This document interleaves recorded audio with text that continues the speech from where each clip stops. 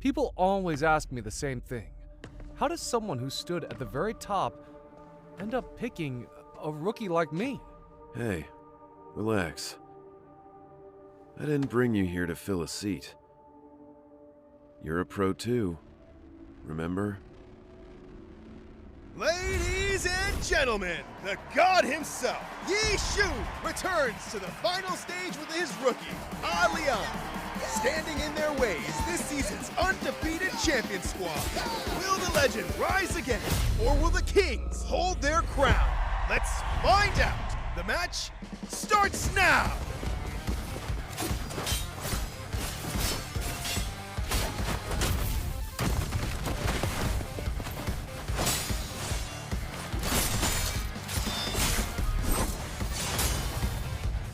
Buy me some time.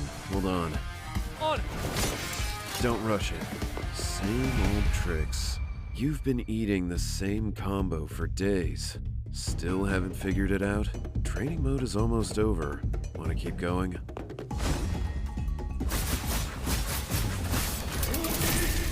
Good opener. Don't just memorize combos. Your opponent is not a training dummy. Oh, hold on. Let me reply to this message. Can't even stay retired, huh? What? You want to go through all that again? Just keeping the kid company. Taking it easy. Out of everyone you picked, N? Yeah, like what I saw. Yoshi, come on. This kid has more holes in his game than I can count. You really want to run with him? What's the rush? This game is not as simple as you think. Leon is down. Yi Shu is on his own. Hey, can you hold? Yeah. Nice break. Yi Shu squad looks like they're in real trouble here. Luck is not on their side today. What if I make that mistake in the finals? What if my bad call costs us the championship? Would you regret picking me? This was never a one-man game. Regret won't undo what already happened. Instead of getting stuck on a mistake, figure out what you'll do next time.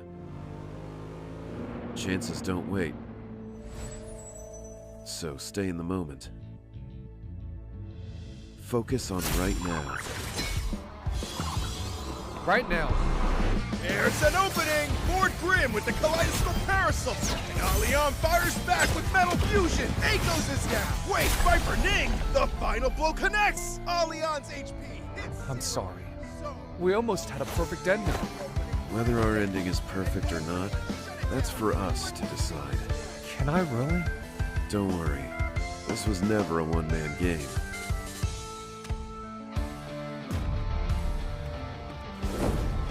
Lord Grimm activates his ultimate! The kaleidoscope parasol shifts into spear form! Dragon soars the heavens! He dodged it! Every dash spent, and he dodged it! That angle was impossible! There was nowhere to go! And Lord Grimm's ultimate missed! No, wait! It's the Rising Dragon! It's over! Your champions, NRK! The retired legend suits up one more time and proves he never lost it. I could play this game for another 10 years and never get tired of it. Never count out the old dog, and never underestimate the fire in a young heart. Maybe someday, the sound of my fingers on the keyboard will echo loud enough.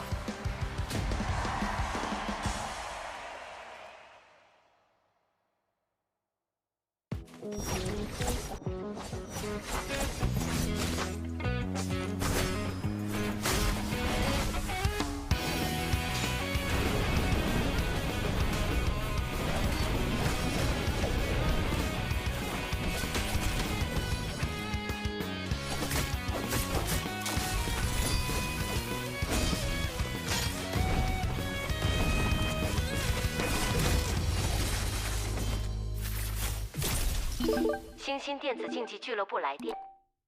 喂，我叶修啊，休息1年，该回来了吧？最近联盟搞联动，我来千机伞去永劫无间玩玩。看你玩这游戏挺有天赋的，要不要跟我学操作，一起打职业？打职业？我吗？想打职业，光有操作可不够。职业教科书第1课，知己知彼。角色和武器的机制都得先摸透。先来新手刀房体验一下千机伞。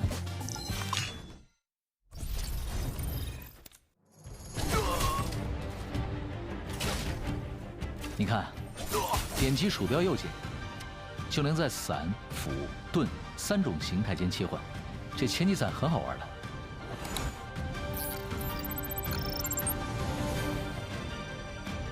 伞是默认形态。轻灵迅捷，适合近身搏斗。刚上手的话，可以先从它开始练起。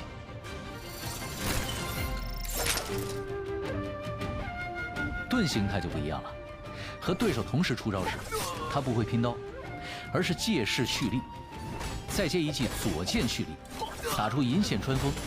用得好，对面的进攻也是你的机会。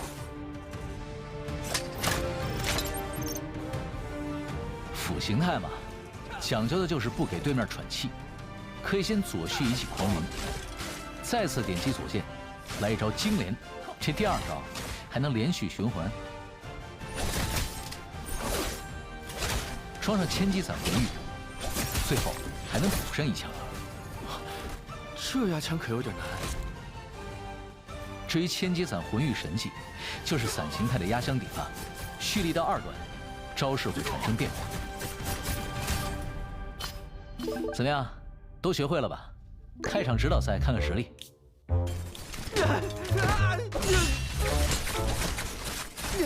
还得练呢。要想成为职业选手，对队友的技能招式也要精通。来吧，新手刀房。这里除了我，还有什么是新手？房间名称也是。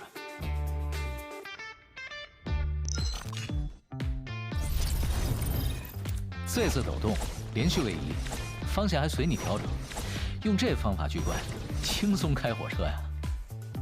当然，位移过程中可以随时停下，上调反击，走准位的话，机会这不就来了？影分身，位移后会留下分身，对面判断错一次，你就多一次反打机会。对手要是直接撞上来，还会和分身拼刀，陷入僵直。至于这点时间够你做什么，不用我教了吧？小技能看完了，接下来才是伞人真正的打法。千机伞嘛，玩的就是千变万化。伞人快打期间，点右键，战矛、战连、枪炮依次切换，各有各的打法。简单说啊，3种新形态都会积攒伪连式，攒满了就能放出对应的打之技能。打之技能一旦命中，伪连式就会清空。普通蓄力招式的泰升攻击命中，则能直接把它充满。实战中要把握好节奏，这样伞人的变化才能真正的让对手防不胜防。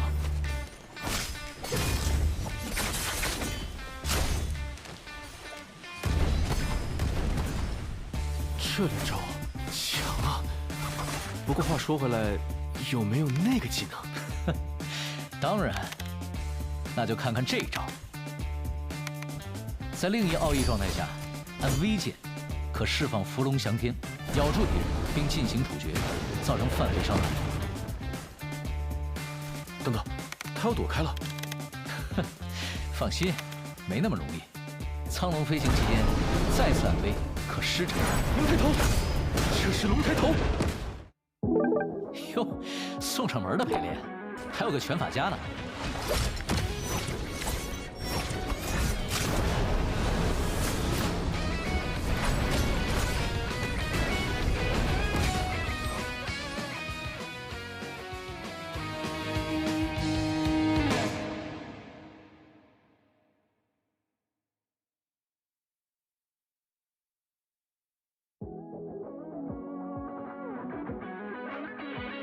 永劫里的交手，说复杂也复杂，不过基础其实就3样：普通攻击、蓄力攻击和震刀相互克制。先把这层关系弄明白，才算是入门。既然会蓄力，也会走路，那蓄力滑步就不难，移动、拉扯、骗阵都能用得上。这算是老玩家的基本功。刚开始不熟没关系，多练几次，手自然就跟得上了。看到对手的动作，判断该用长闪还是短闪，躲开伤害只是第一步，能抓住空隙反打，才算是真正学会。注意留些精力，别机会来了自己先跑不动了。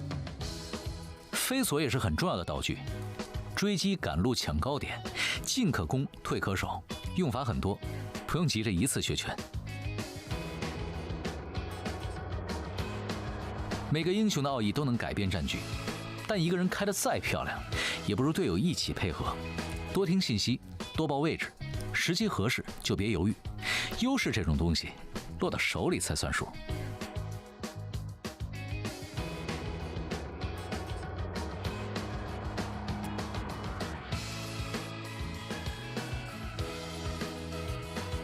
永劫从来不是一个人的游戏，及时爆点，战局也会为此改变。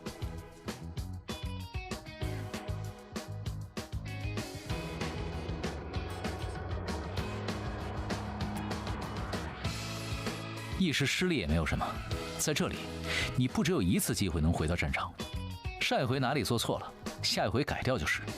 只要人还在，比赛就还没有结束。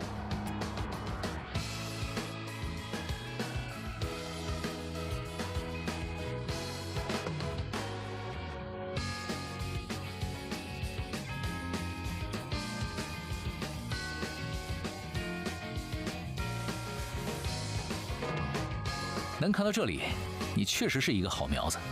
去吧，新人，把这一切当作是荣耀。我在决赛圈等你。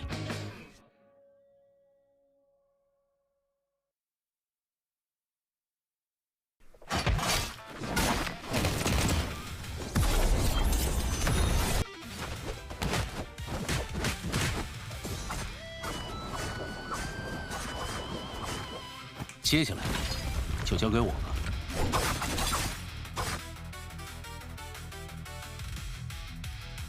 冠军这种东西，我没听说过会有人嫌多的。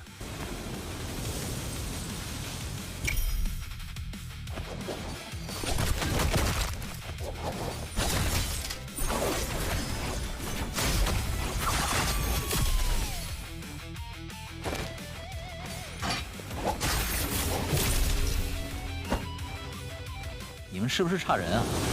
组我一个。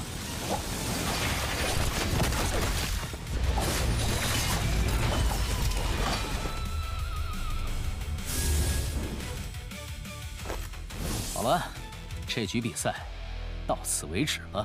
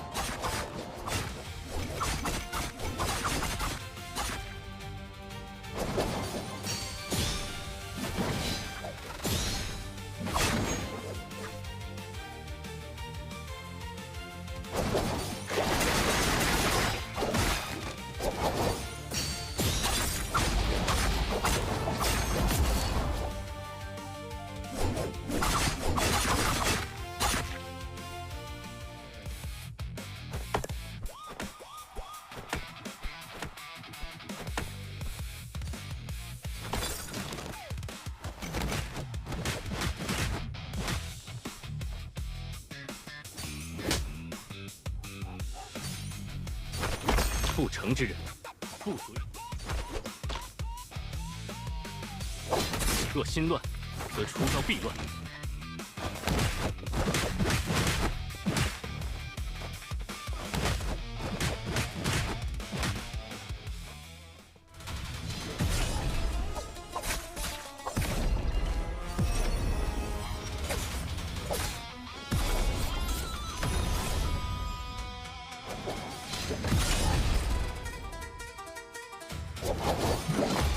你已被我看穿。阴阳二界冲也。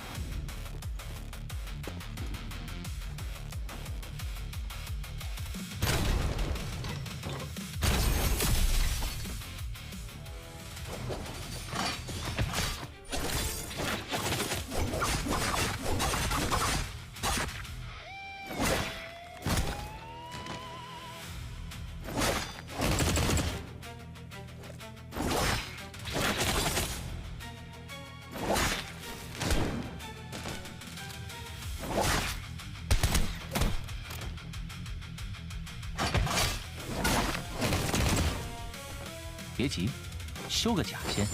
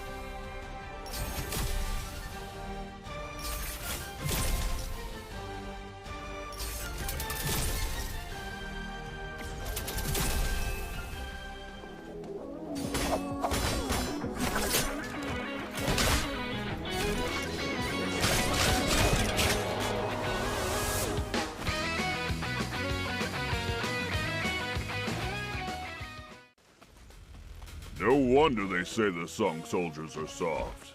Hurry. There must be trouble at the city deity pavilion. Get over here!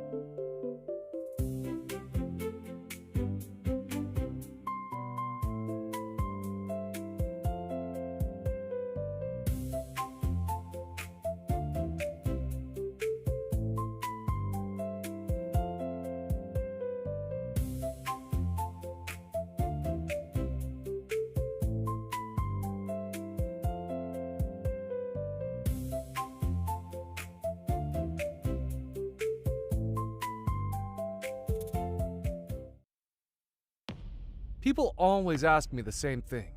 How does someone who stood at the very top end up picking a rookie like me? Hey, relax. I didn't bring you here to fill a seat. You're a pro too, remember? Ladies and gentlemen, the god himself, Yi Shu, returns to the final stage with his rookie, Leon. Standing in their way is this season's undefeated champion squad. Will the legend rise again, or will the Kings hold their crown? Let's find out. The match starts now.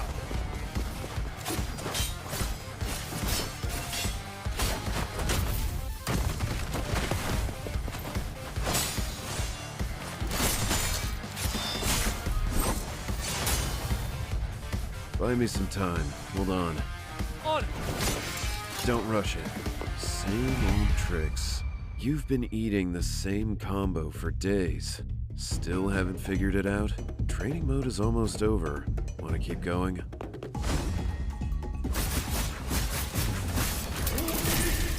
Good opener. Don't just memorize combos. Your opponent is not a training dummy. Oh, hold on. Let me reply to this message. Can't even stay retired, huh?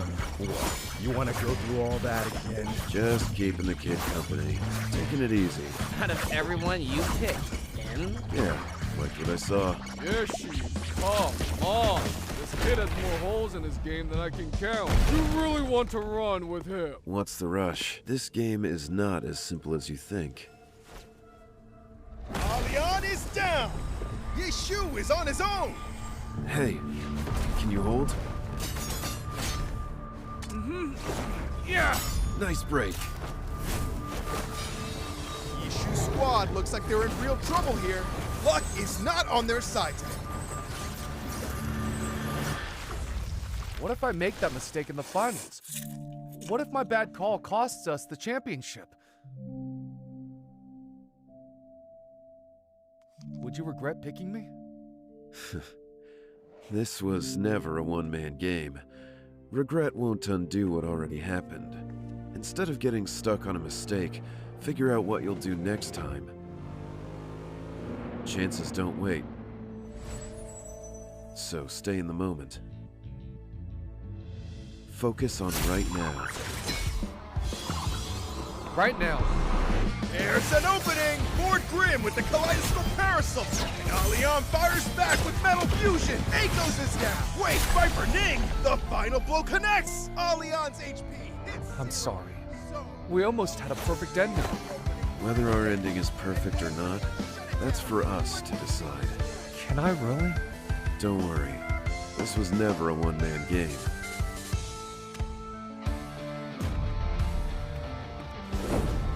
Lord Grimm activates his ultimate! The kaleidoscope parasol shifts into spear form! Dragon soars the heavens! He dodged it! Every dash spent, and he dodged it! That angle was impossible! There was nowhere to go! And Lord Grimm's ultimate missed! No, wait! It's the Rising Dragon! It's over! Your champions, NRK! The retired legend suits up one more time and proves he never lost it! I could play this game for another 10 years and never get tired of it. Never count out the old dog, and never underestimate the fire in a young heart. Maybe someday, the sound of my fingers on the keyboard will echo loud enough.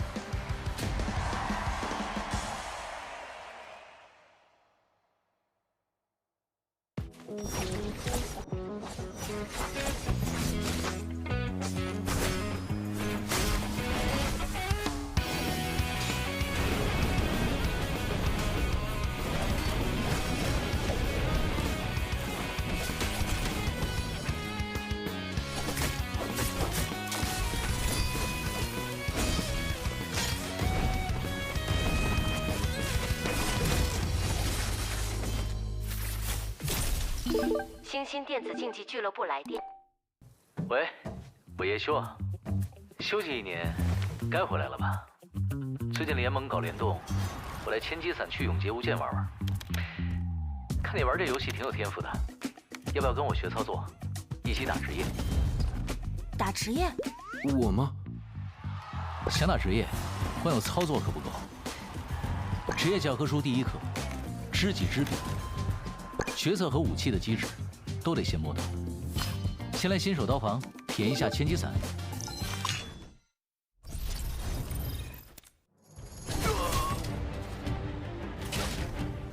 你看，点击鼠标右键，就能在伞、斧、盾3种形态间切换。这千机伞很好玩的。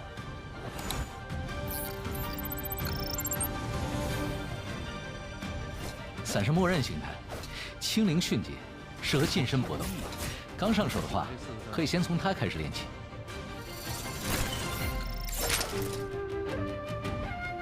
盾形态就不一样了，和对手同时出招时，它不会拼刀，而是借势蓄力，再接一记左剑蓄力，打出银线穿锋。用得好，对面的进攻也是你的机会。斧形态嘛，讲究的就是不给对面喘气，可以先左蓄一记狂鸣，再次点击左键，来一招金连，这第2招还能连续循环。装上千机伞魂玉，最后还能补上一枪。这压枪可有点难。至于千机伞魂玉神技，就是伞形态的压箱底了，蓄力到2段，招式会产生变化。怎么样，都学会了吧？开场指导赛看看实力。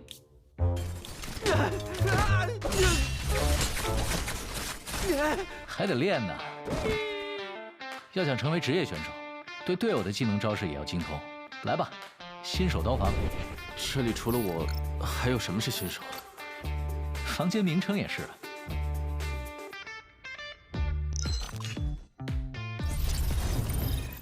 这次抖动，连续位移，方向还随你调整。用这方法聚怪，轻松开火车呀！当然，位移过程中可以随时停下，上调反击，走准位的话，机会这不就来了？影分身，位移后会留下分身，对面判断错一次，你就多一次反打机会。对手要是直接撞上来，还会和分身拼刀，陷入僵直。至于这点时间够你做什么，不用我教了吧？小技能看完了，接下来才是伞人真正的打法。千机伞啊，玩的就是千变万化。伞人快打期间，点右键，战矛、战连、枪炮依次切换，各有各的打法。简单说啊，3种新形态都会积攒尾连式，攒满了就能放出对应的打制技能。打制技能一旦命中，尾连式就会清空。普通蓄力招式的派生攻击命中，则能直接把它充满。实战中要把握好节奏，这样伞人的变化才能真正的让对手防不胜防。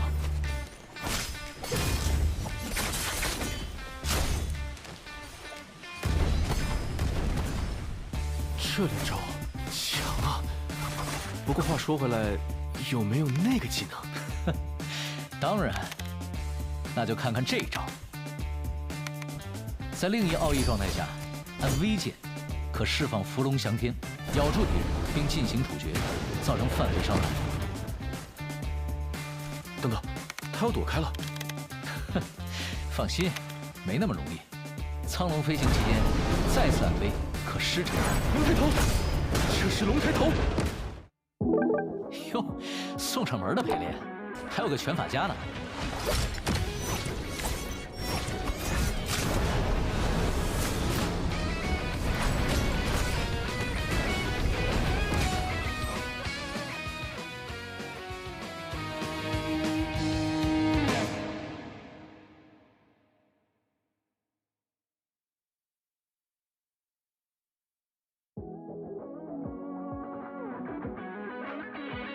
永劫里的交手，说复杂也复杂，不过基础其实就3样：普通攻击、蓄力攻击和震刀相互克制。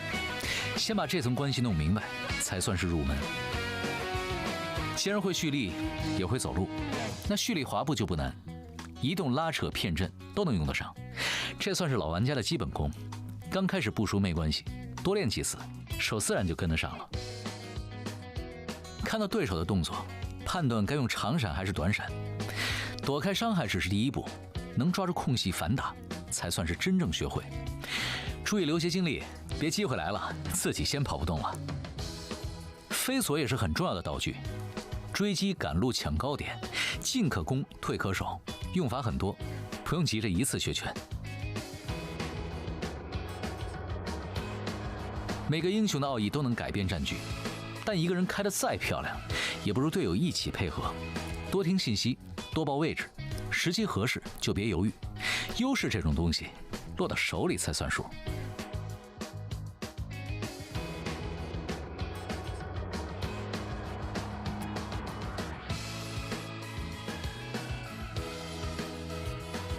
永劫从来不是一个人的游戏，及时爆点，战局也会为此改变。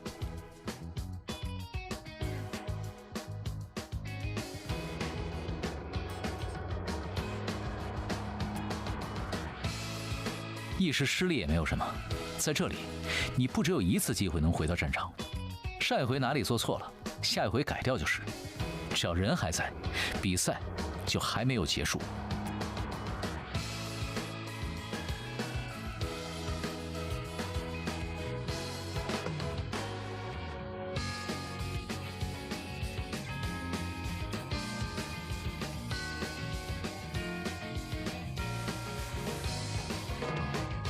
能看到这里，你确实是一个好苗子。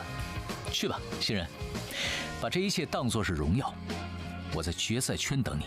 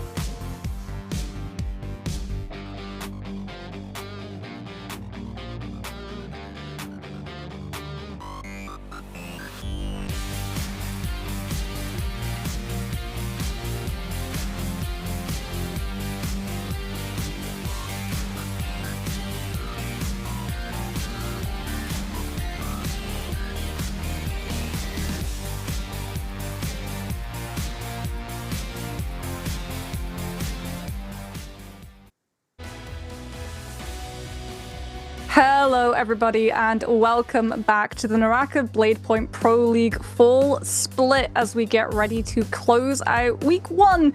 We're here with day 2 of trios. I'm Got Moxie. I have the wonderful pleasure of being joined by Nbpl as we take you through the first 6 games of the day and get to see some of our teams for the first time this season. Yeah, new teams, Moxie, new faces, new rosters. And everything's a little bit different. Seeing Team IG, you know, a new rookie season. It's always fun to see new organizations join up and see what they have to offer, especially in the super deep lobbies of trios. Usually, it's always been a rough start for trios teams to join the Pro League as the competition's gotten fiercer over the years, Moxie. And speaking of fierce, for you guys, there's nothing fierce about just chilling, relaxing with us, as you will be getting some rewards just for tuning into the Pro League stream. 50 minutes for some Tay, 30 minutes for some Silk, 16 minutes for the XP bonus. But you got to make sure today's a qualifying round. You got to come back for the final stages. Each one's going to allow you to get a very unique reward. But if you can't make it then, we're glad to have you here today for some serene treasure choices. And today, seeing the solos of the new season, Moxie. Now it's time to see some of the trios. I was hoping to see some of the new character, but it still looks like the old meta is thriving. And until the new character has an answer to that gold ability focus frames, I don't know if we'll see him, but I'm excited to see. You know, it's early in the season, and usually fortune favors the bold. Who is going to experiment and find the first viable comp with him? Yeah, I believe it was 521 actually on day one of trios who were experimenting to see if they could slot him into some of their compositions that they were playing. Did not have the greatest success with him, sadly, as they were running the F1 V2. Not surprised about the F1 combo break, ability to be able to block, cover your teammates in both solos and trios. That's going to be highly valuable, but interesting as well to see that it was the V2 over that V1 that was being used. So more duration of that form to be able to switch between all of those different weapons and build up your combo bars before you get that brutal finisher. We obviously did have a whole lot of Monk with the Zenda and the Temi, to the point that that actually was our full mirror match composition that was played out on game 6, despite the fact that phase 1 continues to be the Hardy Eno Zip lockdown. Something to look out for though before we head into our battle royale matches is the martial arts versus, because we see some different compositions and ability loadouts purely for that specific game mode, and one of them actually was some teams moving away from the Acos V2 cage lockdown and returning back to the V1 for the attack boost. You know, the name of the game for 2026 has been Viper Acos dealing with the Hadi Enor synergy. These synergies are pretty hard to beat. We've seen the comeback of that Wombo of Temi and Monk, but it seems like these three synergies still are at the top, and really there's only some room to mix up how to deal with these questions. These teams have really stepped up their ability to execute very, very well. Using combos with the ability is to just deny any counterplay once your cooldowns are out of the grid. If you don't have a combo break, if you don't have someone to cover for you inside a transformer, it is very, very hard to deal with the wombo executions. The 1-2 punch knocks out a team very effectively. Now, one thing I'm curious about is, now that everyone has had time to catch up with their executions, how are the multi-way fights going to play? Is anyone going to figure out a new idea in the long game, in the macro strategy, between the first and second Yang and the end game, which has changed in 2026? Spiritwell has really changed the name of the game, that it really forces teams to decisions very, very quickly. There's less downtime, and I feel like most teams have adjusted to the aggression. Now, so I hope to see going into J-Cup a little bit more optimizations to provide some consistency, and who is going to be at the top now that we're getting close to the year end. Yeah, you say 2026's endgame has changed. We don't really have end zones, do we? They're like, oh wow, 7 minutes left and the game's done. There's like 2 or 3 teams left. You have to worry about who starts what fight, looking for that potential third party. You've got the Yang depletion situation as well. And then everyone pretty much just scraps out to the death a whole bunch of times, as most people try to satisfy their bloodlust and pick up as many kills as possible before they go to those parts of the match, so that you can at least keep stacking up your points, because here for 2026, Nbpl has had an entire overhaul of the system of qualifying into things like your finals. You have to be top scoring in your lobby to get a free pass through to the next stage, and if you don't, if you're in the second lower half of the lobby in terms of scoring after your day 1 has played out, or your day 2s and 1s have played out, then you are cut into the lower bracket run, and that's not a great position to be in, especially when people are still trying to work out what exactly is strong currently. We had so many different compositions on day 1. We had Valda V1 jump scare from WBG that they played. I believe they only picked 4 kills up from that composition though, so not the most success. And then we also, which was really interesting to see, had a return to Viper Syra Tessa, which, wow, that was a blast from the past. Ah, yes, Tessa. Her ultimate, like the name of the game now, if you can't win the Transformer battle, Tessa has always been a wonderful counter to kind of hit and run, get in, get kills, get out, and be very disruptive, as she does not need that much loot to get online. So a lot of these Attack on Titans, the modern one, is kind of the name of the game. Wu Chen is no longer part of that hit and run strategy. There's no more running. There is only hit and get more hits. Get as many hits as you can. Get as many kills as you can, as effective aggression is a lot more rewarded today. In previous years in NARAKA, coasting, playing very consistent for the end games, as Moxie pointed out, we don't really have end games anymore. The game is very much decided leading up into the Spirit Walls. If you don't have the loot going into end game, it is very, very hard to consistently acquire a decent amount of kills to close out the day, especially now that we don't have kill multipliers. It is very, very coveted to win out, to be as strong as possible, to get that first place, get the placement points, but more importantly, what it takes to get there. We've seen teams really push the absolute limit of putting the pedal to the metal, full gas, no brakes, trying to get as many points on the board with as much loot as possible going into that last little bit of Spirit Wall. And the result is more fun games, more action, no downtime, but natural evolution. Natural evolution that teams have to get better at fighting. And we've seen a lot of the league really find their stride, get way better in their executions, will get way better to the point where they feel comfortable in a Yang. Because for my favorite part of the day, the start of the day, the martial arts, the 3v3, something that no one really practiced before leading into this year. There are a lot of teams that didn't take it as seriously. They focused more on the battle royale aspect, but now with the 3v3, we've seen just a full new level of team play that didn't exist before.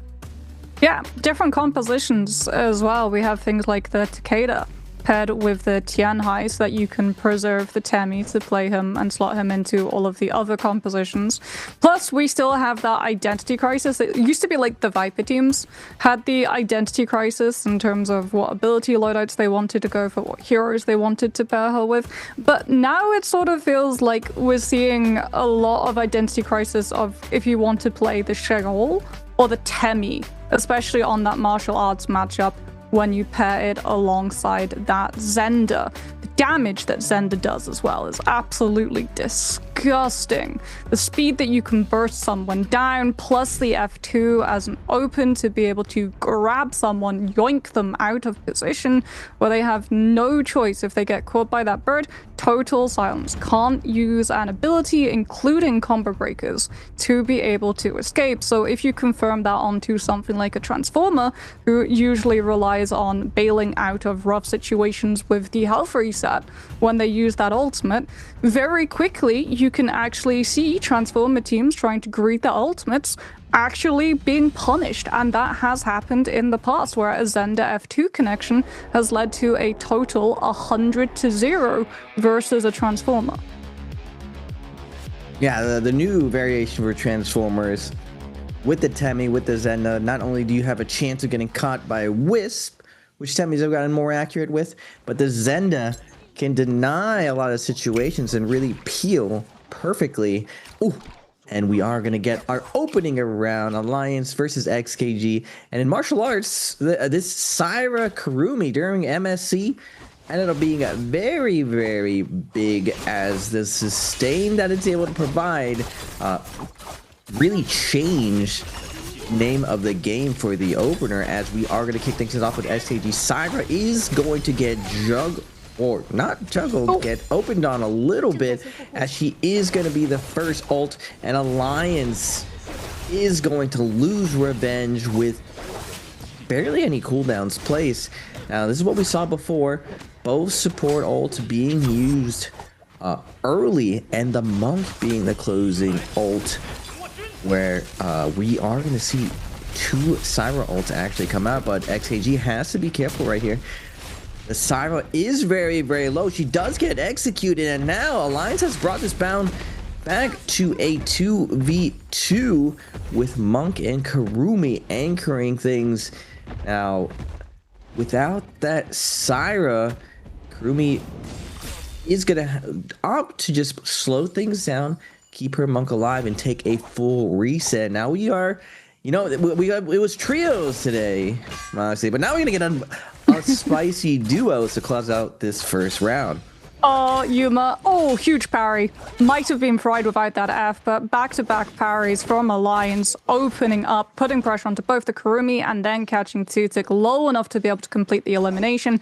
Now it's just a 1 versus 2 situation. Yuma's playing the outsides, making sure that nothing goes too wrong, looking for an opportunity to chip in that stagger window with those flying knives, and Alliance are able to take it back. You can see them there on the right side celebrating, despite the fact that they lost that Kurumi zipping very, very early. As we look at our second round compositions, Alliance very much all in composition, both the Akos Cage with the Viper ult for the full lockdown potential to try to ground some of this Hardy's antics to prevent the zip from cubing out of the situation, or if you find a good Tian high open, you can potentially use that Viper V1 to extend for more grabs. So far, no one's actually choosing to ult just yet.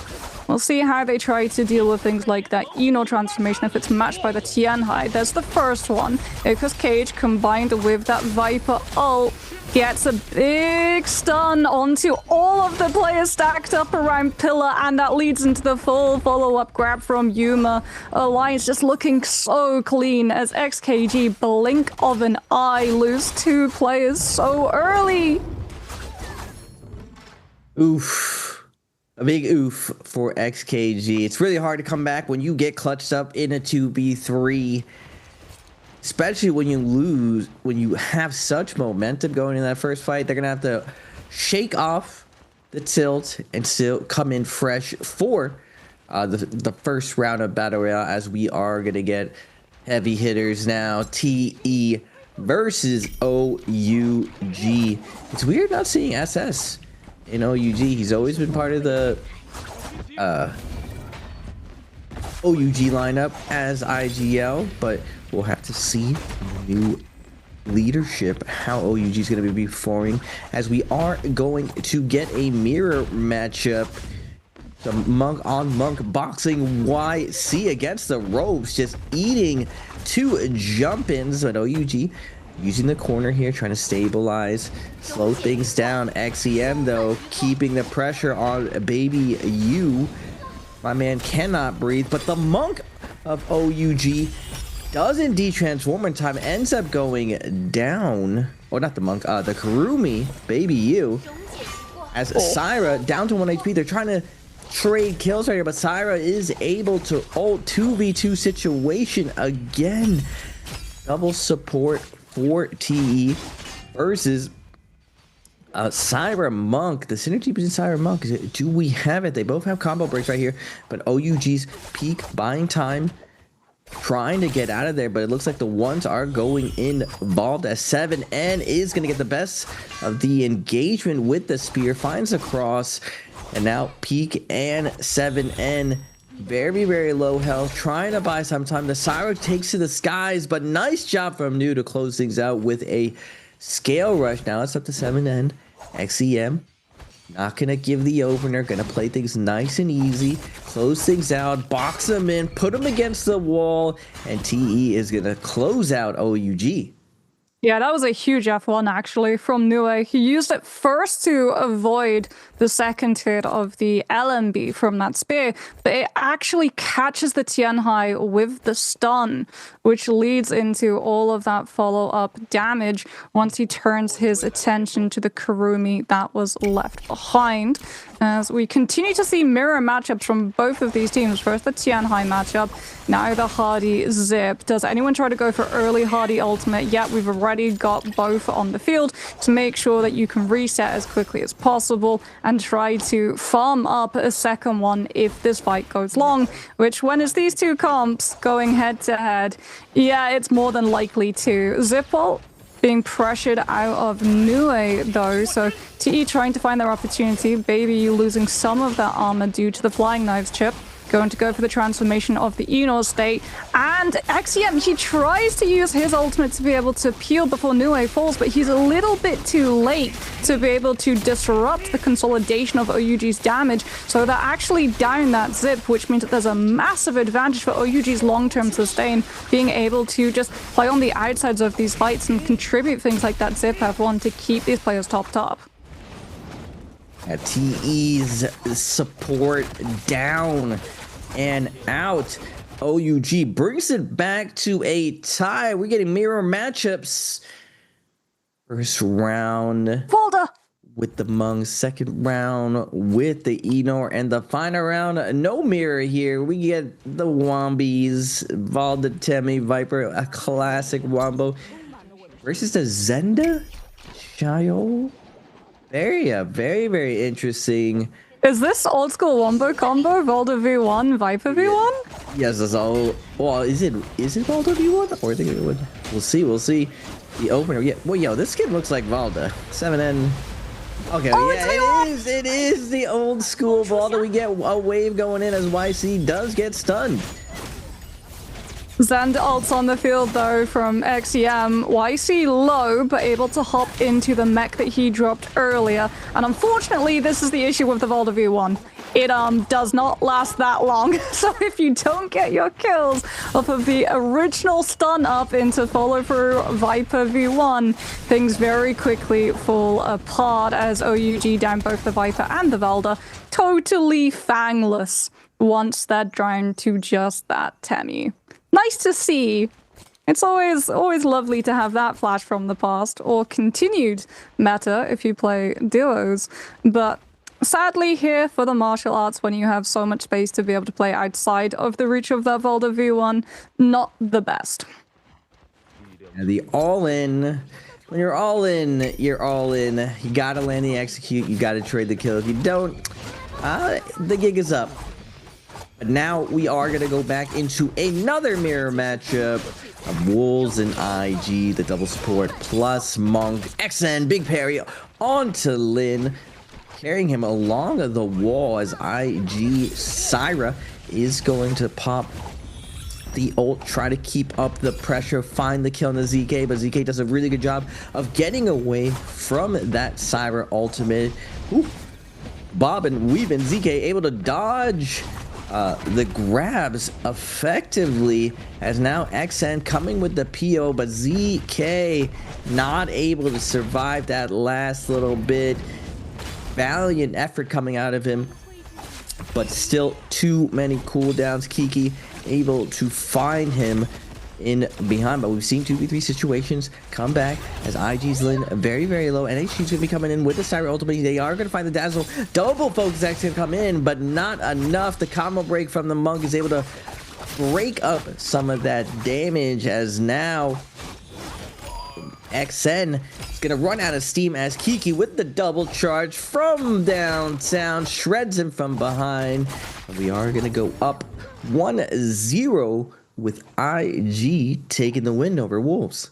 Yeah, they're just not quite able to knock that Tianhai out of the Kurumi AoE circle. The F1 combo breaker coming up just in time after that Syra V2 stun has expired for him to be able to survive, then get back to his team. As we continue seeing the mirror match, last time it was the Hardy ultimate that was used from both of these teams, but so far everyone's just trying to get a little bit of early damage in with those knives going up. Hardy ult out for both of them. ZK taking a lot of focus via receiving the sustain of that Zip F1 as teams try to look for the 2 versus 1 opportunity. Lovely LMB there from ZK, just keeping up the pressure onto IG, not allowing them to consolidate their position to be able to have that player advantage. Ian gets parried, does have the ultimate to get himself out of danger, and will be able to book it over to a now defenseless ZK, trying to turn the pressure onto the other Enor to force out that Thunderlord state, but it's much later than IG used their own, so they know that they're going to lose that Thunderlord, and Wolves will still have theirs active, so they have to be able to turn the pressure up onto some of these players individually, and then get ready to peel their teammates when they don't have the Enor ult to match. Lin's coming under so much attention, trying to get on top of that pillar to scale rush away. Does have his Zip still up to provide him with that F, as well as utilizing the F of his own to try and create distance between himself and the follow-up chase down from ZK. As so far, no one's gone down, to the point that enough time has lasted, Raven, that yet again we have the second cycle of the Hardy ults. Yeah, Wolves perfectly executing the strategy, just healthy throughout all of this. Valiant effort from IG. We saw Kiki on the zipping with the flying knives, being able to slow down the execute for as long as possible, but once the momentum gets going in this mirror matchup, it is very, very hard to bring it back. I think the defining difference, though, was definitely the Enor of ZK in the mirror matchup. He had a huge advantage versus IG, keeping up the pressure and never really letting the enemy team get out from under his foot. He stopped every single scale rush while he was ultimate, able to jumping R&B, kind of clog the airspace. No flying allowed, as we are going to go into the last round with another Valda, Moxie. Yeah, all in again. I can see it there. My hand's running the V1. So let's see if this one has more value. As Kiki looking for that opportunity, putting the pressure onto the Zenda. Night HQ, though, not caught by the activation wave of that Valda V1.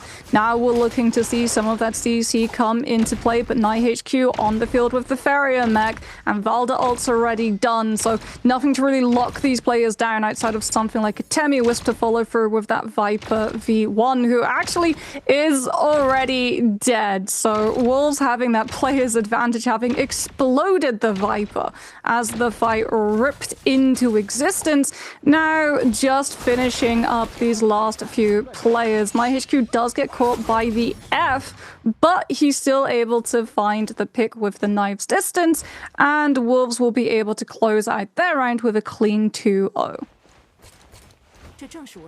I don't see the vision, Moxie. I don't see it. We got the bubble beam, the rare bubble beam, the F1 Valda in trios from downtown. I saw him hit the bubble. But again, Shayo and Feria, very, very defensive, giving them all the opportunity to dodge the execution. No silence coming out, and we are going to go into one of the more traditional comps being played today.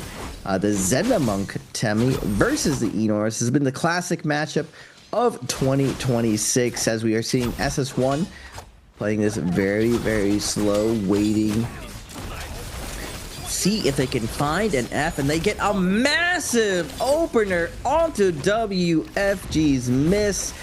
My man can't even survive before the ults go down. Not the Baige, not dying for free before the buttons are pressed. You hate to see it, but we've seen 2v3 situations come back. Can WFG lock this back in? They do have a Zipping and Enor, so that's that 1-2 combo with the support. They have the possible sustain. No ultimates going down. Can a WFG do it?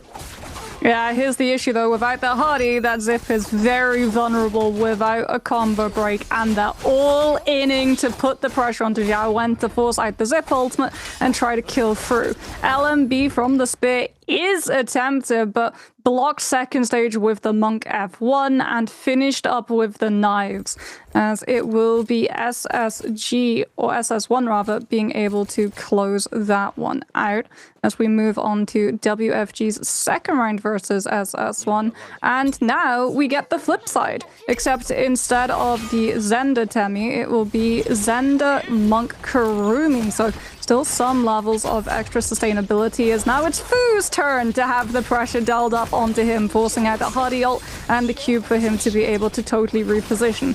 Water down his armor, goes for the transformation. Zenda ult's also invested at the same time. Transformation state will be matched by SS1, but Lue is already grabbed by Water, slammed down, but no reverb, no follow-up CC to lock him into position to find the second one. Fu held up long enough for some damage to come through in Water's hand, trying to get the Zip low enough that he's able to find the kill off of the slam, not allowing him to escape out with the F. Multiple grabs that Water was able to pick up, but none of them the double grab, thanks mostly to the fact that we had an Eno ult on the field to stop one of those attempts. Kurumi ult still there for WFG to be able to play around. The recast has been burned out as Mist finds a massive parry, potentially finding the elimination here onto Over as Water joins his support to be able to take him down. 3 versus 1 situation. Hardy ult probably about to come through for Luye.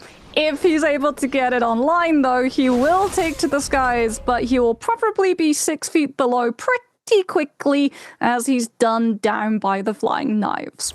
Whoa, I got goosebumps. WFG showing us something new with the Zenda Monk Kurumi. And I gotta tip my hat to Water there.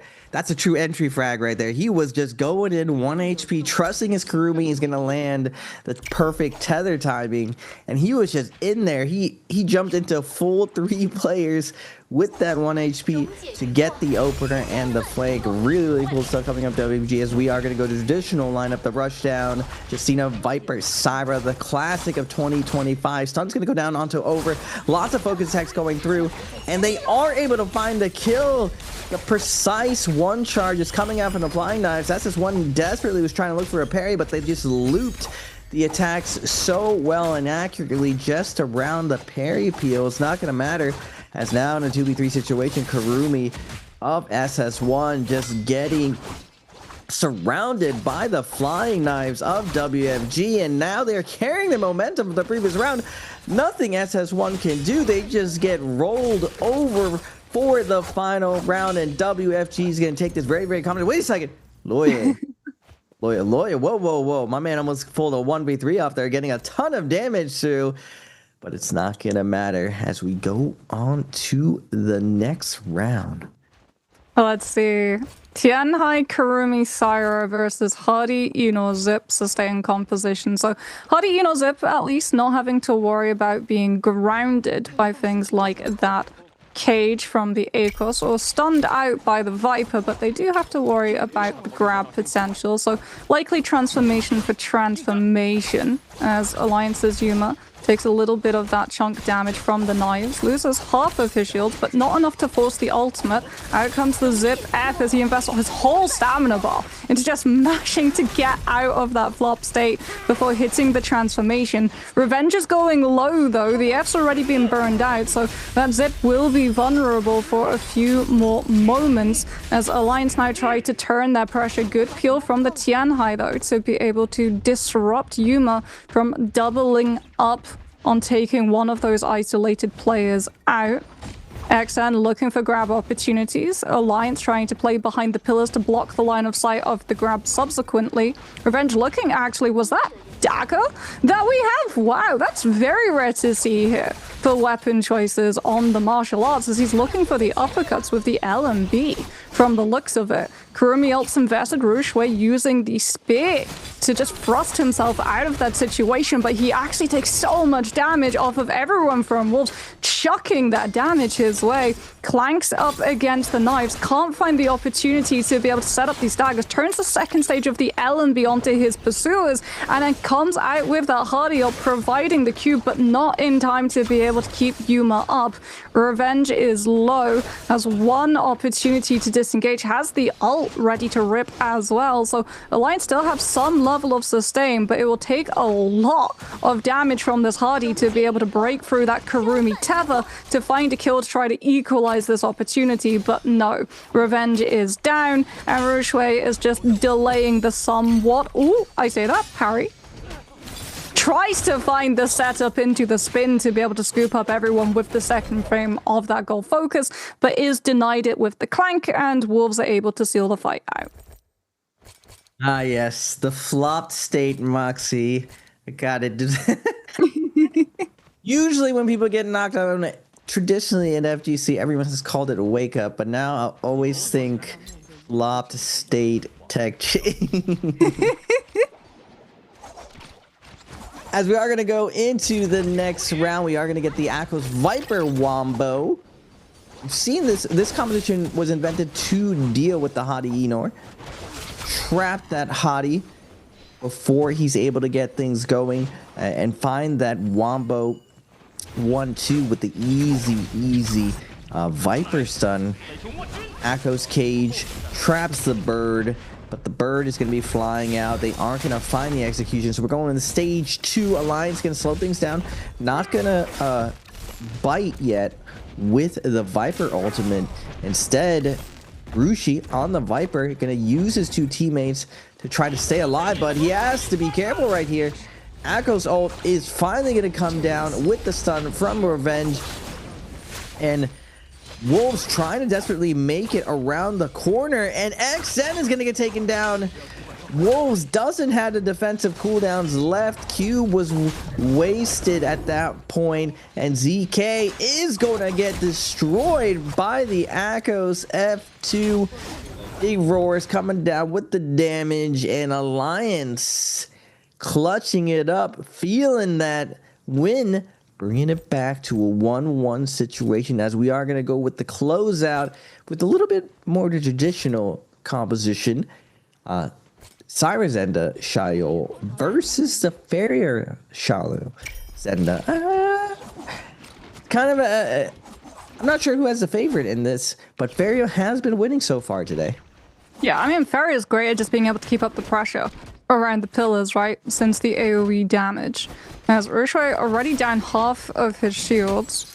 We get the first of the Zelda ults invested, but he's not able to actually complete his animation since he gets locked up by that Shayol ult, then hit by the Farrier mech drop.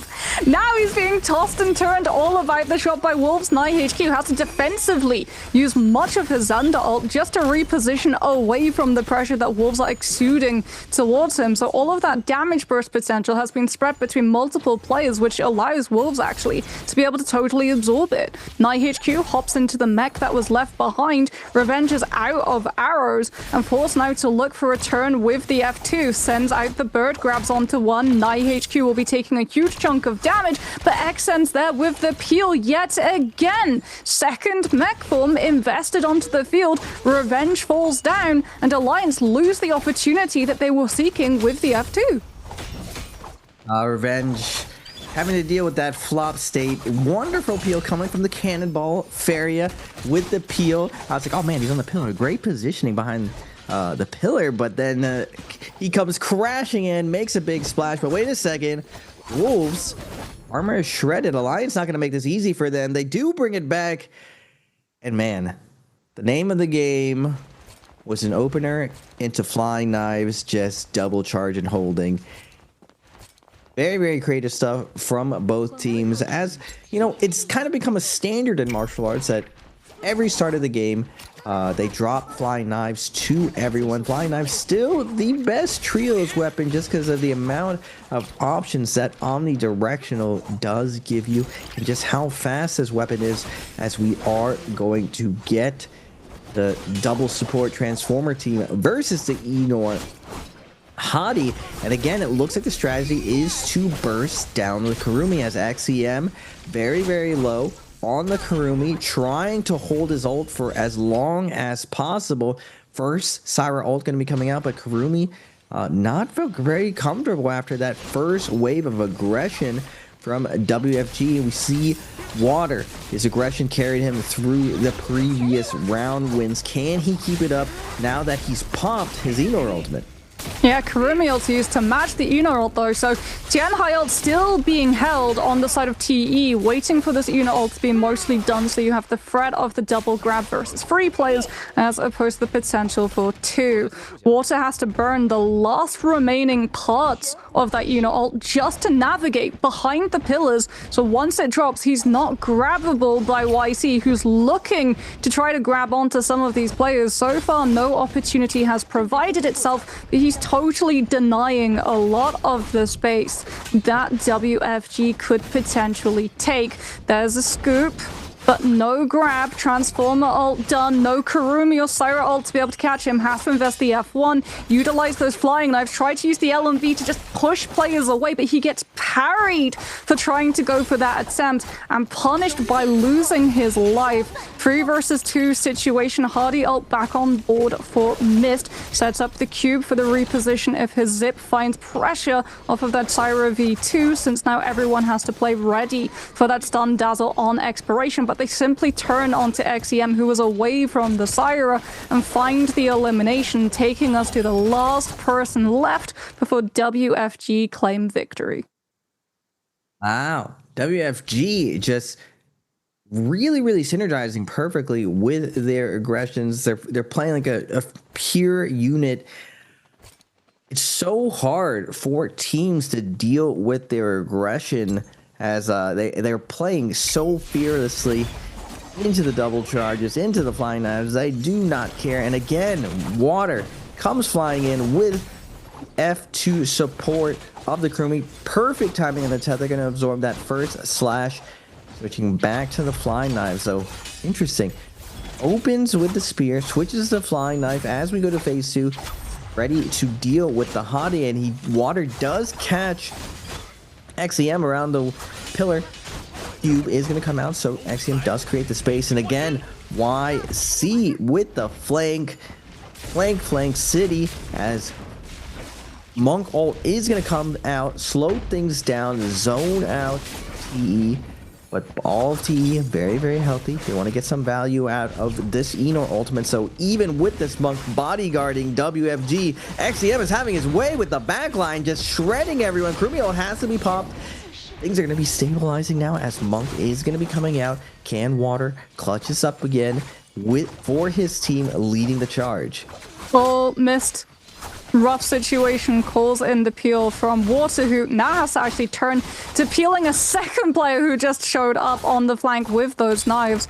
1 versus 1, Water versus XEM finds the uppercut into follow through RMB, but gets clipped by TE's teammates to make sure that Water can't find the completion. Hardy ults available yet again, but XEM just barely able to dodge out thanks to that cube set up by his Hardy, allowing now TE to start leading the advantage of players in the fight. No more 3 versus 3, no more honest Naraka. This is a 1 versus 3 situation where TE get to do absolutely everything they so choose.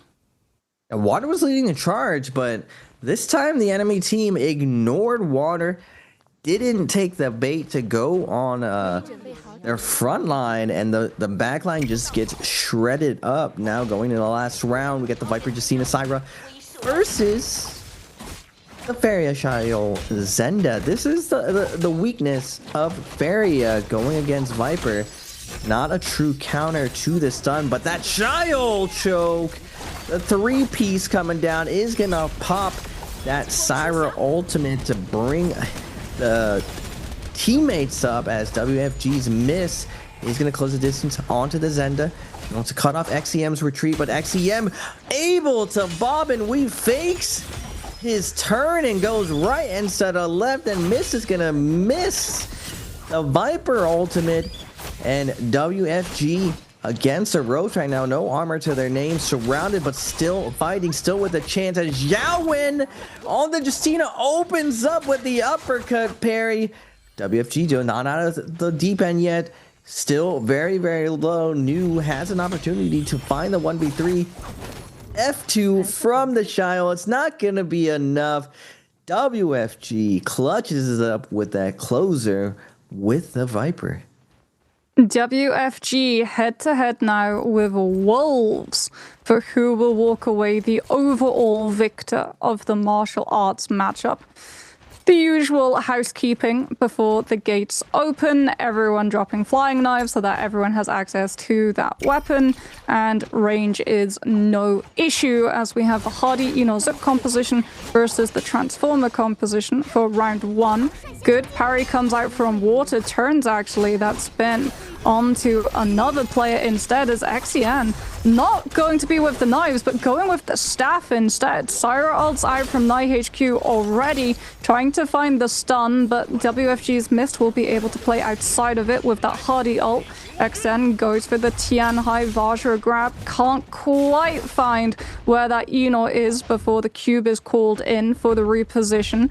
No grab opportunity, Eno ult still available as Water will invest it, trying to go put pressure to yet again force out that Karumi ult when the Transformer ultimate is still active. NiHQ losing some of that armor, but has the Karumi damage reduction tether of the F2 as XN out of his ultimate, now very low, hops into the Karumi armor circle to be able to start repairing some of that purple health. Will be able to let Wolves start to slowly stabilize, but we have the zipping ultimate from WFG invested on the other side, so their health bars are all fully topped up as Wolves start to lose the advantage that they had before.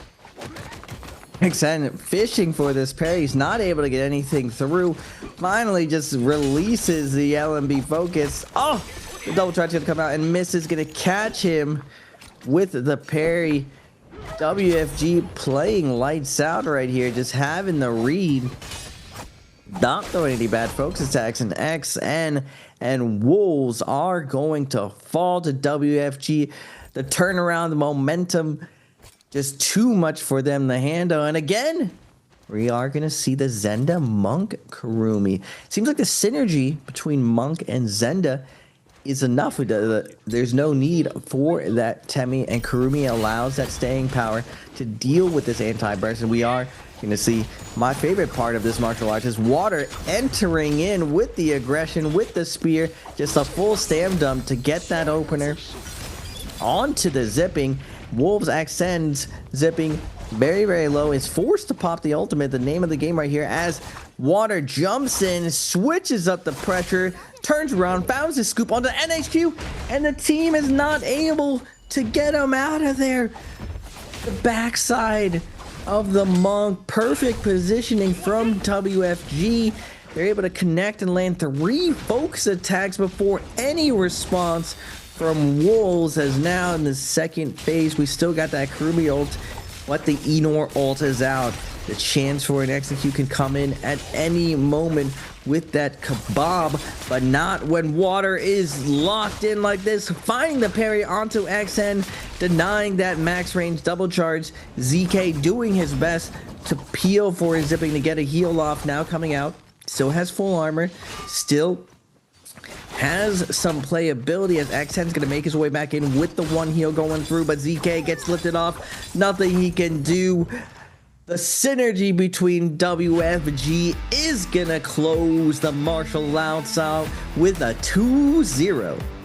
WFG, especially Water, hitting flow state, I think it's fair to say, in that martial arts matchup. The synergy between all of those players, the opportunity that they were able to deny every parry that they were able to find, even if it was like max range, so you don't have the opportunity to be able to collapse in with the riposte damage, they still were able to call in a second teammate. We saw multiple times.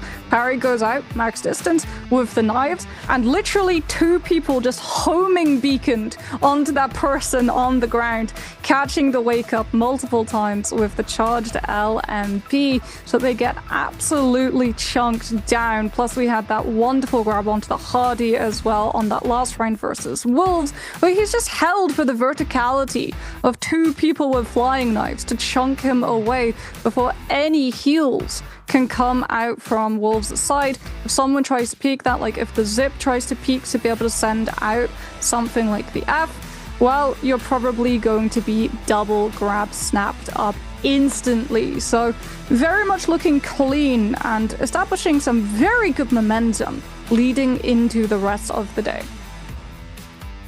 We'll have to see this translates to Battle Royale.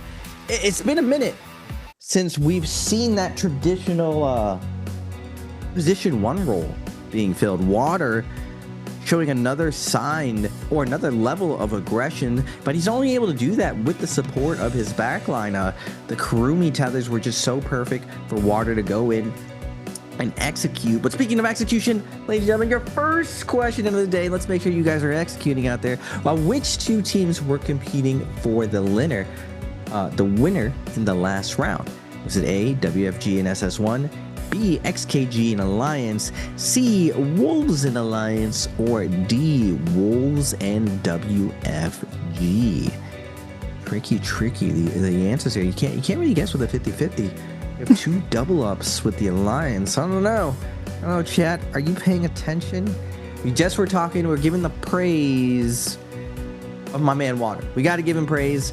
It's definitely very, very exciting to see a position 1 really take that role to another level. Normally, a standout player, for me at least, is either TXJ or XEM. Both of those guys usually create infinite amount of space for their team. Same thing with Baby U, but Baby U has definitely not been as dominant. That performance from Water. And now I'm curious, does WFG have the different mode change to pull that off in Battle Royale, where fighting is very dynamic, decision making very, very important, especially when multi-weight fights break out around those spirit wells. Outside of Yang, can they min-max? Do they only have the W key button? Do they have the ability to weave and make good decisions in Battle Royale? We'll have to see. And it's definitely going to be my big lookout for today. As you see the points, winning martial arts, this first round is going to net you to 8 points. And I always thought, Moxie, that trios, they get a little bit more for winning than solos. Because I'd say 8 points is a good round. It's a nice cushion and reward for winning the first round of the day. Well, here we go, looking at our highlights for the martial arts matchup. This was so clean from Alliance, catching so many people, both the Icarus Cage, the Viper V1, into the follow-up monk grabs as they just obliterated their opponent within the space of a few seconds.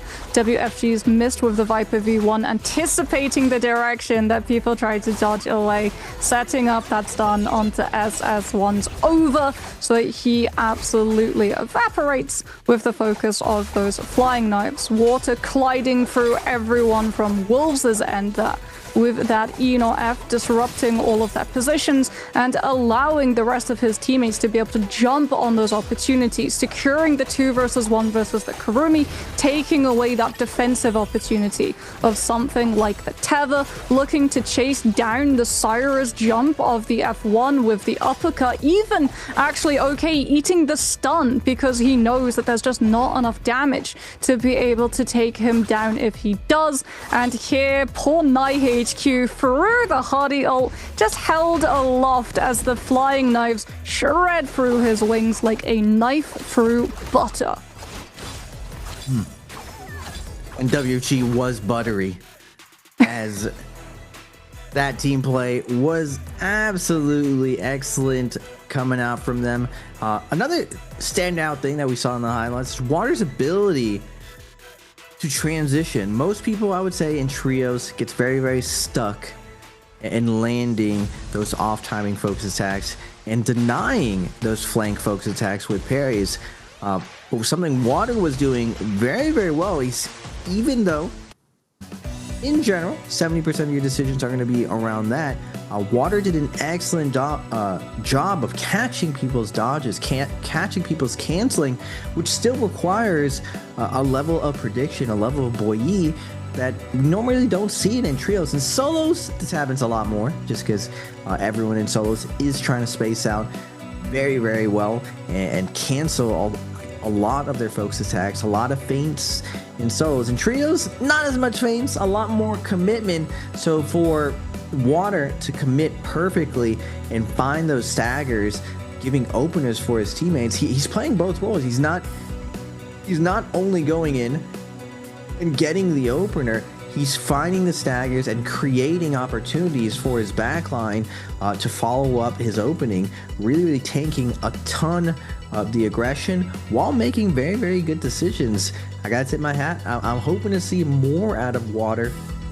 and maybe a new trend in trios where more players find that opening role of instead of sitting up front holding focus attack, instead sitting out front and looking for those staggers to set up that backline double charge flying knives that we saw. The nukes were coming in from Water. The barrage, the mortar shots from his teammates definitely picked up a lot of the offense, but he was creating all of those openers.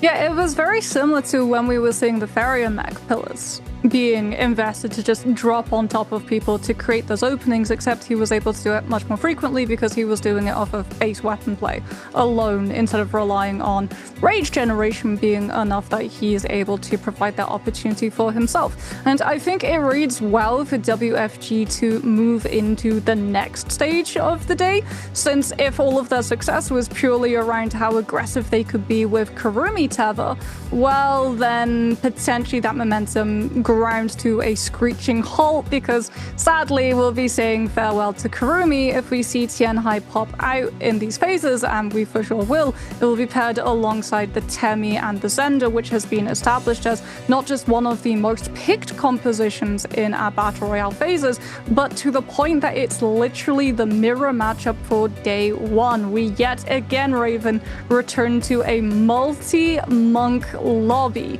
except sadly without 16 or 12 of them. We only had 8 running around, but my goodness was it chaotic. I love me some monk games. The monk boxing battle, always very, very intricate and interesting, as there's so much outplayability between monks. First game of the day, you gotta shake off the martial arts. It's definitely a great warm-up for these teams as they set up the latter half of the battle royales. Now, what's interesting in the double elimination format that the league has switched to, it kind of switches up the pacing. Pacing of rounds. You're just trying to get to the next round. You're trying to get top 4. But I would say martial arts kind of gets your bloodlust going. That you wanna get in there and show that dominance. So finding that throttle control, finding that pacing going into Battle Royale, a little bit difficult. First round, warming up, coming out of martial arts, Battle Royale just has a lot more finesse in the decision making. It's not just a full ooga booga dropping in and flipping off hot drops. A lot of the strategy does involve getting the best loot on the map. We've seen on each map loot pathing becoming more and more important. Now, traditionally in Battle Royales, usually it was the name of the game where the strongest teams would find the best loot and really alpha those locations. In NARAKA, only really within the last 2 years have we seen teams take this to the next level with very, very precise timings. I would say almost too precise. We got timings down to the minute as far as the flow chart, where we're only taking engagements for less than a minute, just to guarantee they're able to hit their pathing, their loot timings, and to avoid those timing attacks off spawn. Very, very interesting stuff, and it's something that I would say the global stage has the hardest problem with coming into China, because the level of discipline these teams have and the neighborhoods are set up. A lot of these teams have been landing in similar locations for the longest times throughout the year, so they kind of know when neighbors come knocking. Now, a lot of these teams this season, we're seeing a lot of new roster changes, a new third coming in, so it does take a little bit, at least a season, to synergize with a new third. So I'm curious to see, now that OUG's line up a little bit different, not seeing SS at the helm anymore, are they going to be that same dominant team? Because forever OUG has been one of the titans of the league, but lately, you know, Wolves has pushed them kind of out. They kind of push them out of that top position, edging them out, getting that J Cup win. Even Alliance, I would say, has put up a little bit better results, even with their position 1 NY7 not being on the team anymore. We still see their Viper composition doing super well, and they brought that consistency. So I'm very curious. The other thing I'm looking out for today is to see how OUG is going to be responding under new leadership. Can they find that old dominance that they used to have? Yeah, it was a rough start for OUG, right? Knocked out first round of martial arts, so denied all points, and also forced to just sit there and watch as other people keep playing. So you're coming into this first game of Battle Royale fairly cold, as I'm very interested to see how phase selection will fare for all of these teams, as we had a few oopsies allowing top-heavy compositions day one. See if things have smoothed over, but since it's the start of a new season, we have some new compositions and old compositions floating around. There's always a chance, especially for the second phase, that we see a fork in the road when it comes to what composition you want to play. Some of them veering towards trying to run that Tian Hai with the Temi and the Zai, or the Zender, and other times some teams being slightly more experimental, as we're starting to see a resurgence of Zai in Trio's composition, paired alongside things like the Yue Shen and the Shai All. But that does mean if it's not a full double lockdown of the exact same composition for one of these phases, it's left open to be a potential double pick for the two teams that come after. As no surprises, phase one starting off with the Hardy Zip composition for both of our two teams. Like we said, if there is a surprise around the door, it will be opened on phase two instead. It's a little bit like an advent calendar. You don't exactly know what's behind those slots, and it's happened again, Raven. Zender Tianhai Temi for TE, OUG swerves off a cliff to take back the traditional Syra Viper Tessa that we were talking about some of these teams experimenting with, running back on day one, which allows phase 3 to lock us in with a top-heavy composition of 3 Tianhais running rampant. When Transformers gets online, does it get online indeed? More monks, the better. Monkey business will be going down. Monks kind of buff monks. They threaten the rest of the lobby, and they provide cover for their teams. But you know what kills monks? The attack on Titans. The Vipers running around the lobby. It's going to be very, very interesting. This actually favors the Hani compositions, because in such a volatile lobby, they're kind of in the middle of this anti-burst where they have so much versatility, and as long as they navigate correctly on the outside, they have the edge, because they can deal with that Viper aggression so effectively, as long as they don't get ambushed and caught out on by surprise. Now, inside Yang, a little bit different story. If those Monk teams are able to dodge those Vipers, get and scale up, the Spirit Well situation is going to be very, very tough for the Hottie compositions, as the Temmie Monk synergy on those Spirit Wells, very, very tough to deal with, just because the mutual death, the all-in potential. You have not only the Vipers to deal with, but now the Temmie Wombo with Monk and Zenda. Very, very tough. And Hottie's team is just like a Transformer team. They scale so much from loot. And this is where the power spike is going to be very, very tough for this team going into those endgame Spirit Worlds. The name of the game, as usual, get as much as loot as possible and win those Yangs. I just don't see a world where you don't win second Yangs and have that dominant position going to Spirit Well. We've seen some teams, if you get good enough loot from the first Yang, that they opt out to going for the Spirit Well consistency rather than possibly losing their second Yang. But you know, you can't lose if you win, right, Moxie? So if you win the second Yang, that's the winning strategy. Just don't lose. Forehead. It's as simple as that. Wait, peek? Hold on. That was Syra F2. Misclick? We'll have to see. I literally just saw for half a second OUG's peaks running Syra F2 instead of one combo break. I mean, Viper, Tessa, you do have plenty of peel available, but that might get him into fairly rough waters if he's turned on too, as my goodness, look at resting heart rate, 150 there for one of OUG's players.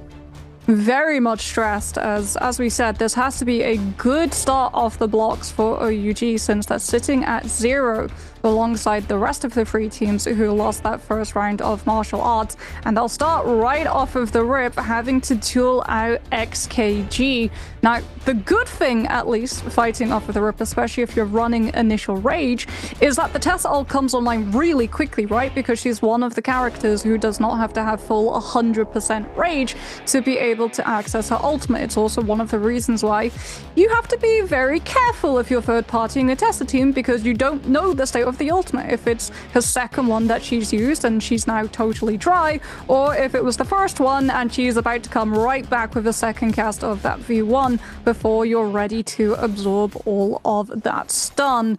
As we get ready to head, it will be OUG versus XKG fighting for money spot control, as Tutik with the E0F finds the isolation onto Baby U. They've been able to find him without a weapon. There's the Tessa ultimate invested, peeling for his player, and it does keep OUG's players up long enough for 7N with the flying knives to pick up the elimination onto Tutik instead. OUG still not out of the woods just yet, as SS1 shows up for the third party though.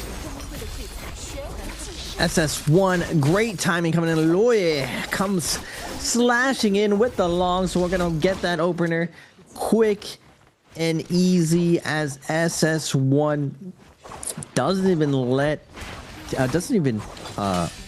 take their time. They come in with that speed and violence, but OUG's peak is gonna get the parry opener onto Loye. Loye gonna stam dump, trying to get out of there. Now Akko's ult is going to come down. Baby U not able to deal with the cage, ends up getting staggered 100-0, as SS1's peak is going to find the stun onto Fu, but not able to get anything out of it.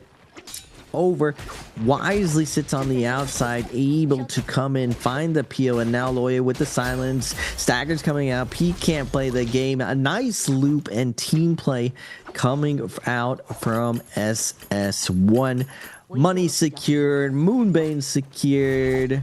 We're ready to keep this going, and then when Vipers get going off spawn, it's very, very tough for teams to find a footing, as we see Alliance playing nice, slow and easy, getting that loot up over in Sunwing, the biggest concentration of loot, as full blue armor. It's ready, making this anti-burst team very, very tanky. On the flip side, we got XEM and TE going into zone. We've seen this strategy before where they're high yield looting spots, and that first zone doesn't really do a ton of damage, and you're able to stay in that shadow corruption for a very long time. It really allows you to loot safely. It's usually a fallback strategy. In solos, it's very common as a respawn strategy. In trios, though, for these passive strategies when you're on Transformers, we've seen teams do this, going deep into zone to get that lion's share of loot without the risk of other teams looking to find timings on them. I've yet to see timing attacks of challenging the safe loot teams going deep into zone. Before, it was very popular to zone fight when everyone had Kurumis. Just that extra heal allowed you to safely fight for extended periods inside zone as Kurumi heals herself and heals you at the same time. But without the Kurumis, it can get a little suspect being in zone for too long, as we're seeing IG also running the same strategy. Instead of the top left and top right of the map, going to the bottom right and getting a ton of loot. The Transformers able to secure some loot for this first Yang, and it's going to be very tough. Now, I'm curious to see if some of the Viper compositions are willing to go in to Yang versus all this very, very heavy Monk lobby.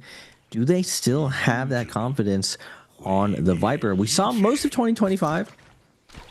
Viper composition was strong everywhere. And even in martial arts in 2026, we've seen the Viper compositions not really go out of style. It's been close as far as dominance, depending on how good your execution on. And I don't think there is a big edge. I think it's like it's from team to team of who does better on the Viper composition. But I'm very curious though. It's a lot of stacked Transformer teams going to Yang. Is it worth it for the Viper comps to go in there as well?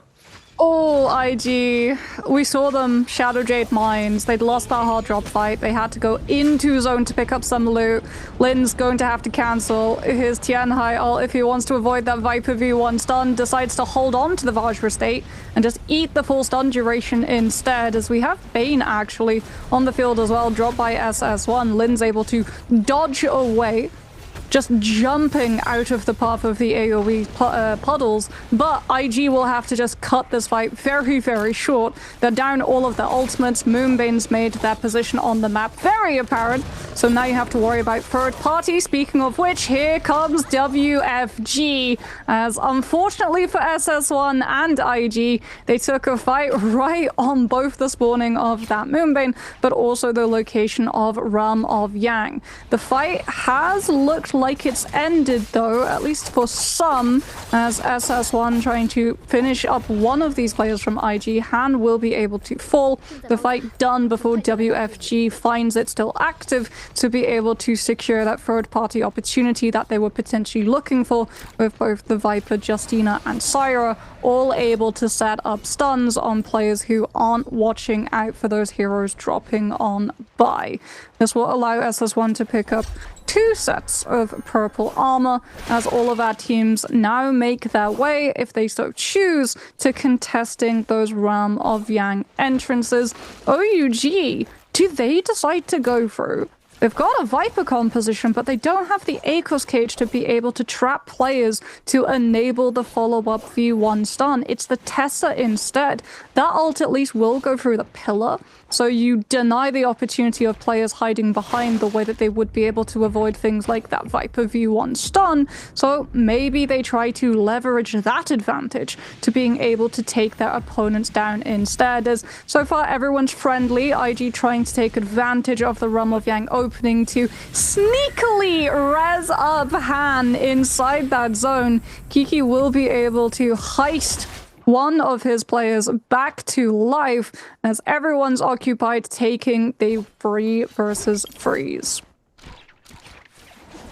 And WFG not able to get on the board with their Justina Viper Syra composition, and now they're going to go to against a very stacked XKG. This is a tough part of Battle Royale. Loot is not fair, as we are going to get the Justina Zhaowen dealing with the Enor. Going to find the first freeze. Very, very nice. But XKG not going to deal with that for too long. Unfortunately, the Viper ult is going to force him out of here, but Bob and Weavin Tudyk on the Enor, perfectly creating pressure versus WFG. WFG absorbing, though, all of this pressure from them as Mist finds the parry and the opener, but XKG is going to keep up the pressure with that hottie. Junction finds the first kill onto Mist, and WFG Transformers, it's never your turn with one of them alive. Not able to find the execution that they'd like, but really, really well played from XKG. Their positioning flawless, dodging all of the stuns from WFG. I really hope we get the replay of OUG versus Alliance, because the Tesla team won.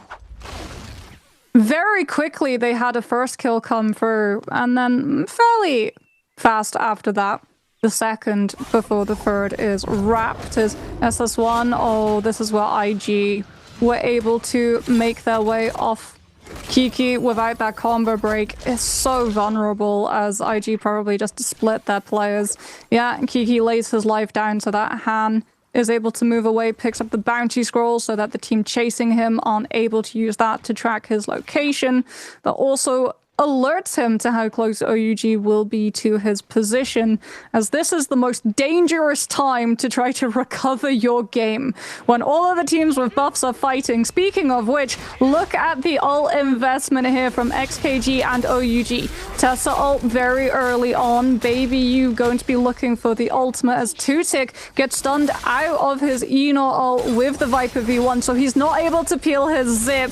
Instead, ZXL just has to bail out of the fight with his ultimate and try to survive, as now we get the Syra ult invested from Peak, keeping everyone from OUG nice and healthy versus that Enor when the second cast of the Tesla ult is good to go, and XKG don't have the ult to be able to survive. 7N baits Tudyk away from the main part of the fight, so once the Syra V2 ends, ZXL is left to fend for himself, and OUG wrap up the pick on the more vulnerable player. Trying to bail out of the fight, though, as TE shows up for the third party, looking to still have their ultimates invested and turning onto OUG, who have not been able to kite out in time. There's a reason that that composition in the past was played with the Wu Chen. Without that teleport, they're just not able to escape.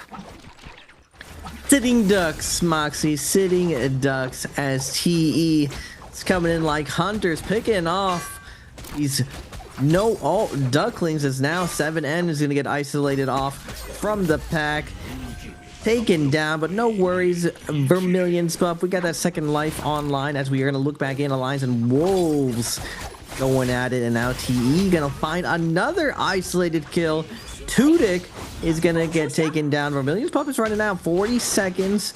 And this is the part of having great timing. All these teams in these situations give up the kill just to make sure their team doesn't die, and they find a solid reset, as everyone's going to be piling in for this first post-Yang shenanigans. Alliance jumping in, XKG jumping in. Now we're going over WFG's Mist, finding Alliance Ruo Shui. Staff being played a lot. And usually with Viper compositions, you want a lot of bursts. We've seen Spear and Longsword for that direct damage, for that direct nuke come out. And Wolves able to, recover their game, get a little bit of loot. Surprisingly, putting the purple armor onto the Temi, as still WFG not out of the water. ZK comes flying in. Clogs the lane with the light attack, gets him off of him, but immediately gets surrounded by OUG instead. OUG got to be careful, though. Zhaowen putting their backside off as Wolves is not willing to give up this kill. They find the position and ZK goes in diving, but immediately starts getting shredded as Xiaowen on the Justina is able to go through. It's not gonna fool S7N though. My man immediately runs in with the Viper F and finds the kill onto him. Yeah, OUG returned to the scene of the crime. They died to the third party. The Million Birds might kicked in, and then they rezzed. As we get Akos Cage combo, womboing up with that Viper V1. SKG bearing the brunt of all of the repeated crossbow follow-up, but no eliminations. Look, this is very risky. Kill situation, caught up by that uppercut. Now trying to turn his attention to the rest of the team as XKG pull the cord on that Eno ult. Tutik having to run for the heals quite literally as OUG show up for the third party hit and run and clean up. ZXL's about to go down, taking this to OUG's 9th kill of the lobby. The SS1 still leading. Tutik, does he try to risk it for that res as zone will move, teams will move on, both a second realm of Yang spawning. But it does look like OUG have to keep fighting wolves here, as that Zenda F2 is blocked, and yeah, Tutik thought about potentially going for the res onto ZXL. We'll be able to pick up Xunhuan first, tapping onto him to elongate out that res bar before he bleeds out, for turning his attention to try to pick up that zip. 7N's playing havoc on the outsides of the map as he's baiting everyone directly into that Tessa ult, but no connection off of the charm, no defense versus the grab. 7N held in position for Wolves to take the Viper out, and that denied the opportunity of stunning out the Tianhai team, but they kept Wolves occupied long enough to stop them from getting through that realm of Yang. As unfortunately for our OUG team, without that Viper, because of that grab, they're forced into walking through a 2 versus 3 situation. Unlucky and double unlucky that we got a gold armor. XCM waiting on the other side. Looks like they're able to buy before coming in to this second Yang, but now, baby, you know, we're still alive. There's still a chance. We got those Tesla ults. Do we get the high value Tesla ults? Does T make a mistake here? Give up a parry. YC is going to be chasing down baby you, but he's weaving, he's bobbing, looking for the scale rush. But no one is giving any parry up. Only light attacks coming out from DE. They don't want to even give a chance to OUG. Get that opener, get that 2v3 situation. Instead, they're chipping away. Death by 1,000 cuts onto OUG. Nothing they can do. Tough break. Heart rates, cortisol maxed. It's always tough when you get griefed going into that realm of Yang. And they weren't the only ones too, by the way, Raven. I'm fairly sure Alliance only had 1 or 2 players through as well. Because IG won, and I only saw 1 Alliance player pop up on the wrong side of the kill feed. We'll see when we get the left side scoreboard how many of the Alliance players are rocking that Yang depletion, but I'm fairly sure with all of the griefing that was occurring on the outer parts of the map, all of the fighting both around the zone, yeah, see, 1. Alliance were like, okay, we have 1 chance, let's just go for a realm of Yang. If we go versus a team, we'll lose, but hey, at least we get the second life of Yang depletion opportunity to potentially buy back some of our players, which is an absolute miracle for IG to be handed, since we've seen them constantly on the back foot this whole map. They're able to actually revive their players, picking them up, having snuck the res away on the first realm of Yang onto Han, and now they've recovered enough to be able to win a realm of Yang versus a 1-player alliance, which has allowed them to overcome the discrepancy of loot that they were missing. Yeah, going into that, trying to sneak and ninja the second Yang can sometimes go in your favor, but not in this lobby. This lobby, first game of the day, no one's going to conservatively make a decision. Everyone is going to play for all of the marbles.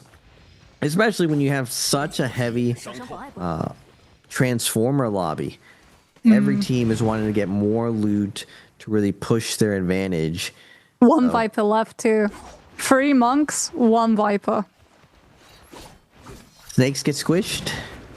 they get skinned this lobby alive, not able to get a ton of momentum. But SS1, the 1 Viper team to make it this far, and we got 2. OUG were just able to pick up 7 on. Winnable. Still winnable. They just gotta find where this fight is going down. Get a sneaky, cheeky opener as Yuma making SS1 work for it. Blue buff though. They're kind of just trotting behind this Enor, not overcommitting, and they are gonna run into OUG as Yuma being hunted by 2 full teams, trying to make his way to some type of safety. Celestia in zone is his best bet to survive this situation, possibly dragging these 2 teams off, all for 1 kill though. Going this deep, very, very careful. You see the positioning of SS1 and OUG. No one wants to get caught by the straights, and Yuma not making it easy, gets a double parry, and immediately both the trios teams end up going for each other. Yuma creates the space, and now he's able to survive as we are going to go into zone as OUG's Syra peak, keeping his teammates alive, but SS1's going to turn around, get the Akasode, get the stun onto him for doing that, and the double charge comes flying in. Luye very, very low. Full grief going down in the zone with OUG having the edge, but Alliance Yuma comes back in to the chaos. Just not able to pick up the first kill. He's trying to find the Sobel. He's not able to. Loya with that 1 HP. Oh my god, in the dream. Both of them very, very low. They're not going to be able to make it out of zone. Everyone is going to die. Maximum grief. All because of Yuma.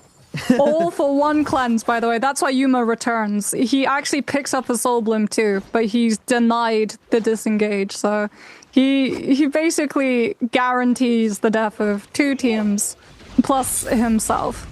As now we have 9 players left. And all of the team comps left, Raven, are Tianhai. So both of these teams heavily investing for control of this Spirit Well. No one wants to have Yang depletion, as YC able to grab onto IG's hand, puts him into the dirt. We get the next cycle now for Tianhai ult on the field, as Wolves decide that they'll go for the Spirit Well next. Once the Tianhais are done fighting each other, no more rock, paper, scissors to stun out ZK. So if a player gets grabbed up, they are as good as dead, and Wolves as good as confirmed control of Spirit Well. Everyone on that map runs as far as they possibly can away from the reaches of where Wolves will turn their attention to with the second cycle of their ults. Cliffside actually looks to be in play for a little bit of time, making it a little bit harder for the Tianhai ult to find as much value, much more terrain to be able to block line of sight from those grabs from, but both TE and IG will eventually have their hand forced because of this Yang depletion timer, so they'll keep fighting each other, doing as much damage as possible to extend that timer out, but Wolves very much in control of the tempo since they're the only ones with ults intact. Poor Nue is being put versus the absolute blender as Wolves shred the Temi down. And then we were down to basically 1 team. Both TE and IG kind of in shambles, and Wolves in the victory lap going to hunt these remaining players down. 2 left alive, and they are of IG. Doesn't look like IG is going to give up any of these kills. We're going deep into zone, denying these 2 critical points from Wolves. This is round. Yuma literally ended the game. They're just dragging 2 teams after him. OUG, they had to go for him. They had Yang depletion. The same cannot be said for SS1. There was 0 reason for SS1 to go that deep versus him. Decision making is important in Battle Royale, Moxie. it's not whether or not you win the fight that matters. It's what type of fights you take that matters. That was the sort of fight where you see a squirrel cross your path and your attention just hones onto that and only that. Are you calling Yuma a squirrel? No. Probably a honey badger. Those things will fight anything. Those are fearless. Yeah, Yuma had to be fearless. Yuma was 100% agreed for in that spot. A squirrel? I like honey badger more. Yuma, even after he survived the onslaught and got the two teams to fought, he's like, wait. Can I get a kill though? He comes back in, swings, doesn't get the kill, but it does guarantee that both teams end up dying to zone out. And I called it. I was like, yo, one kill though? Is this worth it, guys? I feel like one of you should slow down. If you both try to alpha this kill, Yuma is making his way to Celestra. You know, there's a lot of playability in Celestra. It's not that easy to land your cooldowns and quickly secure a kill, even if you're Viper.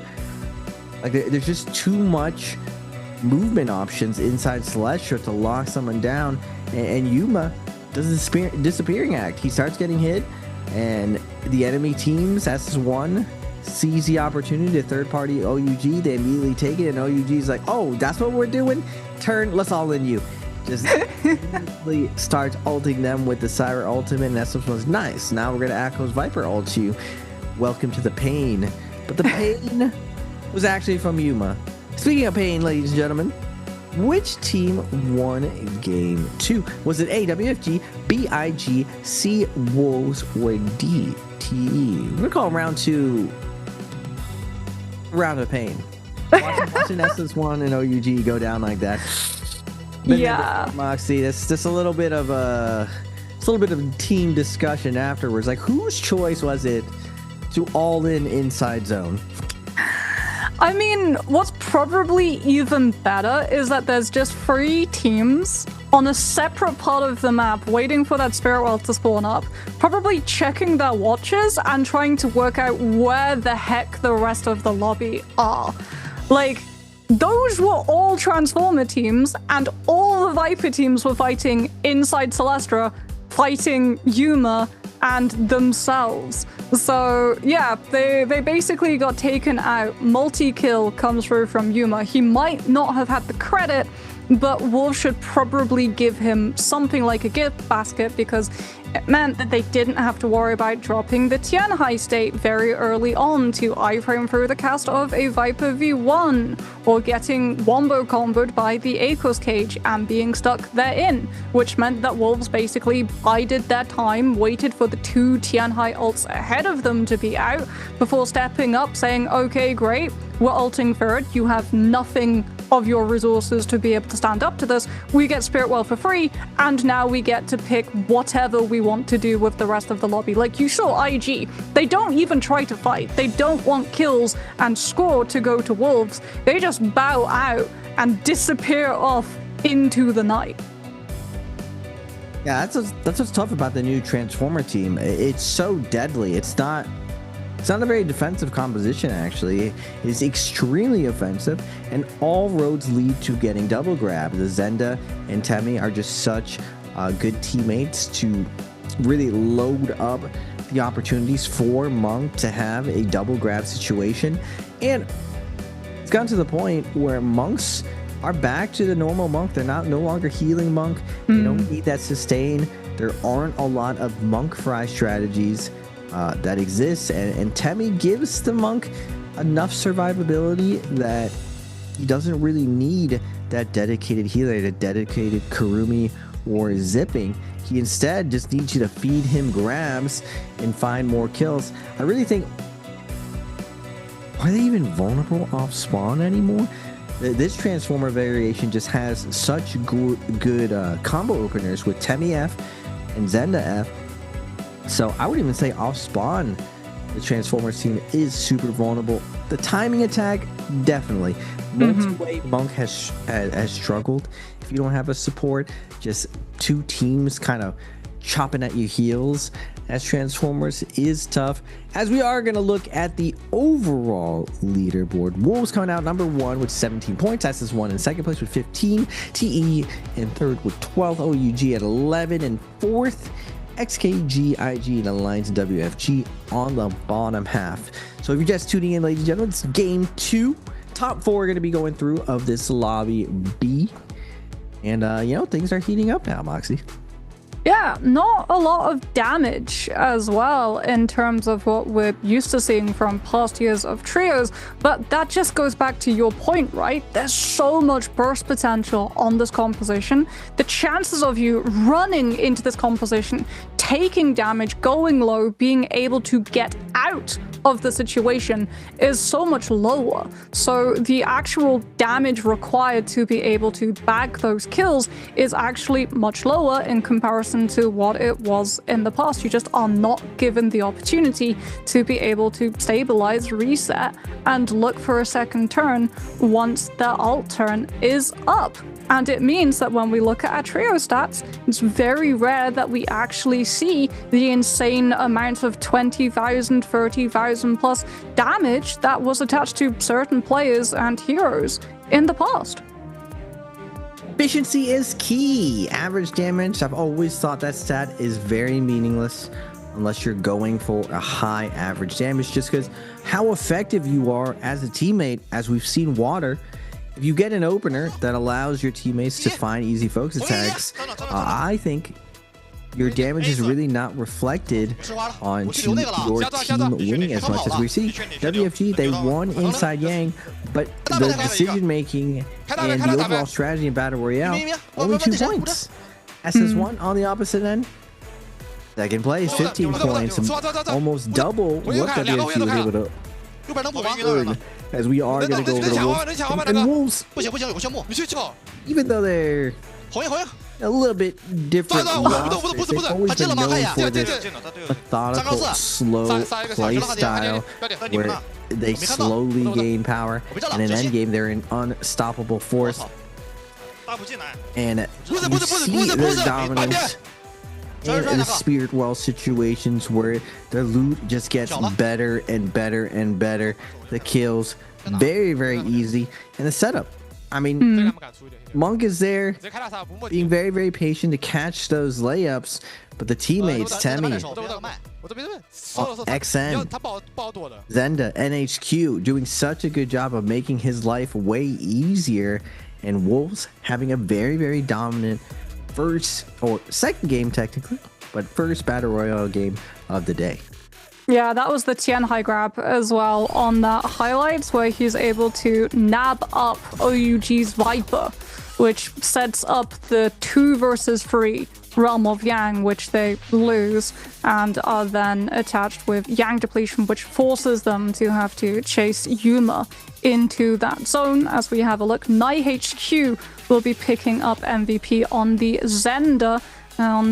We get to see, yeah, most amount of damage not done by weapon though. Pole Sword comes close. 4.4k off of skills and ultimate. So that damage off of the V1, very, very high, especially because that Juggernaut probably maxed out since he's sitting at 8 kills total. So likely he picks up that Soul Jade and the team start feeding him those eliminations to be able to beef that Jade up to have the most amount of percent boost.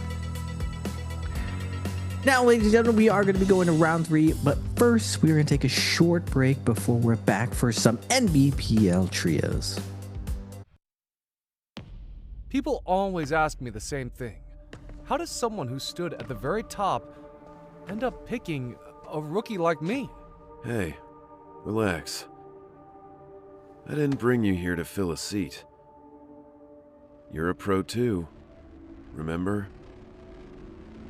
Ladies and gentlemen, the god himself, Yi Shu, returns to the final stage with his rookie, Leon. Standing in their way is this season's undefeated champion squad. Will the legend rise again, or will the Kings hold their crown? Let's find out. The match starts now.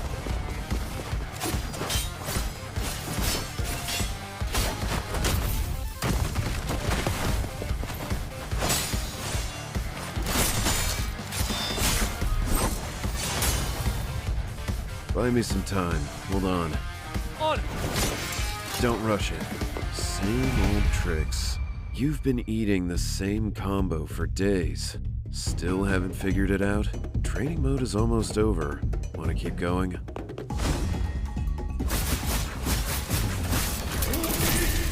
Good opener. Don't just memorize combos. Your opponent is not a training dummy. Oh, hold on. Let me reply to this message. Can't even stay retired, huh? What? You want to go through all that again? Just keeping the kid company. Taking it easy.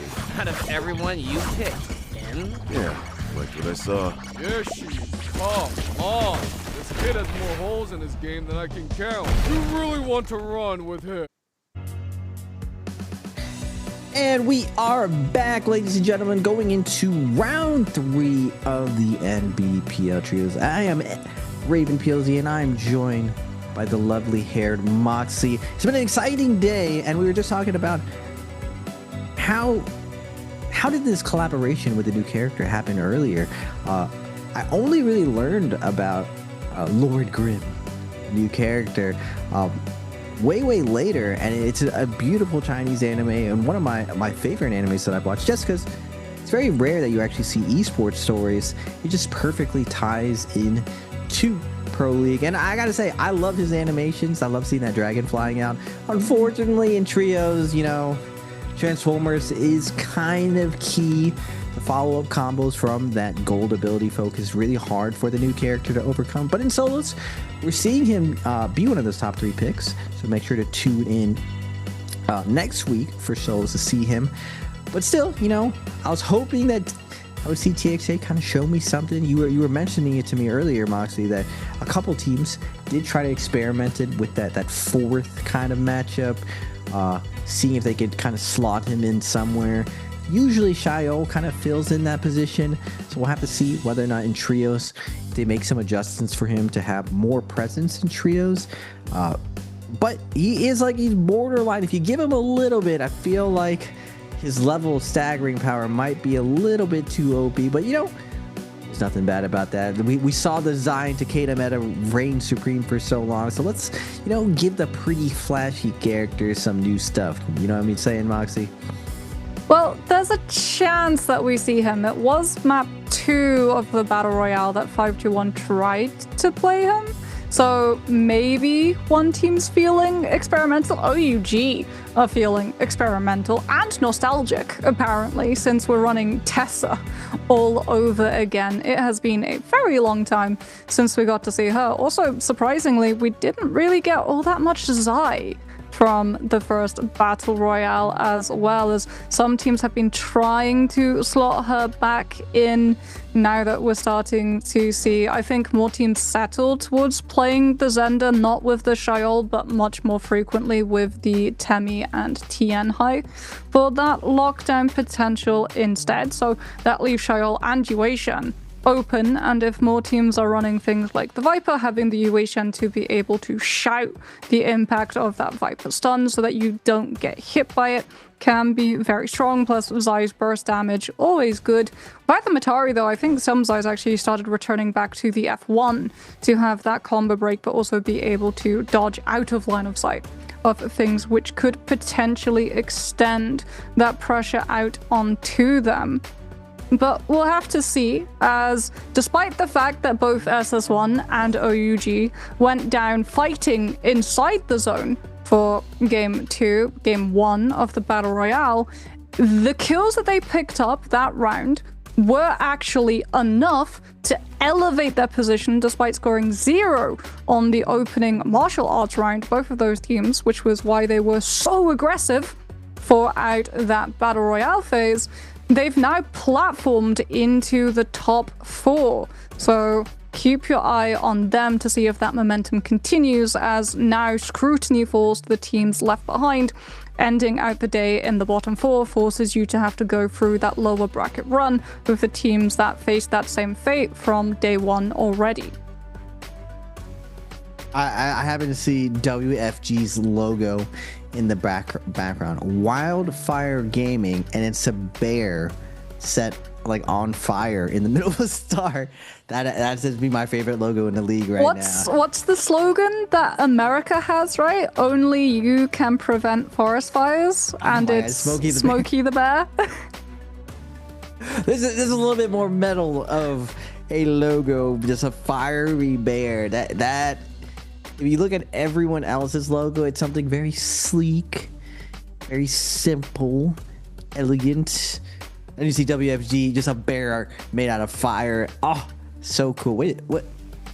With the coach hair petting, setting the team up for next, right? Yeah, WFG. Look at it. You can see it. It's WFG. And it looks like it's inside a bear. This is definitely the coolest logo. That's a gamer's logo right there. It's a gamer's logo, obviously. That's the warning. They're feral. They're coming for you. They won't be slow. They won't be passive. They will just play super up into your face. It worked out for the martial arts matchup. Not been working out the best when we saw them move onto the battle royale aspect, as was one of the concerns, right? Without that Kurumi tether opening to set up Water's very forward position to be able to all-in someone at the start of those fights and secure that advantage early on. What now do WFG look to be able to set themselves up to win out these matchups as we head to Holleroff, which means Salvation Podium comes into play. All of the Transformer teams, high risk, high reward yield. If you're able to secure Salvation Podium, you will be able to get your hands, the only team before a Realm of Yang fight, on a golden weapon to scale up the damage done by your Transformers. Give that to something like a Zenda, and you're looking at time to kill 0.5 seconds if you're able to lock someone down with that F2. Yeah, I'm not gonna lie, the logos, I still love WFG. Look at Wolves doesn't even look a wolf. That looks like a German Shepherd. It just looks like a classic doggo. While WFG, we got the metal fiery bear. That's what's up, Moxie. Careful, Raven. Football fans. You don't want football fans coming for you. What fans? Football fans. Did you not know? Wolves are owned by the Wolverhampton Wolves. They're a football team. Oh. No, they're German Shepherds. I don't care. We're doubling down. The bear, WFG. Look at this. We got Viper composition still being the third. You know, it's the dominance of this 2025 Viper. Not so much there, but I feel like every time you count out Viper, every single year we go in the J Cup, and every single year the Silence Viper comes back. It doesn't matter if we run F2, V2, some other variation of Viper. The Silence Viper always comes back. We do get the new character. Juxian is gonna run it. Is he gonna get value? He is here. I was about to say, everyone for phases, they locked comps out fully. Viper comp got locked out on phase 3. Monk Xander comp got locked out phase 2. Huddy Enoch comp got locked out phase 1. So it has to be a weird, like you go the Yushan Chenhuan Li composition potentially on phase 4. Or you try to play something a little bit more experimental, and that will include the new character. So there we go, Raven. We got our wish. We get to see Yishu being played. Oh my god, every time I go to Baby U, we just... The hair? We're petting Baby U's back of his hair. Alrighty, I mean... Moxie always gets excited when everyone is nice and in order. 2, 2, 2, and 2. No 2, 3, 3. That upsets Moxie. Why are we giving people an advantage for no reason? 2, 3, 3. Not so good. 2, 2, and 2. Happy Moxie. Well, it's 2, 2, 2, 1, 1. That was Swerve phase 4. I mean, phase 4 is a throwaway phase. No one cares about phase 4. They're usually... Yeah, but new hero, Raven. We can care about phase 4 now. Sort of. I mean, if you're playing to win, phase 4 usually is the mix-up like counter composition where you're hard countering one of the phase 2 and 3 compositions. Usually phase 2 is an answer to phase 1, and then phase 3 is an answer to phase 2, and then you got the mix-up, the wild card round. Now I believe XKG. I just don't see the synergy. Where's the lineup? What we got a lot of stagger, but no burst potential. No burst potential. Yushan, even though he provides a lot of appeal and support, just not as strong as Enor. Enor always has the threat of the kebab. Now, Yushan has the OG skewer. That would be cool if we saw Yushan running that skewer. It's so funny when you get caught by it, you just don't expect the slam combo to come in. Usually, though, Yushan is used defensively to deal with the Viper menace and try to pick off the Viper teams. But maybe that's the key. We got to go full Oog. If we're going to run a whatever composition for phase 4, let's get the damage rolling. Let's just all in our opponents, like the Vietnamese did. They brought the Destrina Yushan back from the depths in like 2024, and they were just rushing down all the CN teams, and everyone either copied it or switch to Transformers on the nighttime. They're just like, you know what, we're done with the Viper. You guys are like running us down. We got to get this out of here. As we are going to go on to the first fight of the day, SS1 versus OUG. OUG's been landing here forever, for years, as they are going to go into the stall strategy of going lower first. And now we're going to go to XCG, new character, Moxie, Jugseed. What can you show us? Oh, F1, invested, uppercut. Oh, nice follow through of the RMB on the whip sword as well from his teammate. And XKG just about winning out their first fight. OUG, SS1 still vying for control of Salvation Podium, but it looks like SS1 have been able to find the higher loot below the puzzle itself. Baby, you setting up that F. Denied the opportunity to follow through on the second stage by that Akos F2. And the Thorny Roller barrels through, not caring for any player on its path. Barreling through a second time since no one's playing on the walls. Syra V2 at least keeps SS1 out of taking all of that damage as 7N takes to the skies with the Hardy ult. Not with the triple charge, trying to push people into the roller's path though. Who's going low? Gets hit up by that Hardy ult into the follow through of those flying knives, and that should be enough for OUG to start leading this fight despite SS1 having the weapon advantage. Beautiful execution, destroying SS1. It's a despicable strategy. I hate that strategy just because I used to land in this position with my team, and one of the things you can do is what SS1 did, is instead of engaging to claim the puzzle immediately, you just go under and you just camp the actual puzzle answer and force them to come down. It is quite the stall strategy. And we've seen a lot of different variations of this strategy. When there's fireflies involved, you can come from the north with ultimates, or you could be a third-party team who comes from Plume Castle and moonbane this spot for that coveted loot, that gold weapon coming out from puzzle. Really buffs Transformer teams and gives you a decent edge going into first Yang. You just don't get parried. You don't want to get parried with that gold weapon. As looking at the overall scores, Wolf still solidly at 21, SS1. Good off spawn, getting 1 kill versus OUG, but getting pushed off the puzzle. OUG firing all cylinders, getting a nice purple armor to keep their zipping safe. But still, XKG, all eyes are on them, running the new character. And, I finally remember my thought. Where is the umbrella? We haven't seen... No one's been playing it. Yeah. Nobody's playing the umbrella in trios. We still just seeing the classic flying knives, spear, staff, fist blades. No umbrella.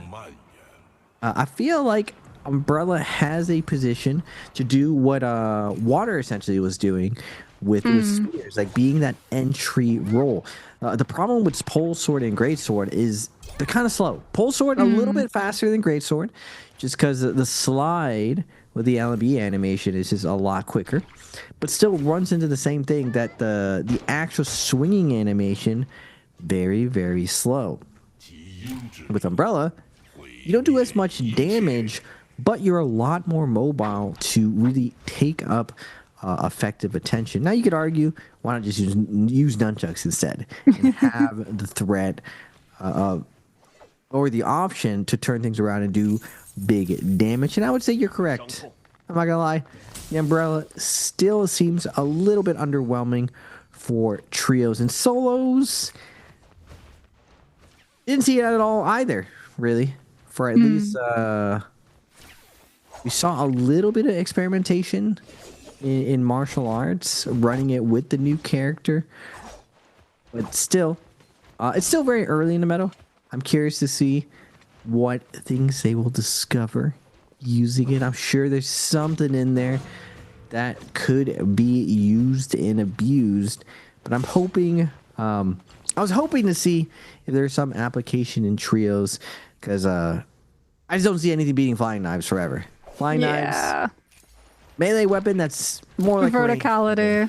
Yeah, it's like Frankenstein's mishmash of melee weapon plus ranged weapon. It's like fan walked, so flying knives could fly, right?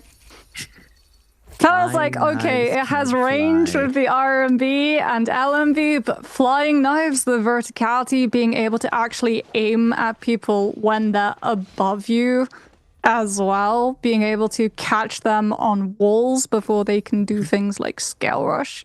It's just so good at option selection for you and option denial to be able to totally shut your opponent down. Ooh, 3 sets of purple armor now for WFG after missed Lux into 1 outside Matab.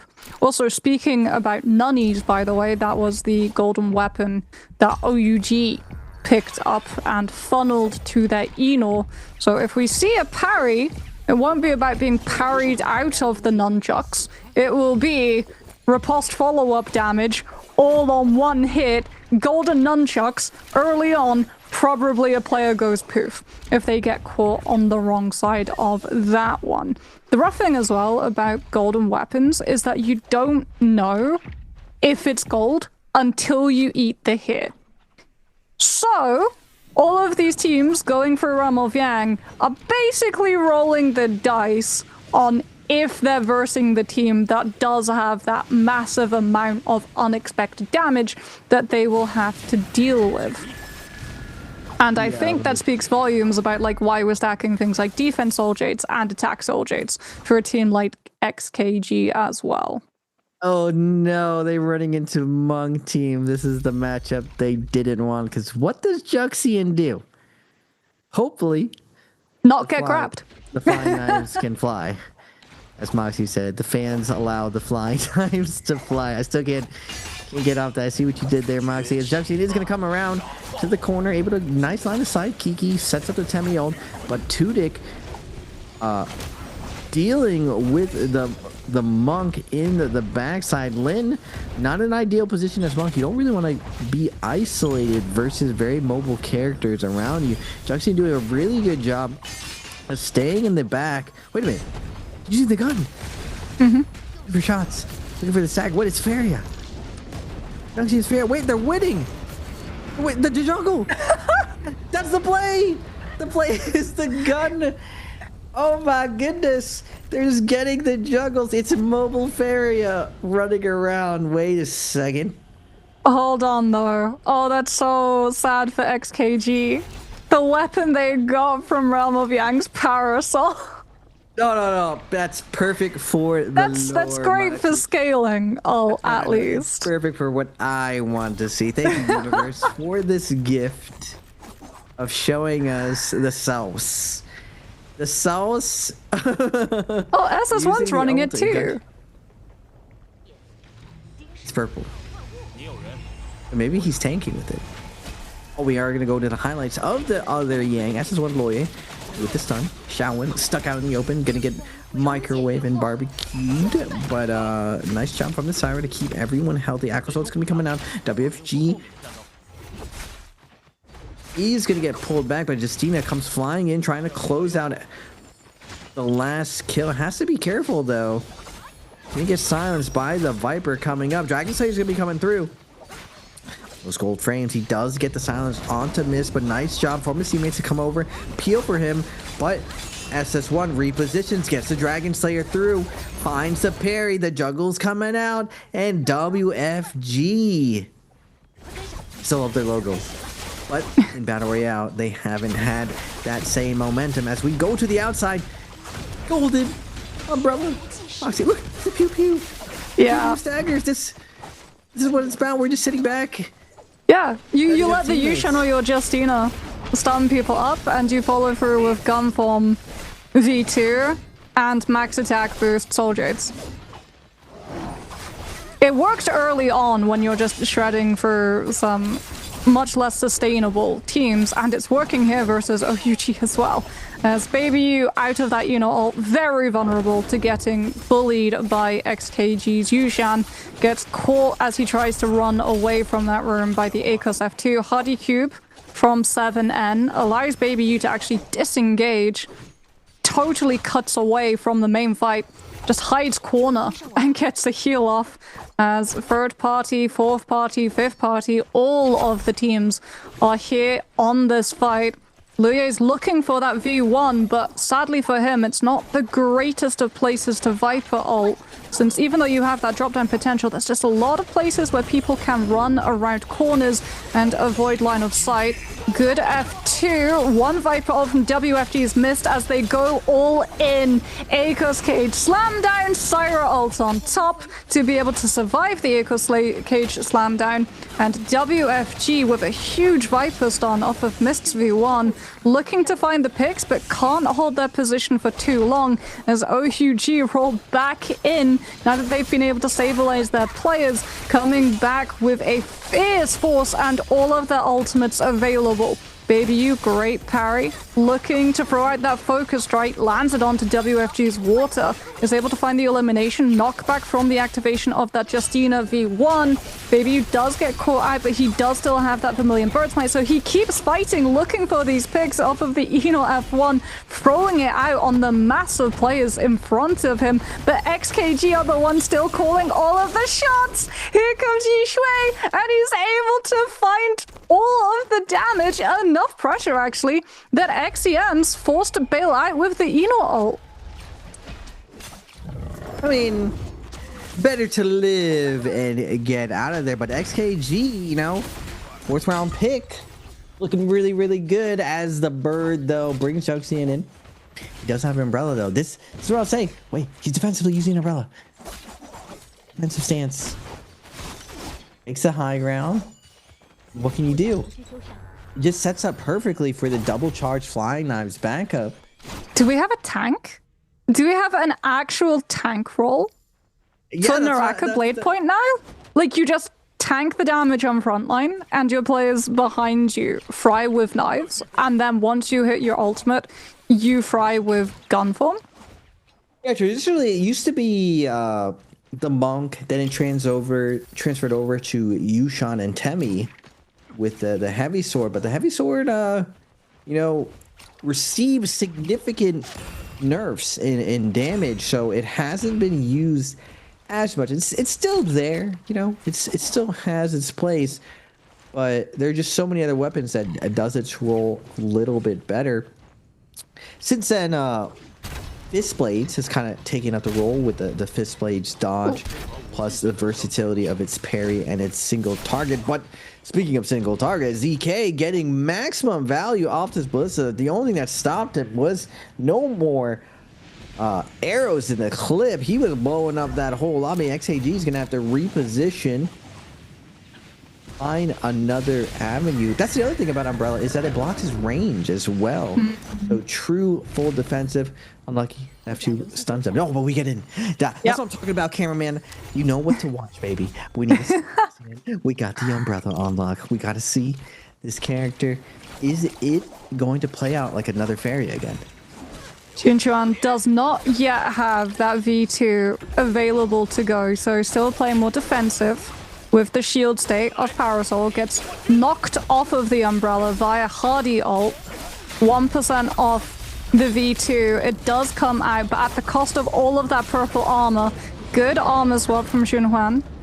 His teammates to be able to keep himself up for this fight. Looking for that opportunity to go for the ult activation. Now he utilizes it.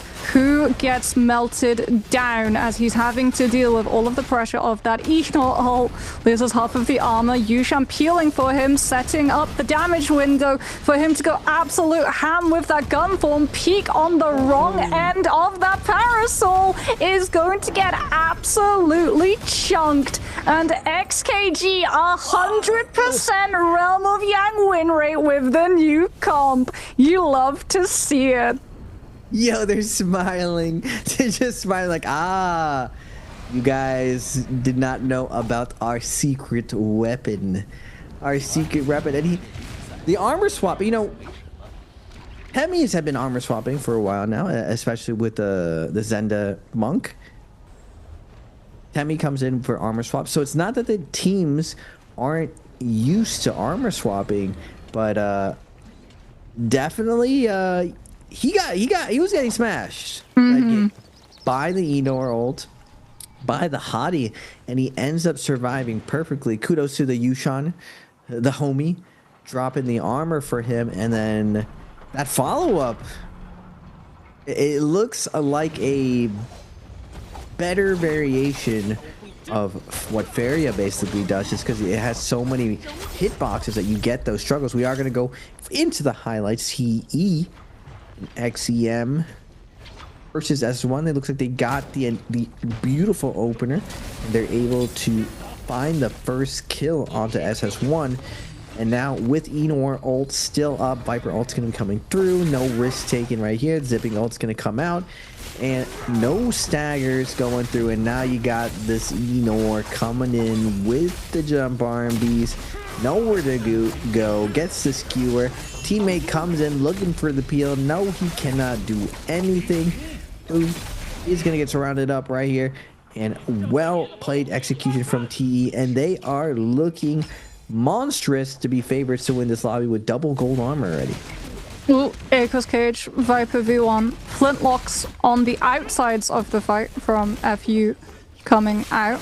Baby U now dropping down with that Enor ult, just on the stall, barbecuing through two of SS1's players who just do not have the opportunity to be able to react to that jump RMB.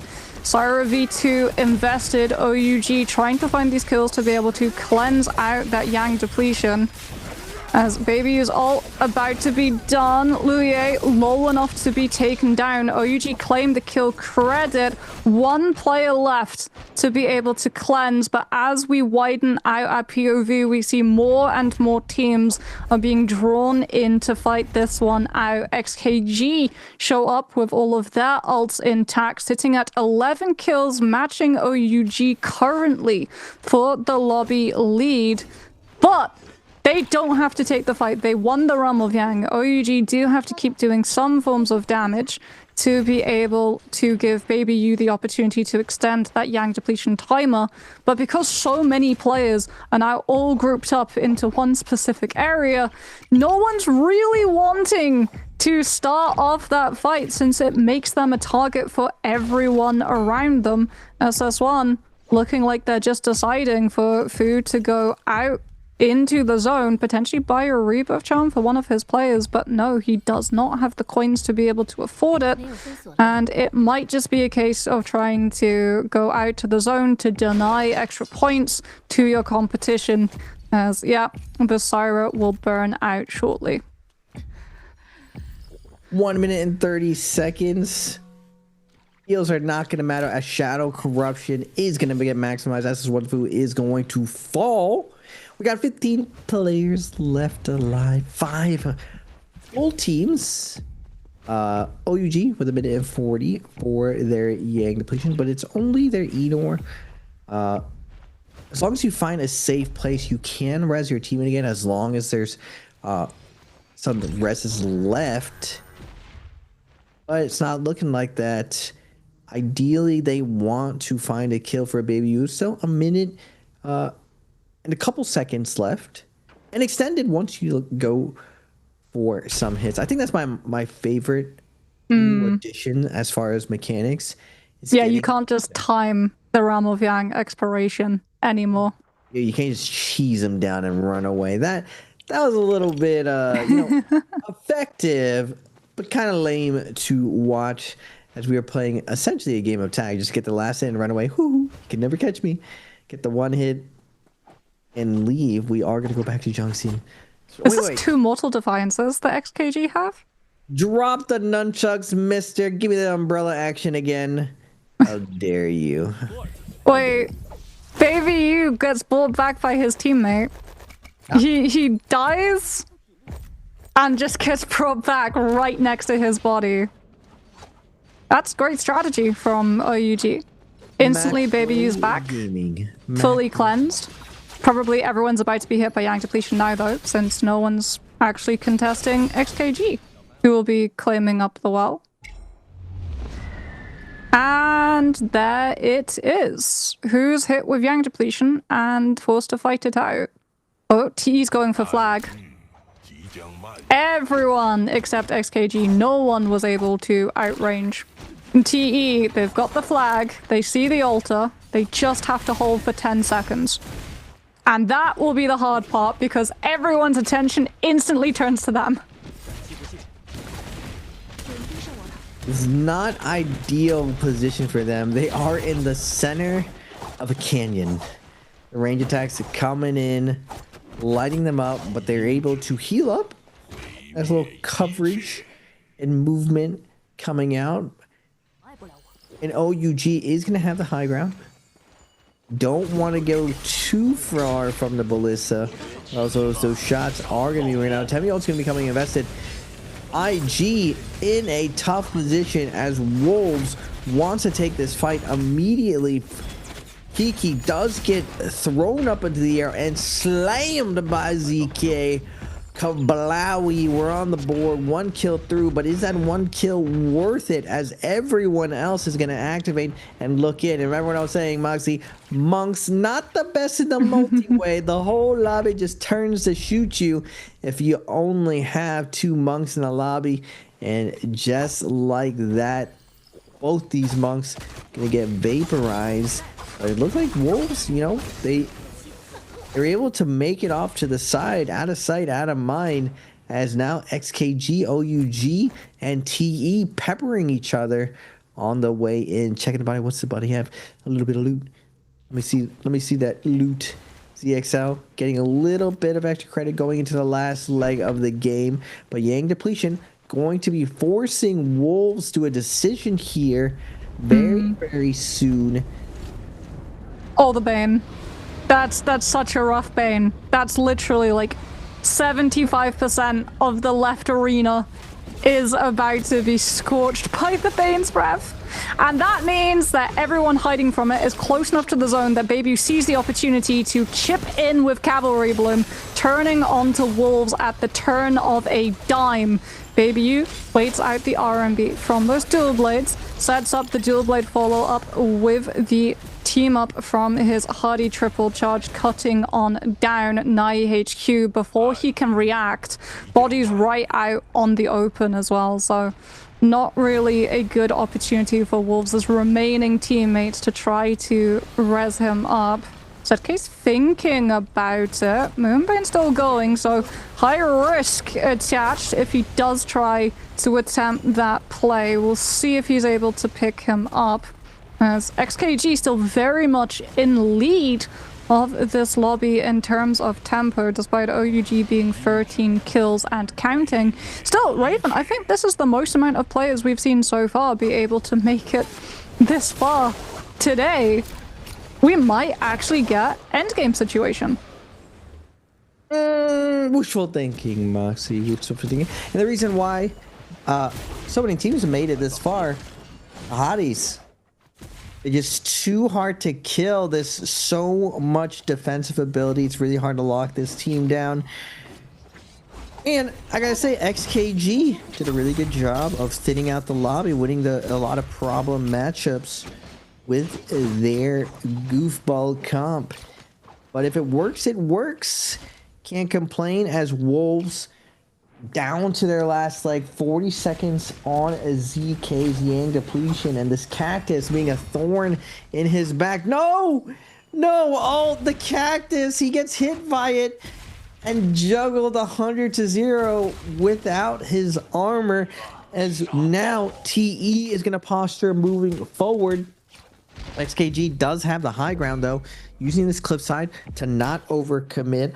Wolves X said doesn't look like he can do much about this, but it looks like TE was able to secure the Draco Storm with the double ult. Now XEM is going to have a field day running around on this Enor, and Averi already claiming his first victim on the Tudik, but Yushan ult. Old Enor coming in hot. Look at those slams. They barely do any damage. XKG also, yeah, still have the V2 from the Yishu active. He's denied the opportunity to burst someone down though, since he has to be very careful about TE's control of that Draco Storm with the second cycle of the Hardy ult, losing all of that yellow armor, but just trying to dodge away. Get second stage of the Una ult now from TE, and Xunhuan put onto execution state, followed up by the Flamer with the pistol. Baby U claims the kill credit, but TE currently still in full control of this lobby. Second stage cycle ults though, about to be off the board for them, and once it's done, so too is XEM. XKG still have 2 players up as well. Tutik's about to build this Justino V1 right back up, which could be devastating for everyone stacked on top of each other if he's able to get some of those multiple dash throughs to be able to reset. As 7N has half of the Hardy ult left, cubes away. Everyone from OUG still alive currently, as there's a little bit of lull in fighting. 7N still being barbecued by Poke though from cannons, as Tutik has been able to build up the V1, looks for the freeze, closes up the distance, gets it onto peak to be able to set through the RMB from the Whipsword, leading into the Slayers with the golden spin, plus the cactus stun, and XKG one by one turning onto OUG's players with the same playbook. Stun from Spear, RMB from Whipsword. If you're on the ground, you're vulnerable. The survivors go up skywards, and we do, Raven, for the first time in a very long time, get to see a full trios endgame. A trios endgame? Or a duos endgame? We got a Yushan and Justina versus Hottie and Zipping. I'm not gonna lie.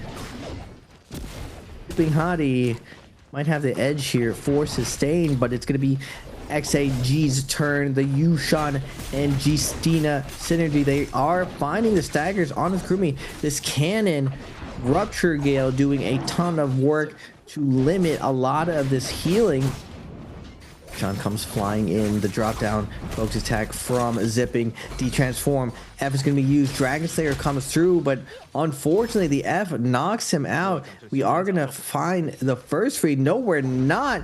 TE does a wonderful job of dodging again, and full triple charge coming through. He misses the drop down, but he does get the 1-2. Now, Soul Bloom is going to come through, tries to dodge this Hottie, and wonderful freeze from the Justina, catching the Hottie out, catching him reaching, and with that, I ate my words, XG comes in with the win. Oh my goodness, the new cup. Everyone's gonna be playing this now. Well, people were playing it before. Like I said, XKG weren't the first to try to play this. First except they played a slightly different comp. to the one that was attempted by 521, which was the Yi Shui, the Yue Shen, and then instead of the Justina, they played it with a Xiao. Now, Xiao, Shupi Xiao, Ubi. Yeah, the Justina version looks a lot stronger, I have to say. And yes, it does mean probably that come next week, I don't think that we'll see teams instantly pivot onto it today. No, bandwagon. Surely, you think so? No, not today. They definitely. The hardest part, I would say, is having a Justina. Very, very accurate. It's very easy to troll your dashes, this Justina, and go very fast and just miss everything. And she's expected to apply a ton of pressure, but also apply a ton of defense with her dashes, being able to find those tags and create the openings. Essentially what I've seen the new character kind of do for everyone is he's creating openers with the shots similar to how Faria does, except he has that one big shot that has that very, very extended jungle, but it's his job to kind of aid the initial focus. Everyone's going on him, even though like his combo break is one of the most interesting and strong combo breaks in the game, because it provides that shadow, and if you hit it, you get staggered and flinched, and if you get flinched, that means you're gonna get focus tag. You can't parry, you can't do anything in that instance. So I don't think he's the easiest character to kill in neutral, but with character abilities, everyone was saying that wouldn't be able to survive. That's the general theme I got from everyone I asked about the new character who plays trios. But did everyone forget like Zai and Faria? Because outside of their ultimates, they are super vulnerable without combo break. And I was like, wait, this character has combo break. It's an ultimate. Are you guys sure? I took everyone's word for it. We did see the other ult variation, which I thought was buns. Because you hit the ball. Oh, V1, yeah. It doesn't do anything. But this variation, you know, if he fades the initial onslaught, gets a ton of value and a ton of follow-up. And I'm wondering, like, what if you had that character instead of Yushan? Yushan is still kind of like a throwaway pick, not as dominant as he used to. What if he was paired with Enor? He would have even more horsepower. But it definitely opens up the door, and I got to give the credit here. They did it first. Maybe they took it from someone in ranked, but regardless, they did it first in Pro League, so they definitely are setting the meta. So kudos to them for showing us something exciting today. Now we just got to see the Umbrella meta. Moxie, I want to see Umbrella, and immediately he switches over to Nunchucks. I was like, dang. That was my next thought. I was like, well, Umbrella kind of does what Nunchucks does, except less damage, so is it worth it? Who knows? What we do know is the score of the day. XKG is going to come in with that first place with the new composition at 20 points. Second place is going to go to OUG at 17 points. TE at 11. And third place, IG at 6. SS1 at 5. And looking at those stats, 32k damage on the season. That's a lot of damage. Yeah. When you compare the damage of this composition to the damage of the composition before the MVP'd, people were barely scraping past 10k. Everyone on XKG have done almost double the damage of the players who MVP'd round 1. So this comp, it feels really, really strong. It's really good for focused fire damage on specific people inside the realm of Yang. But I feel like it also does well with the multi-way. Like, yes, you're very squishy, especially the Yi Shu.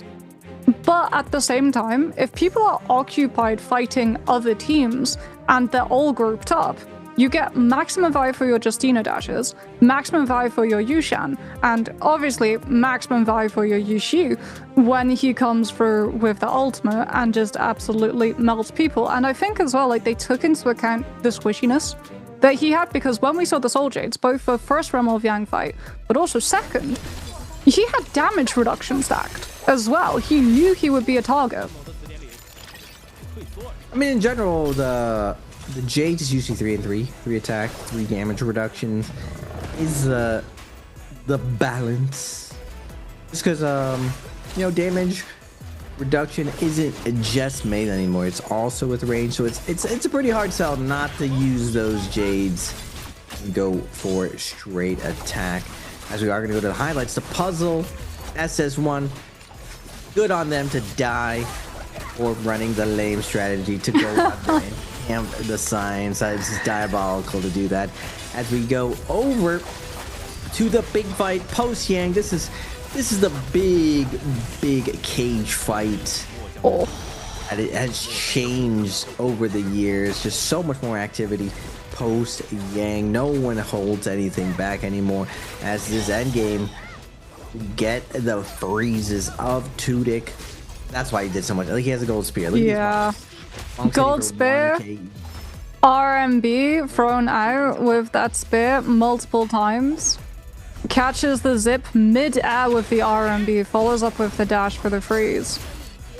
The C's. Okay, the Hardy's off using his ult activation on one side of the zone. And they just find the opportunity to take the 2 versus 1 versus the zip.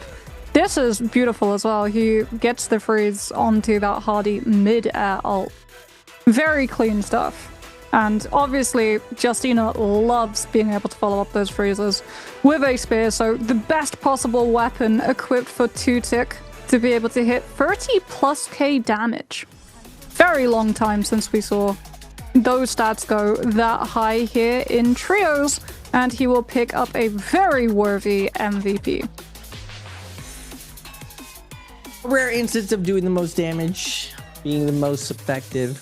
But he has 2 characters that really help set him up on top of having the ideal weapon of choice on Justina, doing massive damage, but also having Rupture Gale for that end game where they're it's quote end game. There were not a lot of people, but 12 people. And he's able to get his ult online. In the days of old, Cannon on the Monk and the Rupture Gale allowed Monk and Transformers to get those multiple ults in endgame. In this instance, we saw the Justina do the same thing and get a ton of ults and steal away that MVP. But speaking of stealing away, they're going to steal you away for a short interview, folks, and we will be back for games 4, 5, and 6 in the later half of the day. Ladies and gentlemen, welcome to our post-game interview. I'm your host, Jing Jing. All players standing with us, so let's say hello to our audience first. 来，先和观众朋友们打个招呼吧。大家好，我是成都狼队的扎克。Welcome, Jack, to our post-game interview. And I would like to know, compared to the sprint split, so what aspect do you think that you have made of this progress? 那么比起我们春季赛而言的话，觉得自己团队在哪些方面有了更多的进步和调整呢？跟比春季赛相比的话，可能就磨合更好一点吧，更有配合一点。So I think our cooperation is better than before. 那也想请问一下，你们觉得后面还有哪些调整的空间吗？一些熟练度不是很高的阵容的话，就多练一下吧。比如就是那个红虎。And we also think that we need to practice more in some hero combinations like Echo's Hu and Viper Ning. Okay, so let's move on to the next part, answer for chargers.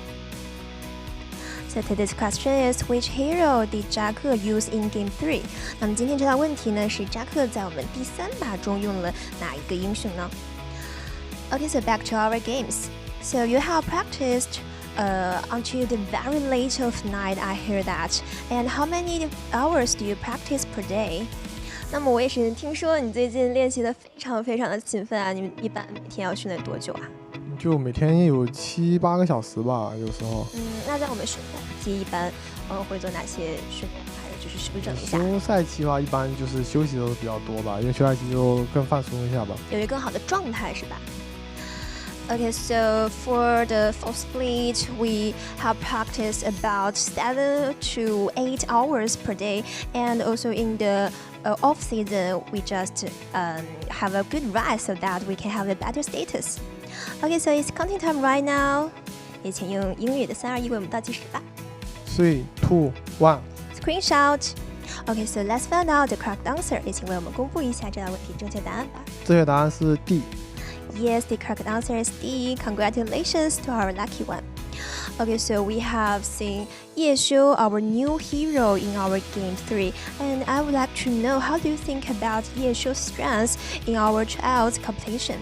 那么我们在第3把也看到叶修登场了嘛？觉得叶修这个英雄在我们3排比赛中的话，整体强度怎么样？他圈架挺厉害的，但他3-3的强度其实有点一般。那我们会在后续的比赛中看到你的队伍拿出叶修吗？应该是会吧。Okay, so I think Ye Xiu's strength is not really strong in the trials competition, but I think we should and we need to have Ye Xiu in our later competitions.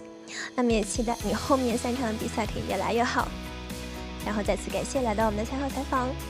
And we are looking forward to Wolves in the later competitions. And thanks for joining today's interview. Let's take a break and we will be back later. People always ask me the same thing. How does someone who stood at the very top end up picking a rookie like me? Hey, relax. I didn't bring you here to fill a seat. You're a pro too, remember?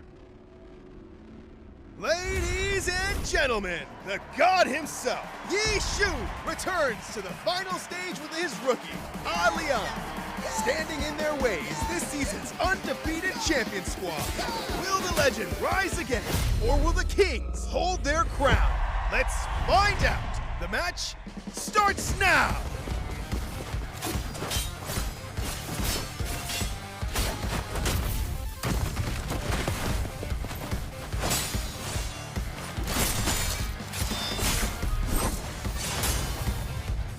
Buy me some time. Hold on. On. Don't rush it. Same old tricks. You've been eating the same combo for days. Still haven't figured it out? Training mode is almost over. Want to keep going?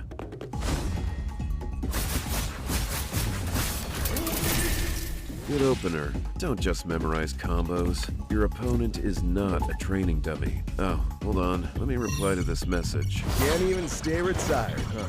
What? You want to go through all that again? Just keeping the kid company. Taking it easy. Out of everyone you picked, N? Yeah, like what I saw. Yoshi, come on. This kid has more holes in his game than I can count. You really want to run with him? What's the rush? This game is not as simple as you think. Liang is down. Ye Xiu is on his own. Hey, can you hold? Yeah. Nice break. Ye Xiu's squad looks like they're in real trouble here. Luck is not on their side today. What if I make that mistake in the finals?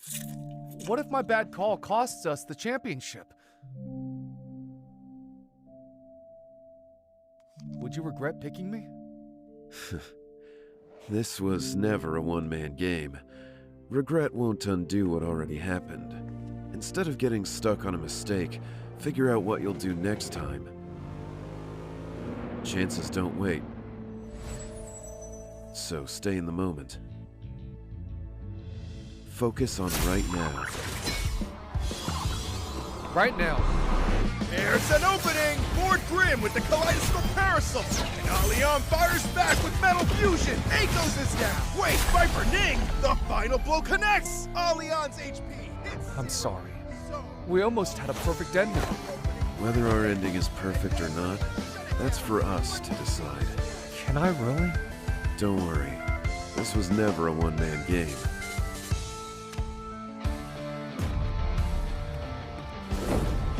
Lord Grimm activates his ultimate! The Kaleidoscope...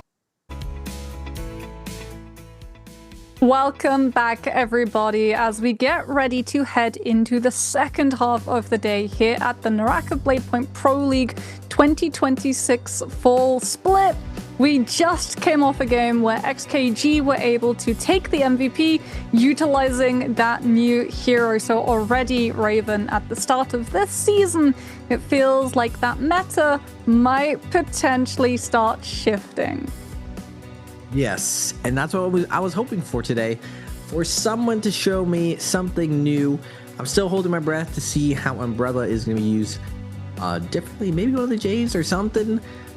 We saw Water kind of show that position 1 and the potential of tanking and taking the initiative, but still the offensive capability, it's just Fist Blades and Nunchucks kind of does the same thing of fulfilling that tanking role that's very, very safe on the front line.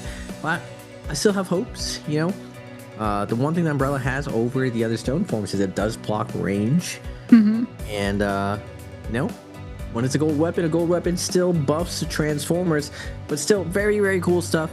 Using the other ultimate to get that stagger with those range attacks. It kind of reminds me of Shu Han Li when he first came out, and he was using that huge aerial range attack to get the follow-up with his teammates.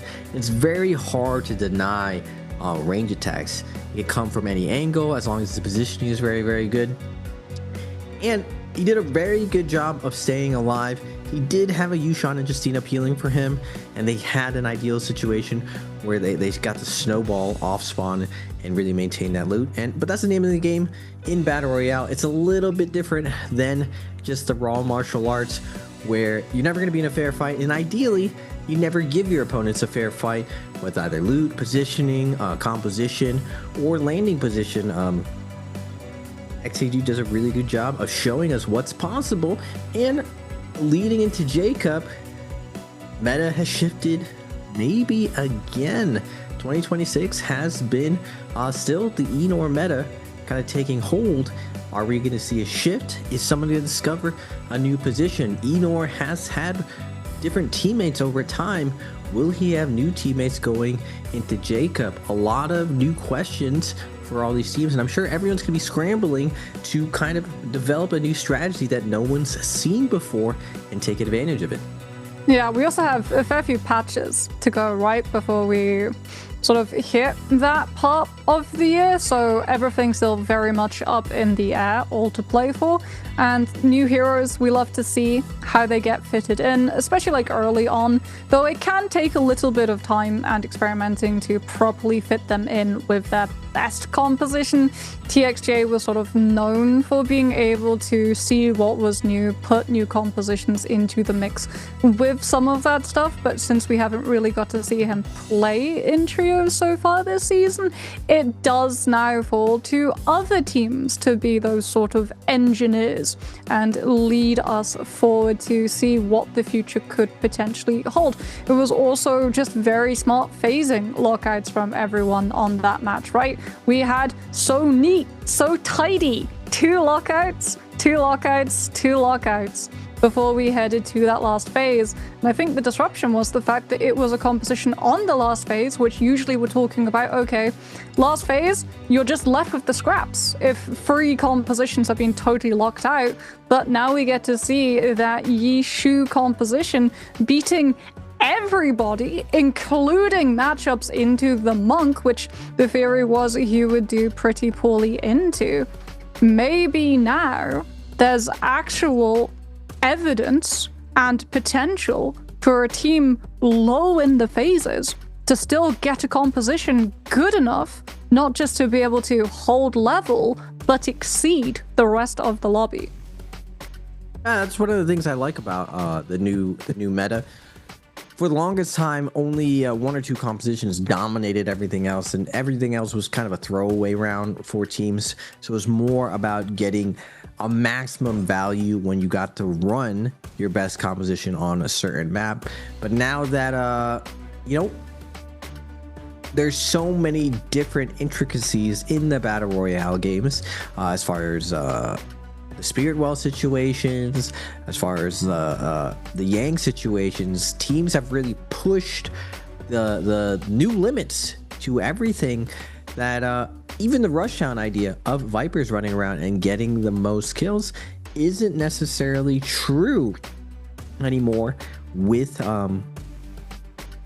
the adjustment of the lobby. 8-man lobbies, there's not as many kills to go around. It's harder to pick off stragglers. You end up fighting against strong teams non-stop, and with everyone sharpening their blades, getting stronger and stronger, every kill very, very difficult to have. And we're seeing the cleanest form, I think, of NARAKA we've ever seen before. Team play, extremely good. No more silly goose mess ups where players are able to find those 1v3s or play just only defensively. We see if you get 2v1, you're getting picked apart. A lot of really good flanking, a lot of blindsiding going through, and more risk getting take, where focus attacks are a lot more accurate, even with the change to the 360 parry, which I was never a big fan of. Felt like it would, at least you should be able to get blindsided reliably. At least teams or players could show some skill expression of finding the parry and turning their parry around. Now you can, we get a couple lucky parries going around, and even with that, teams have learned more precision, more accurate team play with scale rushing, with blindside focus attacks, and knowing accurately how to take those risks. Now the next evolution, I haven't seen it as much outside of water catching dodges. I think I've watched maybe you do it, and same thing with XCM. More knowledge on catching dodges, in trios. Most players kind of fulfill the role of trying to cut through the cooldowns by hard committing with focus attacks or using abilities to break through the cooldowns. But catching people's dodges with light attacks is definitely more of a solo player form. But I still feel like players can work on this aspect of the game, utilizing great positioning, weapon choice, and kind of fulfilling that staggering role, which I feel is one of the most important roles in the game. Most people glorify that big damage numbers going through, usually coming from a little bit of damage padding, but being that person on the team able to create openers for all of your teammates to get the follow-ups, I think is the future of trios, where either teams are going to utilize green focus more to avoid the chain stagger loops, or suffer the consequences. Someone has to specialize in getting better at these fighting, as we are going to see the standard opener we've seen all day. Enor getting phase 1, Monk getting phase 2, phase 3 usually going Viper, but wait a second. Yeah. Stage E, they're doubling down. Well, it's Padoria. I was about to say, if they found that success with the scaling composition on Salvation Podium and Holoroth, well, obviously, like, you can get your hands on that golden weapon very quickly. OUG also going back to that Tessa that they ran game 1 on Morosile. Padoria, with the amount of loot that's open to you very quickly, also, hey-ho, we thought that maybe it will take a few days to start seeing more teams try to pick up the Yishu. TE will try the 5-2-1 composition. Yishu, Yushan, and Shaiol. The meta has shifted, Raven. It's starting to move. It's not quite finalized. A little bit of experimentation. I was thinking they would lock triple Viper just because Padoria is one of the better Viper maps just because of the catapults. They really pioneered scouting out where all the enemy teams are, using the catapults and having that instant rotation to find the big fight and capitalizing on good Viper ambushes because of it. Now, I respect it though. You know, it is, if you feel like you're confident you're going to get top 4, why not limit test a little bit going into the later phase before your group becomes a group of death where you're only with the upper bracket guys. But still, you know, qualifying rounds, once you're coasting and you're safe, it does make sense to really test out new material, kind of stress test it. Can't really ever fully flush out a composition just because a finals lobby is always going to be a little bit different than other lobbies. Everyone plays a little bit safer, a little bit tighter, and more for keeps. So, well, you also don't want to reveal, right? If you're having to play your qualifiers, you don't want to reveal all of your strategies. Oh, the XKG just revealed everything. They were like, okay, well, we could have held on to this for stage finals, but what if we just do this now? Unless they have an evolution of the composition already planned, and what you're basically doing is you're baiting. I think like this would honestly actually be a really good strategy if you could come up with a brand new composition and have two forms of it, one that you already know how to counter and the next evolution of it that you then hold back. You can throw people off the scent and force them to think like, oh, this is the composition that I have to practice. Hold on, TE is running V1. Yeah, I don't think they're going to run the same variation as XKG. They're still ahead of the curve. I think the advantage of being one of the first movers, like you were saying, Moxie, is next evolution, knowing the counter to it. If you're the first ones to really play the composition, the mirror matchup, you're going to have an edge as well. So anyone who starts trying to copy you, you're going to have an edge. And I would say the only way you can really fully wrap your mind around a composition strategy is you got to play it yourself. There's a lot of assumptions in your head where you feel like they're like OP in certain instances when they're actually very vulnerable in a lot of positions that you may not know. And I think by playing it, you get to feel a lot of those examples and really start implementing those ideas. So unless these teams start adapting and grabbing onto it, which I think they will, I think everyone will start labbing out and trying it out in Immortal War and their 3v3s themselves. And also going back to the VODs, that's the tough part in the league. If they're VODs of you, the tacticians are going to go and pick apart your decision making and your ability rotation, so it's not going to be secret for very long. But for now, XKG in the driver's seat. Can they go back to back with a new composition? It's been a long time since we've seen a new comp really disrupt the meta and take hold and go back to back wins. But I feel like as long as they get a good off spawn, they could possibly go back to back MVPs. Oh, TE already losing YC. 3 versus 2 situation for SS1 to take advantage of. LMB from Fistblades, Zend F2 finding no grab, but still disrupting the fight enough.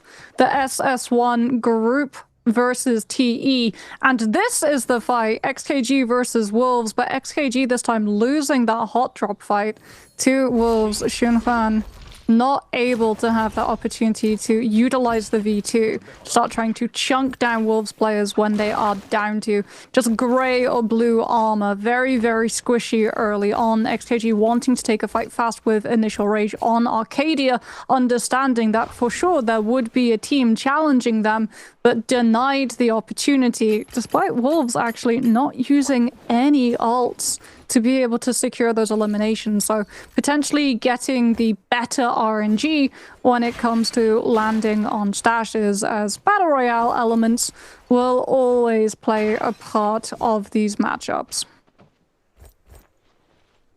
Off spawn, you know, is a beast of its own. You don't really get your weapon of choice, so weapon mastery, very, very important. And, you know, selflessness of backing up your teammates and positioning yourself to grab loot and immediately come through for your teammates.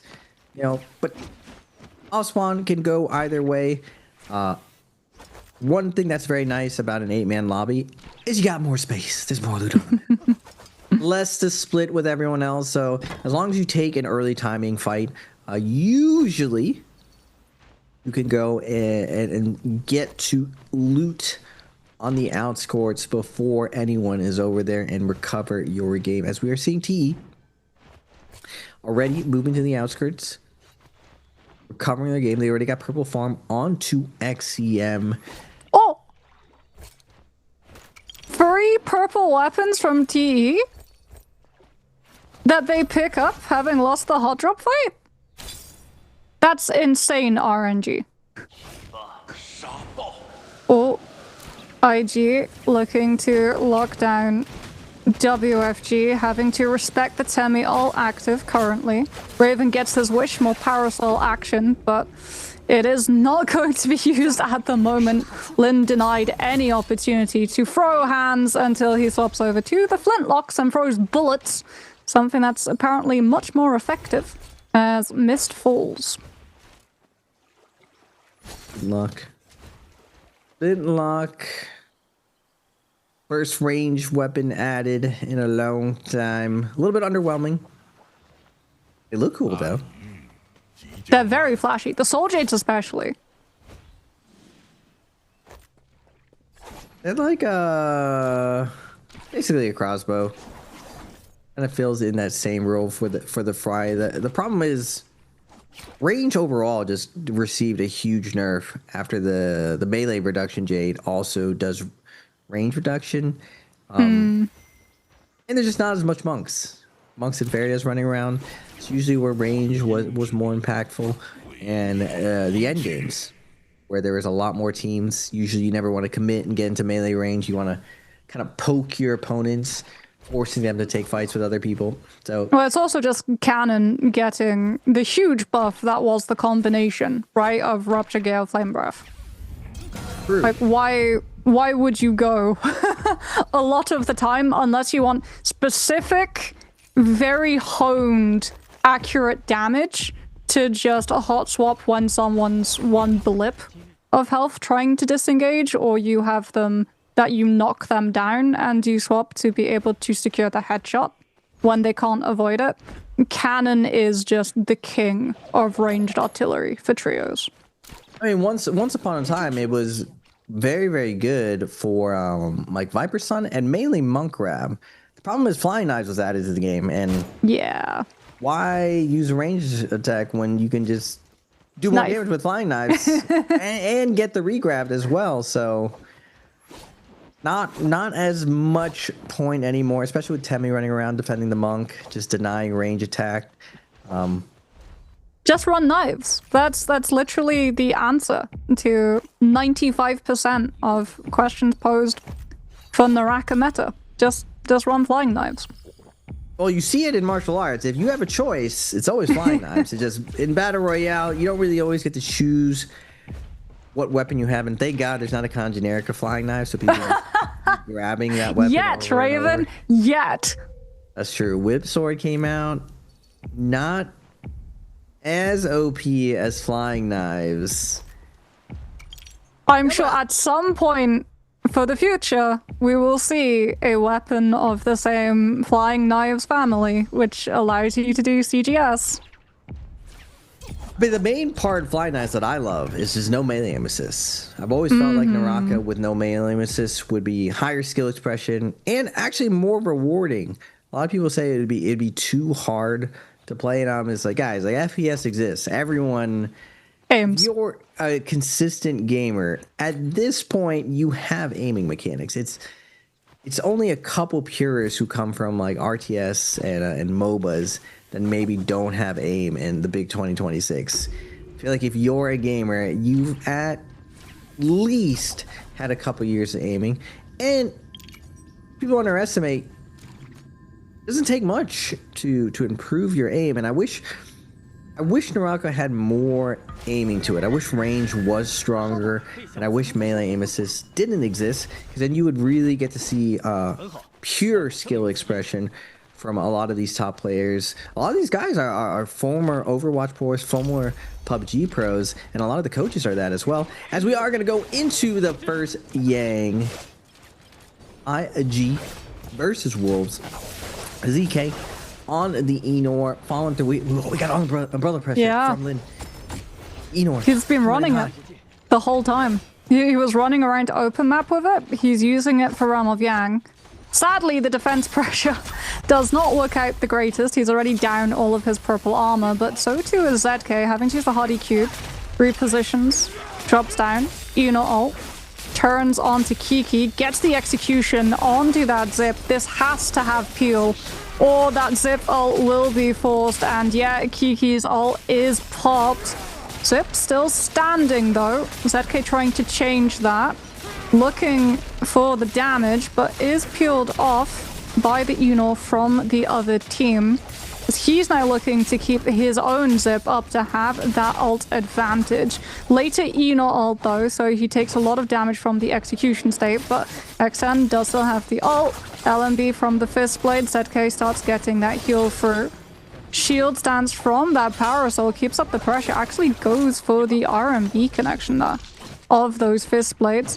One has fallen, the Hardy has been taken down on the side of Wolves, but it's traded for the Hardy on the side of IG, so no second stage of second Hardy ult casts. 2 versus 1 situation, jump LMBs from the Fist Blades, teleporting ZK's position on top of his opponent, and doing everything that he can to just book it off of those pillars, scale rushing away, but he is not long for this world.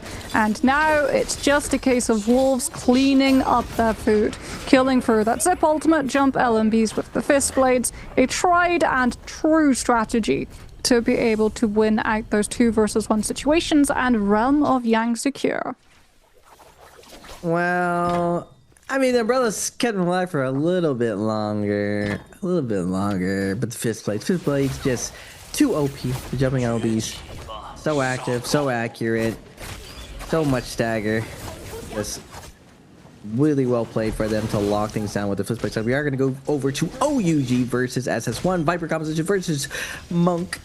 A little bit of Transformers going down. Syra ult's going to get invested by OUG. They're going to slow things down. Deny some of this pressure, but now Monk ult on the top grounds. Stun's going to come out from 7N. No grabs here. No grabbies. You do get a stun. Oh! Stun onto the Monk and the Zenda. Temi uses F to iframe it. Not going to get staggered here. We still have... No, we have no more ultimates. I was thinking like maybe Tesla is going to have another one in the clip. Scoop is going to go through from Loye, but it's not going to matter as Fu is still going to get 2v1 and immediately shredded. OUG finds that connection in neutral, able to take down 2 members before SS1 so able to respond, and OUG is going to take down that Realm of Yang. This will be rough for all of the teams who won their Realm of Yangs too, because now you have a Tessa team with Vermilion Birdsmite who is more than happy to scrap out outside Imperium with other teams who have that buff, as Yuma not quite there to that Justina v1, trying to throw those flying knives at OUG to be able to build it up. Baby U actually needs all of that focus attack, and Peak's able to find the follow-up with the fan turning onto Alliance. But here's XKG with the third party, and they're going to help us with that V2. Despite the fact that XKG lost the Realm of Yang, this is not scaled up to yellow attack damage. The melt potential of that V2 with a purple weapon is still more than enough to start chunking down players. The Lister shot's blocked out by Temiel, but slightly too late. Players have already fallen as XKG run into a different Yishu composition, and Xunhuan gets put versus the wall versus the V1 Dragon. Well, man down. We got a man down. We're gonna have to race Junction if we want to go back to back. They are up to 3 kills, but again, snowballing off spawn, probably more important than composition in general, as XKG still has to survive the Fiend here by IG. Tudyk is going to get taken down by Han. Not much he can do. But leaderboard. No, 1st through 5th, not that big of a point spread. Actually less than 10 points. With SS1 at 26, SKG at 28, Wolves at 29, and OUG with the lead at 35. But this does make it a little bit more exciting for making it to the next upper bracket day. 2nd, 3rd, 4th, 5th, and 6th, all relatively very close. Pulling away this game 4 is going to be big, setting up for the rest of the day, as Yuma is going to get exploded by Lin. Enor ult, Skewer, Blowy, and they are out of there. Take what you can and get out.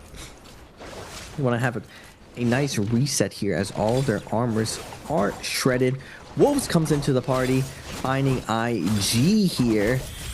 And Alliance looking to secure a kill onto Revenge, but Revenge will be getting none of that. A dish best served cold, but cold for you, buddy, because you are dead now. As IG, 8 seconds left on the Yang depletion. Han just trying to kite this out, deny this point away from NHQ, but NHQ, wait a second. My man get the chase down. It's not going to matter, though, because Han, with a little bit better kiting, is going to deny that kill. As we move over to the Spirit Well situations. WFG recovering their game as second Yang is coming out. Is there no one else, Moxie? Counts OUG. No one else? Oh, TE? Potentially TE attempt. But 2 sets of blue armor? Second realm of Yang? This is very risky. They might try to gamble for Yang here. Sadly, so far no one's actually contesting OUG, which means that when TE walk through, it won't be a free realm of Yang they find. Instead, it will be the super scaled up OUG, who, by this composition, by the way, if they have all of their players through the Realm of Yang, 100% win rate. The only time they lost Realm of Yang on this comp so far today was when it was a 2 versus 3 situation. So very much advantage favorites to TE as we get a very early Sheol invested on the side of TE, trying to keep up the pressure, looking for those headlock opportunities. Syra ult on top, making sure to be able to survive versus it, so matching that duration that the Sheol ult can last. Once that's out of the way, though, you don't have the sustain to stay on top of XEM, who comes through with that V1, looking to skewer these players up with the Spear State. Tessa combo breaker invested to be able to guard versus that landing. Tessa ult connected, but will be able to recover the soul from the urn. Viper V1 now on the side of OUG. TE having to run to hide behind pillars, avoiding that stun, looking for the uppercut to stop the scale rush. Nice parry from that spear as 7N looks to keep up the pressure onto TE's players, and OUG continue their streak of the 100% win rate with the full team. I saw the vision. I saw the vision of the juggle. They just needed that third player there, but tough break. The execution too hard to split up. Maybe if they ulted a little bit faster, it could have gotten the execution better after the Syra ultimate. But Yushan has to be careful with Viper running around. If he gets silenced, he cannot buff his teammates to not get stunned. As we're looking over at Wolves, double gold armor, looking like they're in the commanding seat to take this down. Now, Viper kind of powers off going into endgame, but she still can find wins as long as the enemy teams end up taking up a ton of the attention and they find a great flank. OUG in a great position. I don't want to cast a curse them, though, and then say they're going to... They're not gonna. Actually, I'm giving them a blessing if I say they're not gonna win, because it goes the opposite way. They are gonna win. I feel like OUG are more relaxed for that position than some of the teams still in lobby. Like TE within top 4, but barely. Now with Yang depletion, playing a composition that we've seen them play for the first time this season, which has very apparent weaknesses. I think, especially for more open parts of the map, being able to actually consolidate the damage off of those skewers was already pretty rough for them inside Realm of Yang. Now there's much more space for teams to be able to position away from the catch. As they're already spawned up, they've been able to find IG. This won't be an easy fight, especially because IG are leading them directly to OUG, who are on the perfect composition to third party, all in, and capitalize on TE's desperation, since they're the only team with Yang depletion. IG, sensing this, have no stake for this fight. There is zero reason for them to hold their ground and try to fight TE, because all it does is expose both of the two teams to being third-partied with OUG, who still have Mystic Might active. So it looks like TE will just be led around the map for now, as they have no way of all-inning someone unless IG makes something like a movement mistake. Well, you know, if IG's hoping to get into the top 4, this is their round right here with 8 kills. They need to secure this win, though. It's going to be a tough order, though. They need to find this fight. Whoever TE all-ins. They don't want to be the one that's to get the all-in from PE, though. We want someone else. We want to come in a third party, as we are going to go into a mono SS1. Finds SS1's Fu alone. Solo dolo. They are going to find the kill onto him. No way out, as OUG still transferring around the outskirts, seeing if they can find any stragglers. WFG finding Wolves, double gold arbor, not an ideal fight either. They are going to say hi and goodbye, sirs, as they move over to the next pillar, as the blueberries, with maximum aggression right here, immediately putting in the range attacks on the Wolves, trying to equalize this matchup before they engage. Nice job from Wolves, though. Get out of line of sight, get a little bit of heals, and then re-engage with these cannons. Wolves so paranoid, though, of where OUG are. I'm looking at that map on top right because I'm just expecting, if the fight truly breaks out for control of Well, OUG will just show up with a Tessa ult behind everyone, as TE's last chance is Well. Unfortunately for them, though, Wolves have all of the ults to play, and that unit ult comes out very early. TE scatter off into the wind, having to bend the knee and accept that Wolves will be able to claim this unless there's a last contest from a team. Nope. Wolves pick it up, and everyone is hit by Yang depletion.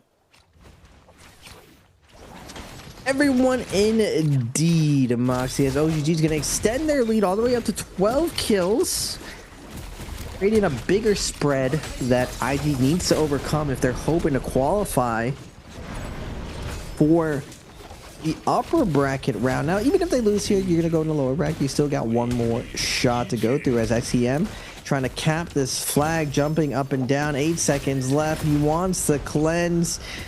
So close. 3, 2, 1. It's not gonna matter. Kiki lands a musket shot. This team just gets shredded. Wait a minute, is this? Oh wait, WFG's not on the comp, but they do have the coolest logo. It's going into the south. Monk team hugging it, or hovering as whoa, Hun eats so much range damage, he just gets melted 100-0 in 2 seconds. And now Kiki feeling the pain of that venom tip, that anti-heal onto the zipping. Kiki just, oh, please make it stop. Make it stop. And Wolves will say, we'll make it stop. Give me that kill. Triple gold armor, gonna pick up another kill, close to tying OUG at the top. Oh, looks like IG doesn't have a chance to MVP this round. WFG only at 1 point, so just picking up any kills will be important, but it's really neck to neck of who is going to get these placement points between Wolves and OUG. 13 kills on OUG, 11 kills on Wolves, as Temi ult can be invested for WFG to stabilize here, get everyone back and healthy, nice and easy, as the 80% mood bangs comes in, forces everyone to the corners. But it looks like 3v3v3. This has been the scenario that I think I've seen the most of. It doesn't matter if it's global, it doesn't matter if it's pro league, just generally this year, this situation happens a ton. I find it to be a tough spot where it's unclear what the winning strategy should be. Well, for OUG, winning strategy or not, they have to do this because they still have 2 players with Yang depletion.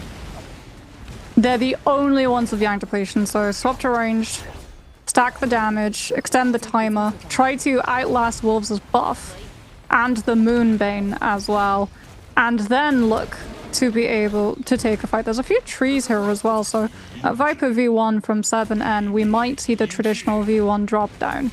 Wolves looking to control the next well. OUG will contest them this time. There's a third-party opportunity here for WFG, who are being very quiet since they invested the Temi ult to stabilize earlier. NiHQ, 1 versus 1 situation, hit by the silence. 7N thinks that he can go for the throat with that Viper V1, turning actually onto the rest of Wolves players who are caught up in the zone thanks to that Syra V2. And the opportunity from OUG was there, but it's denied by WFG showing up for the third party, staking a claim on the Spirit Well with Waters Tian Hai, instantly going for that Vajra estate, jumping in, stomping these players into the corruption. One grab, looking for the double, just looks for it, can't quite find the reach, but still gets the slam onto one, into the reverb. Combo breaker from the Hardy utilized, but NiHQ so low, right next to water with that yellow spear. Combo breaker from the Tianhai stabilizers into the Zenda ult follow through, so there is no option for NiHQ, and it looks like the rest of the players are fighting in the zone as no one wanted to be close enough to the Transformer team to get turned onto, and that will be round. Well, if you never get close, what are your teammates supposed to do then? You gotta have the role player on the team willing to tank in those positions. As OUG satisfied with this win, they're able to dictate this lobby, you know, referee all the situations, and pull in a dub. You see the satisfaction on their faces. Pure satisfaction of this round. They know how important that round is to punch in for the next. They pretty much secured their qual in game 4. Now going into the final 2 games. Unlucky though, we don't get to see WFG to run new character again. I was curious to see how else it was going to play versus other comps, but off spawn, you know, not the best off spawn. Seems like a lot of kinks to work out, but doesn't be a shame. But fighting Vol, I would say, I mean, going for Volpine's essence is already going to be very tough, very coveted spot, S tier spot to land, just because of how much value having that early Mortal Defiance inside Yang gives you. But still, exciting times, man. Exciting times. I thought Viper was going to play more of a role on Perdoya. Viper and Hadi really do the best on Perdoya. There was a little bit of a monk meta at some time, but I feel like those two comms have always done the best just because Hadi can push you in the zone. Viper has the catapults to hunt you down in that mid game. So, you know, round 4 in the books. Going on to round 5. Exciting stuff. I think I get to cast finals for this too, so we'll have to see if the meta evolves, Moxie, and if we see more of this new meta change. I'd be excited to see a different mirror matchup round. Not gonna lie, the Hadi meta has been played out quite a bit. It's kind of like a different variation of Cannonball without the cool Feria aspect, safer zipping. So I would prefer to move away from the Hadi composition as far as being the premier mirror matchup. Maybe go back to Transformers. I feel like Transformers was very fun. Viper was... But it was day 1. It was the Temi Xander Tianhai was the Game 6 composition that everyone ran. Ooh. So I think it's probably the Xander composition. It would be really fun though if it was the Yeshu, but I don't think, sadly, it will be. My only gripe with the Zenda Monk composition, it's harder to follow for everyone watching. I mean, the double grab is cool. It's cool. But seeing the intricacies of getting those staggers, getting the openers, and Zenda moving at Mach 7, flying around, walls going around, you know, it's It is something of a teleport. I feel like Wu Chang got power grabbed. Instead of one teleport for the whole team, Zenda just has multiple for herself. It's not as exciting of the mirror matchup that I loved before. It's a little bit more mashy, you know, mashed potato. We got the synergy of catching people with lockdowns, essentially handing them on double grabs. But speaking of handing out, OUG is handing this to the lobby, but handing that beat down already up to 45 points. Wolves in second place at 36, XKG at 28, TE at 27, SS1 at 26, and WFG at 22, and IG with a decent round moving up to 19. So still the top 4 is opened up for everyone. Not that big of a spread, still under 10 points plus or minus for that 4th place. And Alliance, you know, they've been consistent so far with a little bit of points. Now they just need to be consistent with a lot of points for the last 2 rounds, and they hope to qualify. Yeah, TE taking that risk, going for the Yishu composition with the Sheol variant, and only scoring 2 points has cost them in terms of overall standings. Alliance not quite out of it. I think if they don't score well though, game 5, I don't know if they have enough points available to claw into top 4 on game 6, as we have a look at our highlights. From OUG's perspective, a lot of players affected by the purple smoke of both the jellyfish but also the venom tip that was running rampant. My goodness. Those charge R&B whip swords.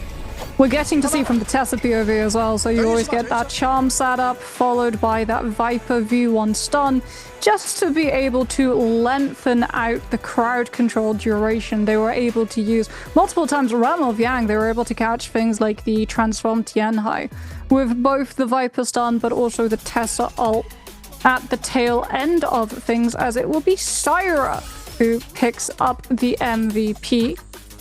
Used to be thought of as a support, then we saw the sheer amount of damage this hero could do, and we very quickly started counting damage instead of heal stats, as 16,000 damage done by OUG's Peak. Razor Swift attached to that spear with 2 attack Soul Jades to be able to stack up for the max amount of damage that he can get with things like that beam. So answer for your treasures, chat. Which team got the most kills in game 4? Was it A, OUG, B, Wolves, C, SS1, or D, IG? Now, we just saw the dominance of their Syra. As Moxie was pointing out, Syra kind of that hybrid role of both offense and defense. I think probably one of the more fun support concepts. Support gets to kind of get to do both roles, where kind of like Faria, you get to do both attacking and defending, dropping the mech down. Syra kind of gets to do the same thing, where she's like a healing Viper, essentially. A little bit OP, I'm not gonna lie. The synergy between Viper and Syra has carried a ton of this meta moving forward, only being rivaled by Enor and Hadi being able to slow them down with their anti-burst. But still, lots of curious stuff around the corners with the newer character, with Transformers being a lot more ironed out between Zenda and Temmie, because it wasn't as dominant as it was now. The team's synergy of setting up the Monk for double grabs and being able to fade the pressure of Akos Viper, Justina Viper, and Syra, it took a lot of labbing out, a lot of trial and error before the Transformers teams were able to, utilize positioning to the maximum and turn it around. Now, on the flip side, Monk has that big burst potential for the double grabs. Now that healing Monk is no longer here, you get the re-grab. over and over, and you get the Temi Wisp plus the Zen to lockdown to get those easy regrabs, and the monks have become accustomed to it and able to follow up for their teammates. This strategy has existed for a while though.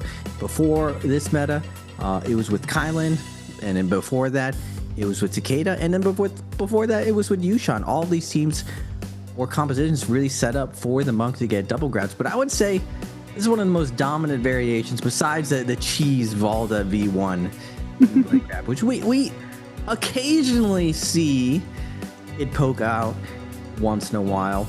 And martial arts, the Akos Viper stun is really good for the double grab as well. Not as effective in Battle Royale, just because you do need to be able to fight Spirit well and fight the multi-way fights. But it's been cool seeing Transformers evolve to this point. Not my personal favorite variation. I like a little bit more balanced. It's definitely more offensive heavy, which kind of fits this current meta. This meta is all about getting those kills, not really playing just for placement, and using the kills to really scale up your team. Another change that we didn't really touch on is just how money has changed so much. Getting kills gives you a lot more money, and when you get money, you're able to buy more loot, really position your team for being stacked going into second Yang and Spirit well, ideally. So, still, I want to see Umbrella, Moxie. That's the last part. Show me. We've seen defensive variations of Umbrella, which I think is the useful part I've seen with the new weapon. A very fast defensive weapon that can tank a lot of damage. What about the offense? What about using the axe? The axe, maybe the longer hitbox stunted. Do we get those stagger loops with it? The problem I see with the focus attacks is they don't have a lot of range. I'm not gonna lie, when you have flying knives coming out with big damage at literally a mile away, is there a point of using the umbrella if we don't have that same range? Is it basically a worse pole sword? Yeah. Kind of a weird spot for tweaking and balancing. I think it's also as well the fact that you have to go through multiple layers of states, right? So if you go past one, then you get locked out of the previous ones and you have to cycle all the way through, unless you have the purple soul jade, which means that when you do the crouch attack, it automatically transforms back to the parasol with that more defensive capabilities of being able to shift into the shield very, very quickly. But it does feel a little bit clunky, I think, to me, when I was first trying to wrap my head around transforming weapon, having to go through all of the different forms. Potentially, if there's a quality of life thing where you just literally get to select which form you want to instead of having to cycle through, I could maybe see it having a little bit more play. But we'll have to see if that's added somewhat later down the line. I think as well, it's just very tough competition, right? Flying knives dominate the trios and solos meta. And then if you're looking for a more heavier weapon to be able to chunk through, pole sword has always been a very strong option since you have the mobility attached to the charged RMB running on that outer side of the ring. But we do have to look at the outer sides of our top 4 leaderboard because it's very close. For that lower half, our team on 4th is 1 point ahead of our team on 5th. So I don't know if some of those teams feel comfortable that they have the distance between themselves and their competition to go for more gambles of the compositions that they run. So I don't foresee teams like TE, who have not confirmed their top 4 position, trying a repeat of the Yishu composition the way that they did previous. Same for XKG. I think they performed very well, but I would imagine if they want to play that composition again, they'll likely save it until we go to our next cycle of Holoroth. Yeah, I don't think there's any room for experimentation here. Everyone's going to try to run their best on best. First round for all these teams. And you mainly see experimentation when you know you're gonna lose. You're full out, or you got something so OP that's just dominating everyone in customs and you're dominating rank, you're like, is this possible in tournament? Can we make this work? You want to test it out. I think new character with the V2 definitely opens up some theory with using him as a range character to provide stagger and follow-up, and hopefully you can survive the burst. So maybe he could get paired up with a support to survive the burst and then set that up. Do you really need a third offensive option with him? We do pair him with Hardy. Give him cube tech. Yeah, well, what if he's with Cube? What if he's with, like a lot of these established metas, like feel like with compositions, people get married that these ideas are the only things that work instead of they're risking it. Braven. TE is 1 point away from being pushed down to lower 4. And they're running the same composition that scored them 2 the last round. I'm not a believer of Shayo so far in trios. It looks good on paper, like, oh, we give everyone shield, but I feel like it's kind of lackluster. There's too many hitboxes going out, and if you got a choke from your shield getting proc, then her ult would be OP. That everyone just gets like a full offensive pressure, but outside of that, OUG's running the full comp. Yes, OUG's Justina. God, they got it with it. You know what this means, Raven? There's a chance that mirror match is the Yishu. Oh yeah, the MVP's one more round. Yeah. I actually like that change too. I would feel so bad for the teams that weren't running him though. Yeah. Oh! See, I was actually about to ask you this. I was going to say, because we're returning back to a Tianhai composition, which is all about all-inning your ultimates, where you secure grab opportunities for your monk and you have the burst damage for things like the Temi and the Xander composition, does that mean that we could potentially see a resurgence of Wu Chen, where the traditional attack on Titan, except without the Yoto, with the newer forms like Attack on Titan 2.0 when Yoto got pushed out for Tessa coming through, where you just bait the Tianhai ult and then nope, out of the fight with Wu Chen teleport. Because if it's free ultimates all in for the cost of setting up one fight, Wu Chen teleport, returning back, second stage cast of Tessa ult, there's grounds there for teams to be able to out-tempo you. Yes, Moxie. I was just saying that people get married to compositions instead of the actual strategy behind the compositions. You are correct. That is the exact reason why Wu Chen was implemented into the meta, is that you could burn Monk Ultimate and get out. And Monk is very limited on catching up to enemy teams. Even with all the Wu Chen nerfs where you can see where he ports to, it's still enough to kind of burn their ults and pick them apart. Because when you have multiple Wu Chens taking care of their teams, the hit and run strategy becomes a lot more effective of really kind of poking these transformer teams to death, like death by 1,000 cuts, and then finally securing the kill when they don't have cooldowns for themselves. But see, this was what I was going to ask you before we went and looked at all of our player cams.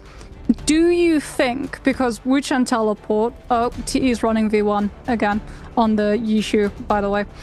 Do you think, because there's so much importance on winning Realm of Yang and controlling Spirit Wells, because Wu Chen is not good inside Realm of Yang and would allow you to be able to disengage Spirit Well but not hold it offensively, that despite Wu Chen being used to navigate around the ult cycles from other teams, he would actually be able to secure your team MVP? If you can't control those two objectives, is there enough threat that you have within the lobby to walk away with the overall win, do you think?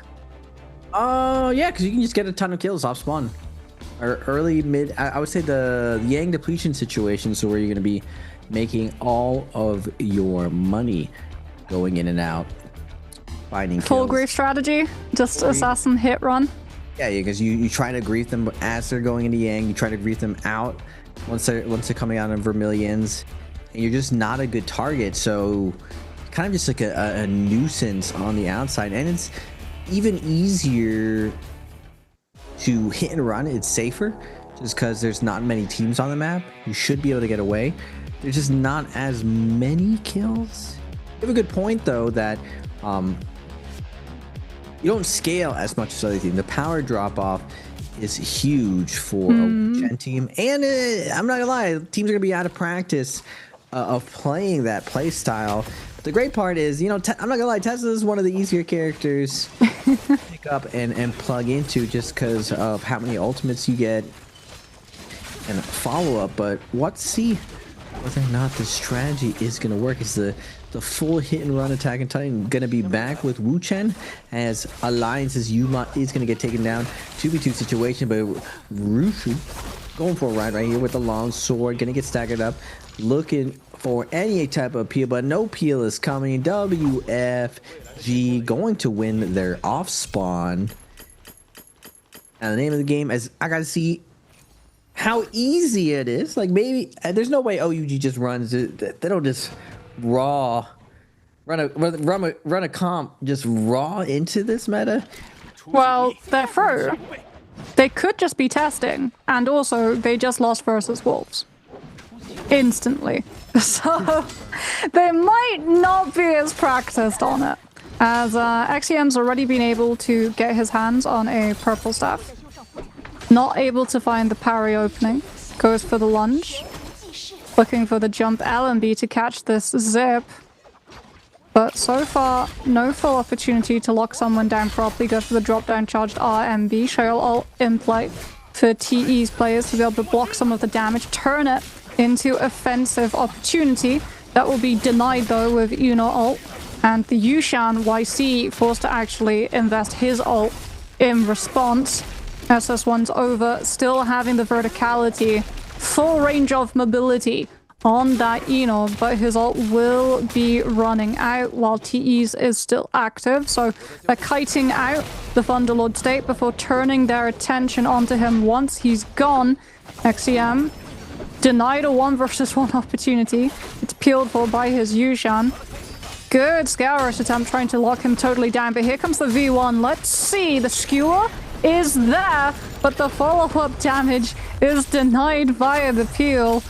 Fu goes low, but Hattie Cube still up, which means no kill onto the zip, and the Huddy composition has been able to sustain through the majority of the burst window. Now, though, he still has skewers left on the frames of that V1. The cube is not there to reposition the zip, and finally Fu falls, taking this to a 2 versus 2 situation. XEM currently having to survive himself, though, as IC's dodging out of the fight, looking for a stabilized opportunity. He goes low, kites to one of the bodies dropped below, tries to pick up that Soul Bloom, but his Yushan is already dead. And SS1, I think, actually had one of their players salty res to rejoin the fight to have the advantage versus TE. Well, advantage for TE, not so much advantage as SS1's able to secure the kill with the white armor battling off spawn. Look at the score. Scores though, Wolves kind of pulled away with OUG.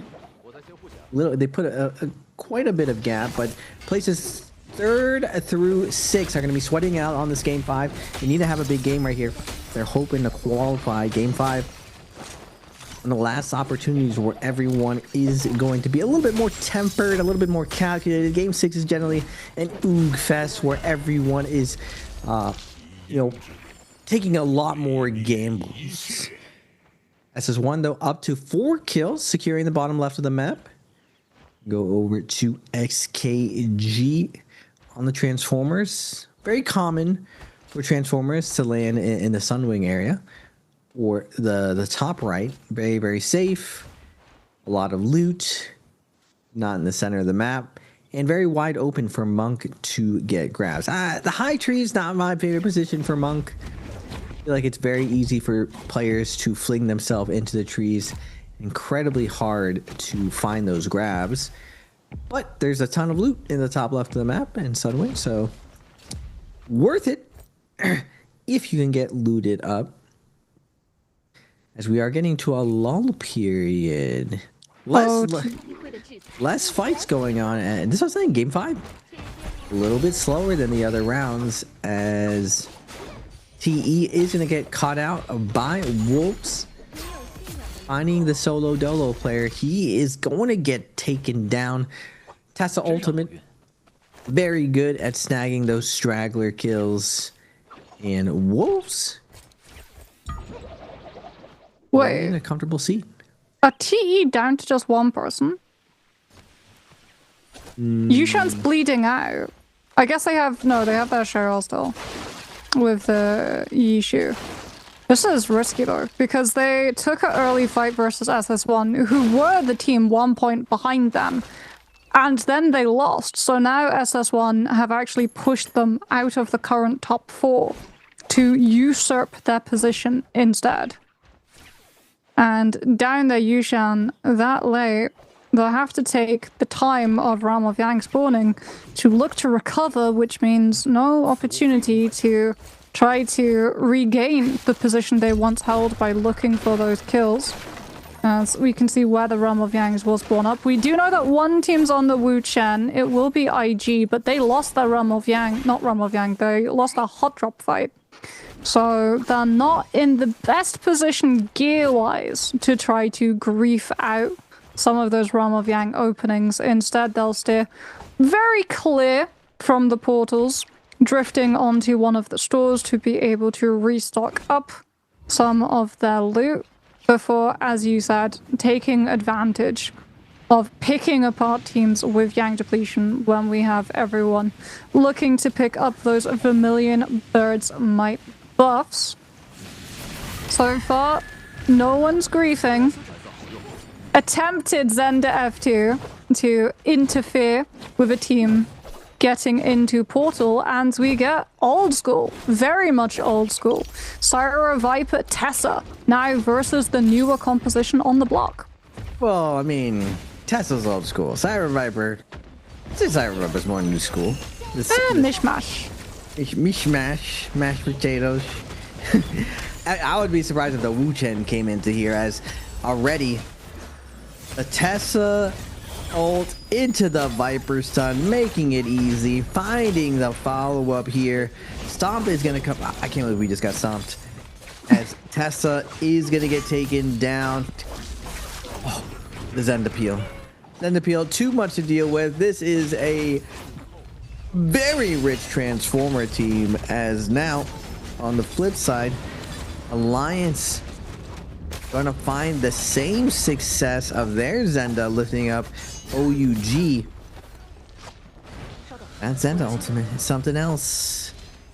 Follow up of those Zenda Gold Folks attacks. Very, very good to deal with, as Yuma get a closeout peek, clothesline, and parry with that pole sword.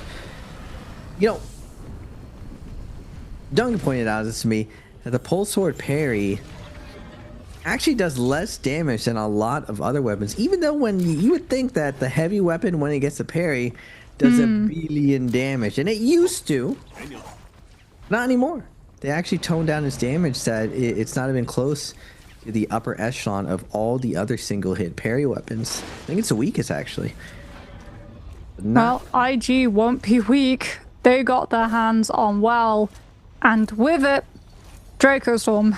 This is a team intent on griefing teams who have Yang depletion and are forced to fight, creating third-party opportunities for IG to just land upon, find some kills, hit the Wu Chen teleport, disengage, and stabilize. Silliness, they didn't pick up the bounty, Moxie. He just walked by it. Yeah.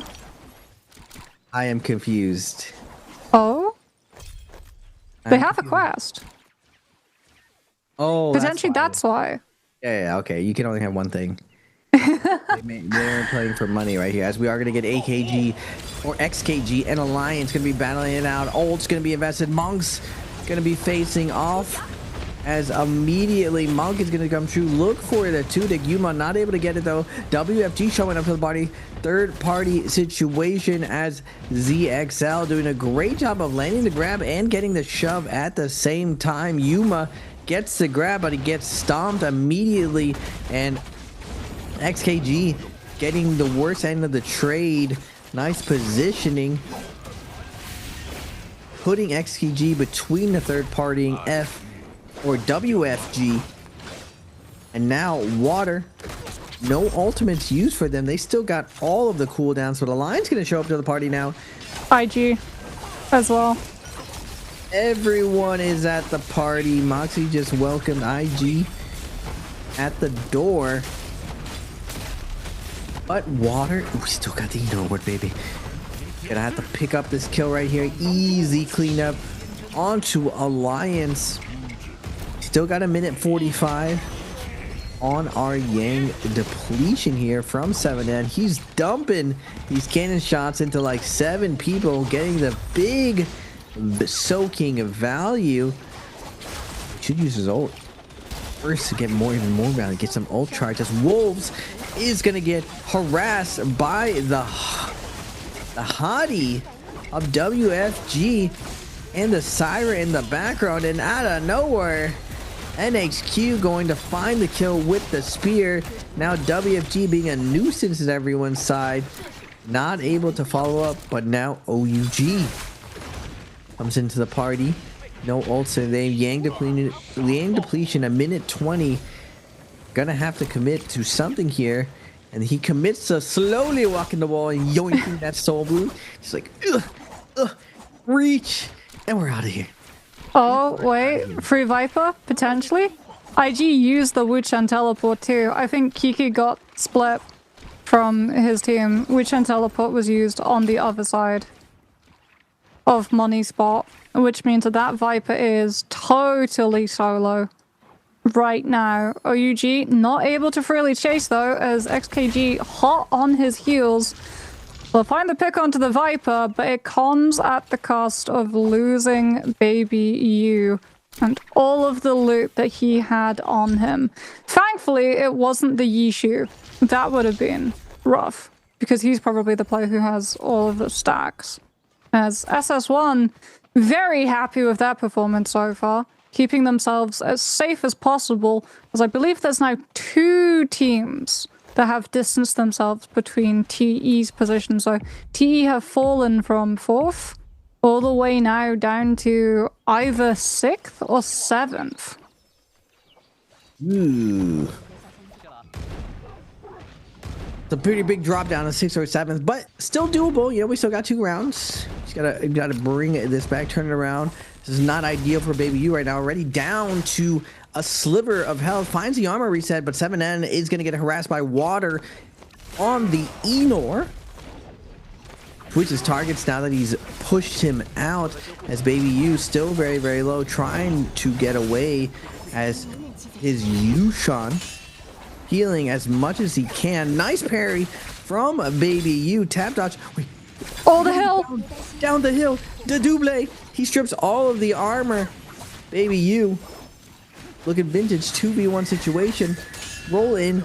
Looks for the stagger. Off the dodge. Not able to get it. And Water says, get that stuff out of here, Mr. Baby U. Go get your head pat one more time. As we are going to go into the realm of Yang. And Transformers versus the Enors. Oh, such an early grab onto Fu. He just held there for the Venom tip to proc onto the zip. Tamiel invested, looking to drop down. Yeah. Locks up Fu's position into the stomp, into the grab from the zip. Oh, so much damage. Just barely able to escape, but now dead. And that cuts out the vein of support that the Zips team was relying on. Hardy ult is in play. ZXL falls low, but has the F1 to be able to buy himself a little bit of recovery time with that pole sword. SS1 though, leave over behind. Still 1 versus 2 situation. Luye full health, but that will change very, very quickly as ZXL stays on top of him with that pole sword. Zender F2 looking for the scoop into the LMB and will be able to take him down. Woo! Things are heating up here as we're moving on to our last leg of the round. I mean, still a lot of people alive. 17 in the Soul Boom, and look at the scores. Still very, very competitive. TE, SS1, WFG, very, very close to each other, 28-35. XKG, though, having a massive game up to 11 kills. They might pull away and punch in their ticket to be very, very safe. WFT, same thing. Oh, no. Oh, no. This is not good for TE. Not good at all. We're only at 1 kill, and these two teams have massive, massive games. Possibly getting the Look at the loot, too. They've had to have 2 players armor swap. 2 are on gray. White armors and a dream as XEM running away from IG. This is one of the worst case scenarios. IG low risk, high reward, chasing them down, and they are chasing. They're walking them down. Not using the grapples because we only get 2 in the chamber. Oh, 8 now. Thanks, friend. Give him the grapple buff. Oh, OUG. Caught out. Oh, water wheel, potentially. ZXL looking for the chime in with that pole sword. Baby books it away before the horizontal follow through of that grapple comes out. He's keeping himself mobile. Into Celestra he scurries, trying to lose his tail amongst all of those buildings. Careful we don't get signposted. This is the first time we're fighting Celestra this time, which means that all of them are there to drop down. 7 and real close to that ultimate, but can he survive long enough to have it online? He's going low, the Zender ult, the firewall. Yep, OUG lose one of the hyper carries of the composition. No, the trap of going into we call it the Valley of Celestra is always one of the worst places to kite to. You lose your line of sight option, and it's just a trap with those buttery rocks. You just get locked down very easily. As we are going to inside zone, we've seen these two teams, OUG and SS1. We always in zone fighting. Always in zone fighting as Baby U, it does drag them out into zone, not able to lose them, but Peak now coming in with the sneaky res. Save my man, Baby U. Oh, you see the shadow corruption raising very, very high. You take a ton of damage here, but SS1. But SS1 is zone camping. They have a sneaking suspicion, but they are getting poked by XKG, the lobby admins. But not that much. SS1, did SS1 look to the left? Look to the left, SS1. Look left.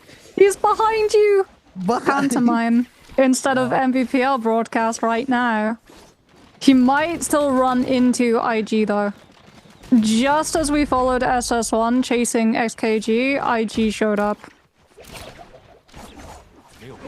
Well, oh, he's run into TE instead, which is way worse for SS1, because free kills for TE mean that they start eating up that ground between 5th and 4th position. That is some tasty ground to eat, Moxie. That is exactly the food you want to eat. It's the ground between you and that 4th place, as we are getting SS1 beefing with XKG. They're very upset that how dare you shoot us at in zone? How dare you, XKG? How dare you? We will be all hitting you for realsies now. 30 seconds left. We got to get those hits going on to get that more timer. Temi ult's going to be invested as Over is going to proc that Ener ult. Temi ult, Shmeni ult. We're going to walk right through here. Give us a kebab. Over this Temi while trying to lock down one of these players, but swing and a miss. We're missing a lot here. Oh, we finally get the knockdown. Nice, nice, nice. XGG getting juggled right here. All it takes is 1 2 dick. Gets exploded by Loye. One soul move down, but they're zipping under a ton of pressure. Down to one sliver of health as they are. We're going to move over to ZXL on the Monk, looking for the grab. Hottie comes flying over as this pesky little zipping on our legs. Get over here. Poking my legs. How dare you. Get scooped.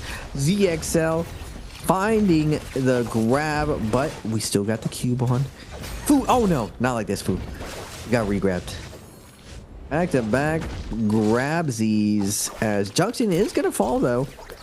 Problem is... Yeah, OUG were fighting too. There were 3 teams fighting there.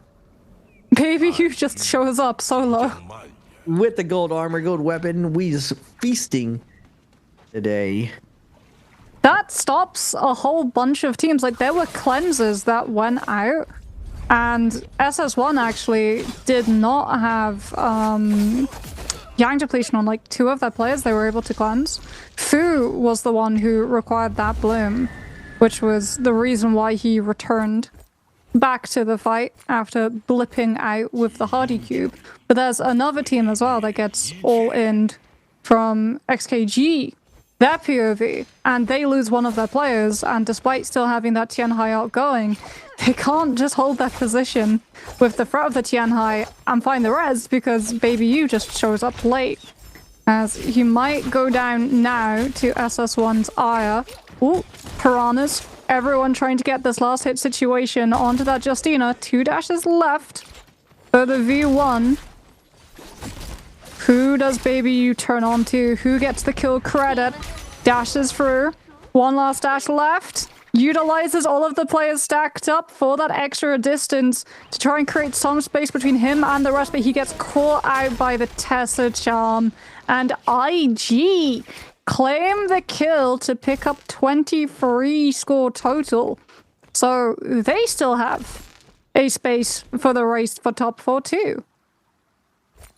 A space for the race indeed, Moxie. And look at this leaderboard. Look at the top 3 dead as 4 through 7 all alive, sweating it out, trying to get to this top 4, fighting tooth and nail. Yang depletion though.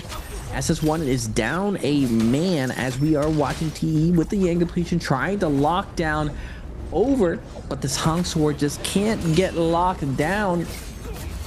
Ooh. XEM gets in front of him and dares him to release and punishes them for the silly Billy 2-charge release. TE and IG, the other 2 trios teams left. Still a little bit of time to work with. We don't have to fight the super gold armor WFG. Let's just avoid this team. Yeah. All the lobbies trying to find kills on each other, just trying to avoid the triple gold armor team. Let's not mess with those guys over there. Those neighbors, a little bit too rich for our liking. As I'm surprised WFG is playing this a little bit slow. 80% movement. We can just go for the spirit wall and nail things down. But WFG has to be the Moonbane.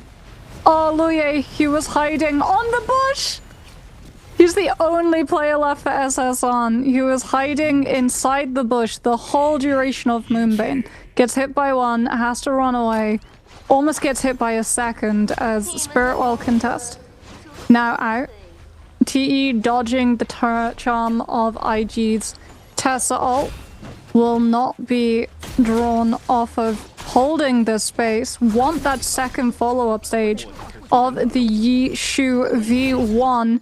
They're going to invest actually the ult very early on, and no one stops them from picking up that buff to have a second cast of it. 3 kills for TE currently, 5 points away from closing on to WFG, 8 away from equalizing with SS1. The difference is that TE have Draco Storm, 2 casts of ultimates, and a full team. SS1, well, they don't have anyone, as sadly, Luye goes down. Well, we did have SS1 in 4th, but they are going to get taken down. And will they get passed by WFG? It's looking like it, because WFG still is going to get those placement points. And They are very, very stacked, but I don't want to curse them. TE is decently stacked as well. They could easily find a nice third party. It just depends on who IG wants to grief right here. No really hit and run at this point. Wu Chen really loses his value in this spot. Maybe you could put a portal inside or on top of the tree. So it's really first to go. You don't want to go heal off with double transformer as Viper. You also kind of don't want to go first. You're for sure getting annihilated being the lowest skilled. Oh, a little bit of a do have here. 2 on Yang depletion though. So I feel like it will be limbo for a while, and then at some point TE will be forced into action. Now, they do have Draco Storm, so potentially they go while the buff is active, because I think for the other 2, it's best to just wait out Draco Storm's expiration, right? Fighting a Yishu with Draco Storm active, not going to be a fun time. But it's getting fairly low, and TE having to be very careful how they play this. If they play this well, they could catapult themselves back to top 4, but they could also be very quickly turned onto by both WFG and IG, who IG, despite having that Wu Chen, in a very good position to be able to make use of both the Viper V1 dropdown, but also the Tessa ult as well. As TE were able to dodge it when they expected it, but if their attention's totally occupied having to fight WFG, much harder a task to achieve. And we do have a tree to play off of too, so Viper can fling herself up, and it's not a short tree. That's a decent sized tree. That's a decent sized tree. You can totally get blindsided by a Viper flinging herself in the air and dropping down. I mean, there is that solo rock to kind of line of sight the actual Viper stun. Surely not heal off. These teams are cutting it very close to zone actually closing. They're giving too much respect for the Viper team. They're too much respect. They should just turn over and just fry them. Well, T has to go soon. They've already hit the max amount of damage to be able to extend that Yang depletion timer. Okay, force Tessa ult. Earn interacted with, so XEM's able to free himself. Viper V1 catches the players before they can hide around the rock, but Kiki denied the opportunity of following through thanks to that Yushan ult that TE are able to utilize to avoid being stunned out by. And now that the Viper ult's being forced, yeah, WFG far more proactive with the Hardy ult, triple charging people into the zone, forcing them to take that corruption tick damage, burning all of their stamina, trying to dodge back into the zone, not having it up to be able to avoid the Hardy strikes. WFG very much in control, at least until the Hardy ult is done. Now they'll be more vulnerable. IG keeping themselves very quietly alive on top of that tree, but the zone will eventually force them out. TE still have all of their players up, but one person is about to expire to Yang depletion, and we go down to a potential heal-off situation, though WFG have had that unit ult forced, so no health reset to survive. Well, be a tough break as the Tessa ult is coming through.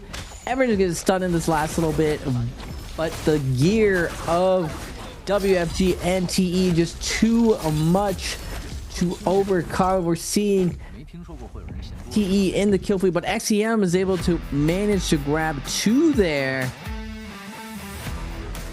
The winners, is that WFG? Yeah, it's WFG. It is WFG. But on that last fight, when zone properly closes, TE stack up like 3 kills. And just as the match ends, they go past WFG for standings. So TE are 5th, SS1 are 4th, and WFG are 6th. So still all to play for Game 6. Well. An exciting Game 6 neck to neck. Not really blowout games anymore, though. Even throughout the year, qualifying rounds have been very, very competitive. compared to previous years. A lot of the time we would get like very top heavy first and second place. They would just scoop up all the points and then have a decent percentage of points going into finals with a huge lead. So it really beat everyone down. Now that everyone's way more evenly matched, you don't see such a massive differential. But I feel like the other group harder than this group is pretty hard too. They don't have SR, but they do have some heavy veterans and some heavy hitters. So going into the last round, Moxie, who's going to make it into the top 4? Who do you think your top 4 is going to be, Moxie, going into this? Wait. But first, you guys chat, and then we'll ask Moxie a question. Which team is leading into total points after Game 5? Is it A, OUG, B, Wolves, C, XKG, or D, IG? Back to my question, Moxie. Who do you think is your top 4? No Trixies. 4, not 5. 4. Drat. OUG Wolves, for sure. Okay, XKG as well. 4th spot. Oh, that's tricky. What's Game 6's comp is the question, I think. Because that was a Hardy Ino Zip composition that MVP'd. We've had a Monk composition MVP with the Xander and the Temi. We've also had the Yishu composition MVP. What comp MVP'd Game 1? Game 1 is the martial arts. Are you talking about No. Battle Royale. Yeah. I still I still call it Game 1. Because I think that decides. Yeah, that decides what match. No, that was the Yishu composition because they got Salvation Podium. And then we had a stacked Yishu running round. I feel like it's gonna be Monk comp as MVP, no? Monk comp for mirror match? Isn't it? I think Monk MVP'd. So, who do I think between SS1, WFG, and TE have the best Monk comps? I'll say SS1. Who's your top 4? Well, obviously Wolves and OUG, and then... Do you keep XKG? I like, I gotta give props to Wait, but WFGG did well during martial arts. Their Battle Royale has been kind of sussy. Going into the last little bit. Oh, they're tied with TE currently. Yeah, I know. TE has There's XCM also the too. potential surprise, like XKG Wolves, also potentially overtaken by SS1, TE, or WFG. So one of those teams, if they lose Hot Drop, then lose Rise Fight, one of them could be knocked out too. I mean, Wolves has kind of cooled off as the day has progressed. Maybe is their matchups. I gotta go with WFG because of the logo. You know that logo's. Who's your 4th then? OUG, XKG, WFG. Then are you keeping Wolves or are you veering SS1 or TE?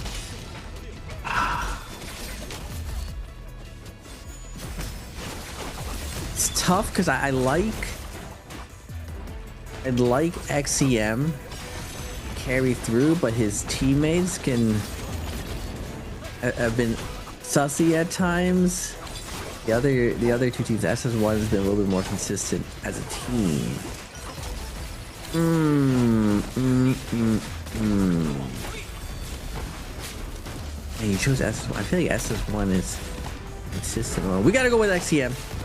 We're going with pure feeling here, Moxie. Pure feeling. Gut instinct? No. Feelings. Very different from the gut. Gut. How so?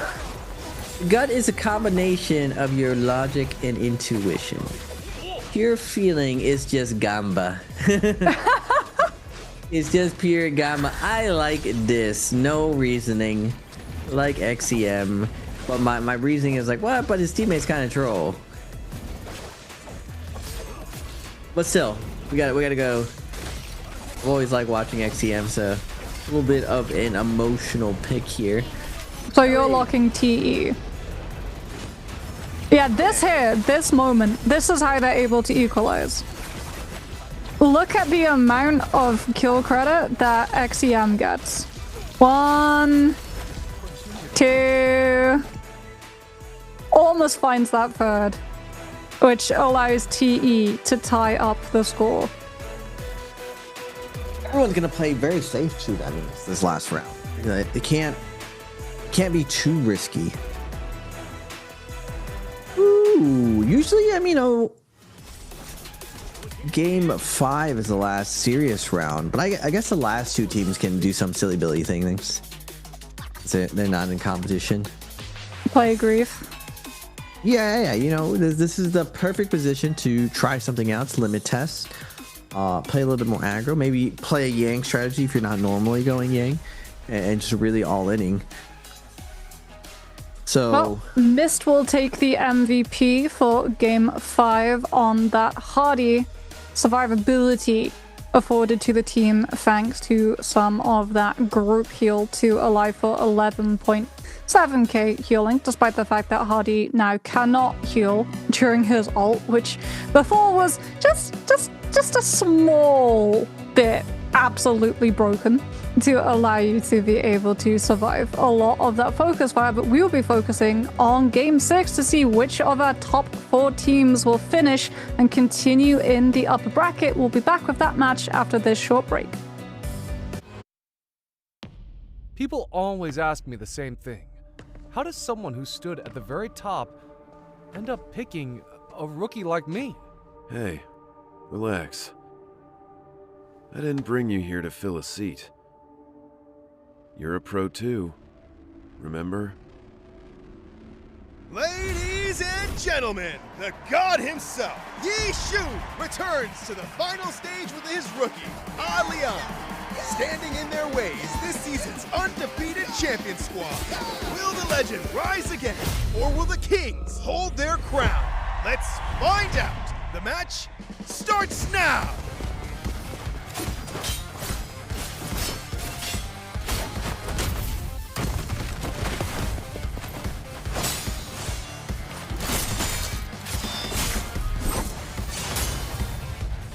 Buy me some time. Hold on.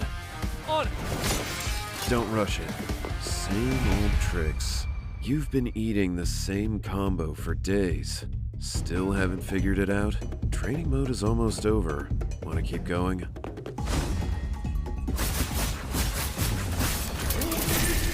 Good opener. Don't just memorize combos. Your opponent is not a training dummy. Oh, hold on. Let me reply to this message. Can't even stay retired, huh? What? You want to go through all that again? Just keeping the kid company. Taking it easy. Out of everyone you picked, N? Yeah, liked what I saw. Yoshi, come on. This kid has more holes in his game than I can count. You really want to run with him? What's the rush? This game is not as simple as you think. Leon is down. Yi Shu is on his own. Hey, can you hold?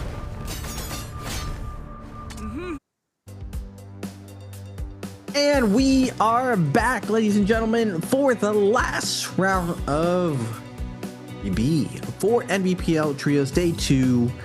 I am Nbpl, and I'm joined by the lovely Moxie. It's been an exciting day, and the last round, usually, one or two teams are in contention to get through and get to that top 4 placements. But today, oh my god. We were both wrong, Marcy. Well, no playing safe, I guess. No slow play. This is an oog lobby. We're in the last game of the day. Multiple teams here are close to the top 4, and we got the Tessa Viper variation, which some teams don't actually run. They don't run Tessa.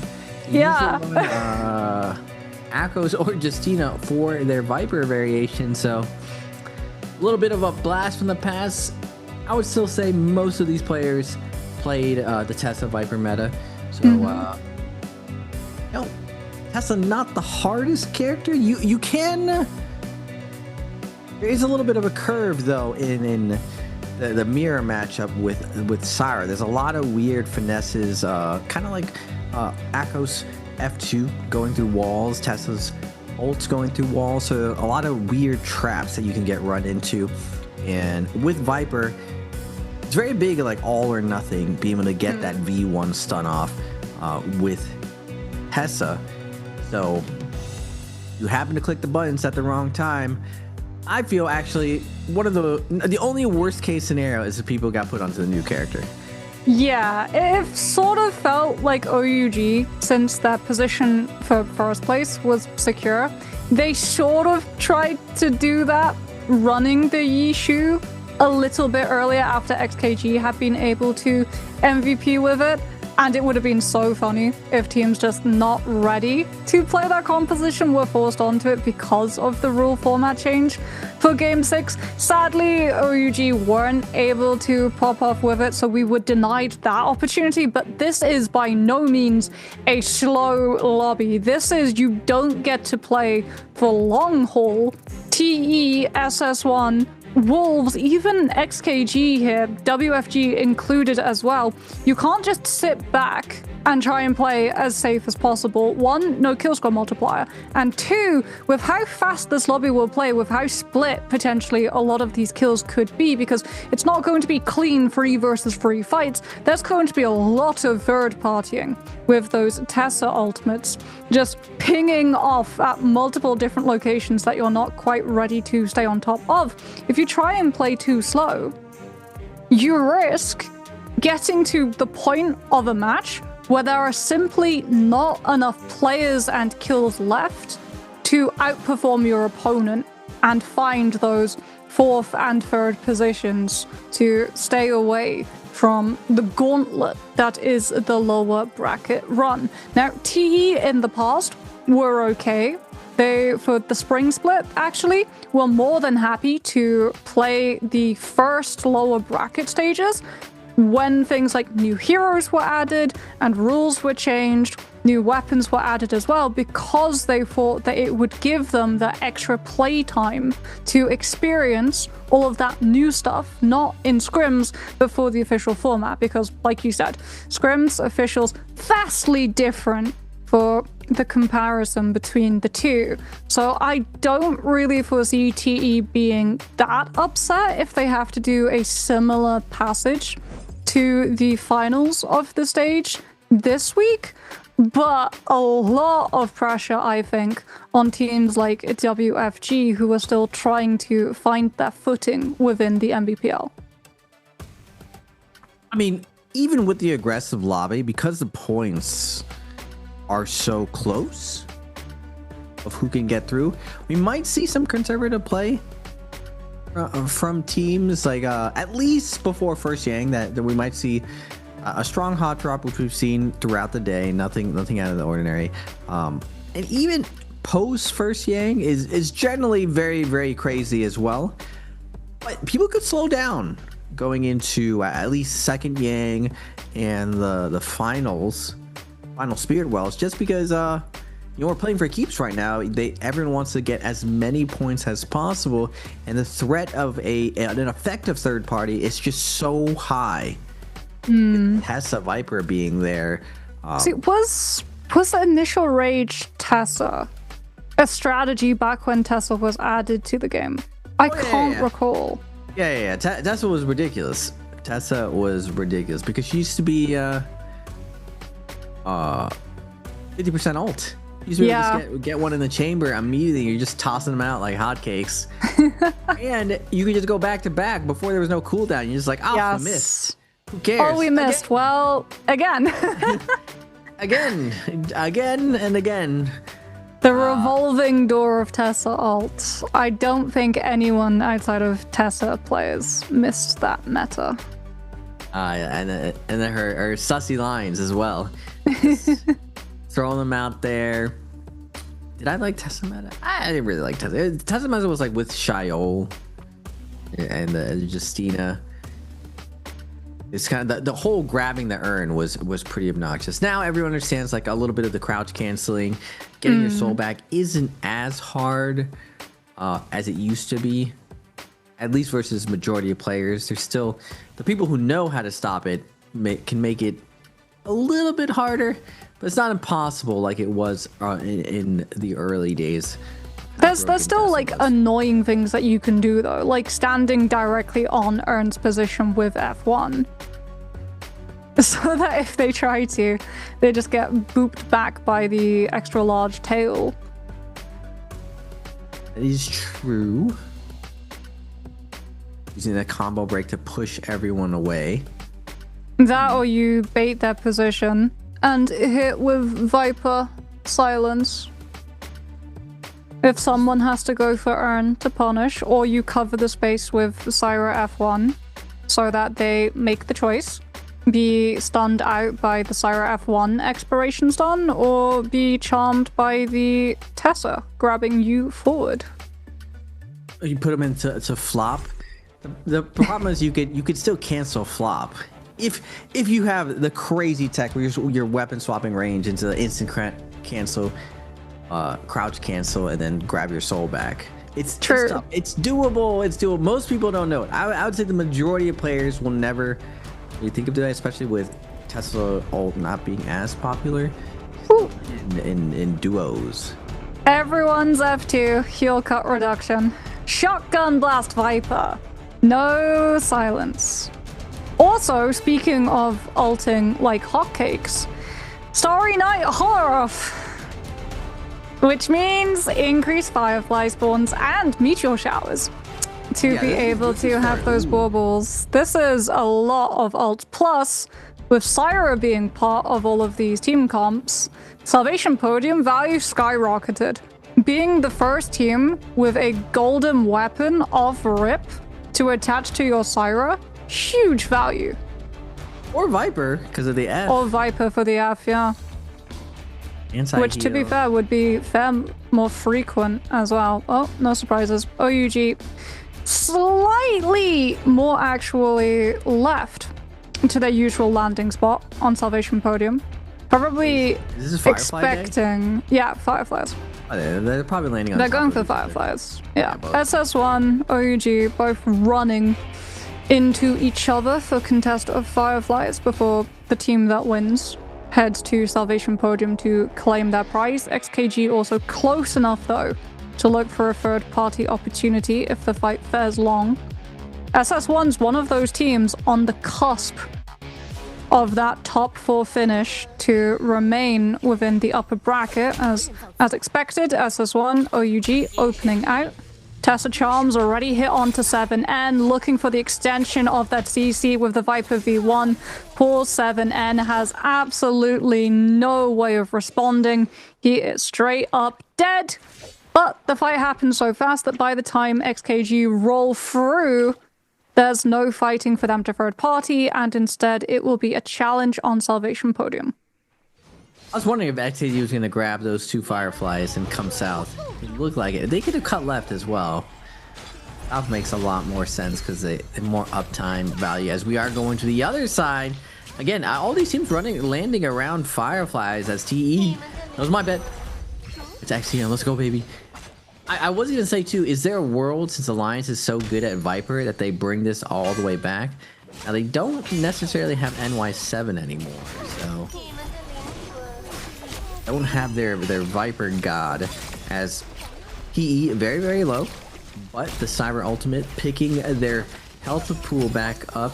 XCM comes flying in, threatening the RMB release, but just goes the light attack instead. Now XCM tanking a lot of this damage. Double tap dodge back to back, finally hits the Viper Ultimate, and Pure Panic hits Alliance with the follow-up, but oh no, IG with the third party as XCM gonna get jumped in, but my man, the teammate knew comes flying in, and they do get the F plus the Tessa ult. XCM running away. He's done so much with this white greatsword to survive the fiending of 2 back-to-back teams, and he's finally home free. Great team play coming out from TE. This is my bet. Top 4 TE moving up. Uh-oh, but Wolves is getting pushed out. Uh-oh, uh-oh, uh-oh, uh-oh. So what happened here? Because that Moonbane, that's SS1's. Which is dropped on Salvation Podium. We don't see them, so potentially they went for puzzle. Multiple teams showed up. XKG, we knew, was rotating to that part of the map. Wolves also showing up for the same idea. Losing the fight to XKG. This is where SS1 have ended up, it appears. Leo sadly being parried by a spear, followed up into the full gold frame scoop. Ultimates have to be invested, trying to make up for the absence of health bars. Missed with that Viper V1, double jumps over the rock, stunning out over who can't break line of sight in time. And that is SS1 losing the fight. WFG just having to clean up onto this one remaining player. The Syra is parried and put down with the RMB of those fist blades as the scoreboard has changed drastically within the first zone of this last map. We're all at 40. 40, 41, 41, 41, 47. But TE are third now. What did I go with? I went with OUG. You went with TE. TE. Because you said you put your faith onto XEM. Yeah, I did pick a fourth. Let me see. It was well, you have foresight now into who potentially to go with. You know the composition, and you get to see the hot drop. Well, you know what they say about life, Moxie. Unfair. Unfair. Wow. It's unfair. We just get the, I get the cherry pick. Mind you, I was still gonna go with the emotional pick. We already picked one emotional pick. I wasn't sure on who is on what team. I think I'm going with XK. Wait, was it W? No, I'm going with WFG because of the logo. Okay. I wanted to go. The sure pick would go with XKG, but I wasn't gonna go with them. I was like, no, but there's a reason. My heart was pulling me another way, Moxie. Life is unfair, but it's fine when you're competing with idiots. Moxie. I didn't choose the logical choice. Well, we're currently 50% both accurate. I mean, there's still a lot of NARAKA to be played. There is still a whole bunch of time. That scoreboard will fluctuate multiple times. We're not even past the first yang yet. It's still going to get very ooga booga. For Alliance. To go through. Alliance losing hot drop fight. Forced to go through zone to pick through loot that has been left. First realm of Yang spawning up. Everyone wants to get their hands on those golden weapons. We still don't know who got Salvation Podium, by the way. I know SS1 had a good opportunity since they started off so well with the early elimination onto OUG's Viper, but then they lost the Salvation Podium fight to WFG despite investing Moonbane. And all of them died, so if they had got the gold weapon, they would have lost it. But when we saw the bodies drop, none of them had the yellow to signal higher rarity on the body. So unless someone heisted it... Oh, wait, there we go. WFG's missed. He has it. Thank you, Prod. Ah, I said you have a Viper. Yeah, Viper F2. Viper, that's a big nuke. It's a big nuke coming through. Big damage, very easy to land. And low-key, flop state is very useful for setting people up. When you knock them down, kind of like a pseudo silence. It's not as silency. Oh, missed it. It's a taste of the F. as we are going to get WFG versus Wolves. Pretty big decisive round for these two of who is going to be able to punch through. Mist has the weapon advantage, but I feel like weapon advantage doesn't mean that much. More about dodging the execution. Tessa ult's going to be coming down. Mist, first one to go. It's up to Wolves to dodge this. They are going to go with the Syra ult. He doesn't even risk. Uh-oh. What is Mist doing? He gets caught by the stun dazzle on V2. Okay. We're redeeming with parry. Still a very weird line from Mist. Yeah, he didn't. What? He just stared at them. I guess he was just like, what if I get parried though, my gold fan? Yeah, he probably did not want to lose the yellow, the gold fan. They still win, at least. But caution almost cost. As now we get TE versus Alliance. TE desperately wanting these Ramovian kills. A much safer fight since you don't have to worry about the third party, but YC gets parried out of his purple weapon, commits the fan RMB into the Tessa combo breaker to keep disrupting out Alliance's plays, trying to peel for XEM, but he's already dead. So 2 versus 3 situation. Second cast of Tessa ult now used. Someone is charmed up, but they're just not able to get on top of him. He totally spaces out of the fight. It looked like it was Revenge who got charmed onto, but Alliance still has 2 players to play right on top of that Tessa and find the kill before the ult actually expires. Well, gold weapon. Not. I mean, I guess you don't have to throw out your gold weapon, folks. Attack. Hey, playing F is very, very safe. But this is going to be the deciding factor of who's going through. How are people going to play for millions buff situations? WFG Mist getting a taste. It's hit by everything, and immediately Tessa ult's going to come through, but he was really out of position to get this stun. They do drop everything, and Loye kites all of it. And now Loye still has his ultimate. WFG has to be very, very careful right here. They can't let Loye get close and pop the ult. They are running out into the open. Where do they go? Oh, the drop down. The drop down is kind of sus. They do have water here. He is going to get stunned. Quick kill. But now XKG is going to be showing up to the party. A minute and 57. Wolves is here as well. Tessa ult's going to be coming down. No one even cares to get their soul back. They just want the kill. Darwin is going to go down, canceling out the Tesla. Oh, that's optimal. As we go over to XKG, pushing over SS1. Juxian going for the top ropes. Do we have ult? I think we do. We do have ult. Oh my god, but we go down into the other ult. That. Not ideal for Juxian. SS1 are still here as well. I think 2 of their players actually rezzed. Having Vermilion Birds might already expired for some of them.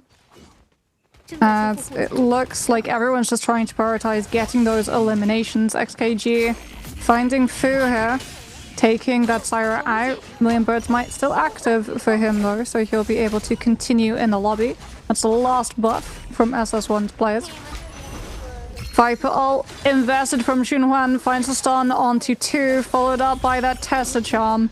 And Wolves players just disappear. ZK is trying to do exactly that, but XKG remain on top of him. He's not able to break into the buildings to cut noise, lose line of sight. Someone's left behind though. We get a 1 versus 1. XKG's 2-tick trying to fend off XN. Spear 1-2. Rock terrain. XN having to be careful that he doesn't drop this.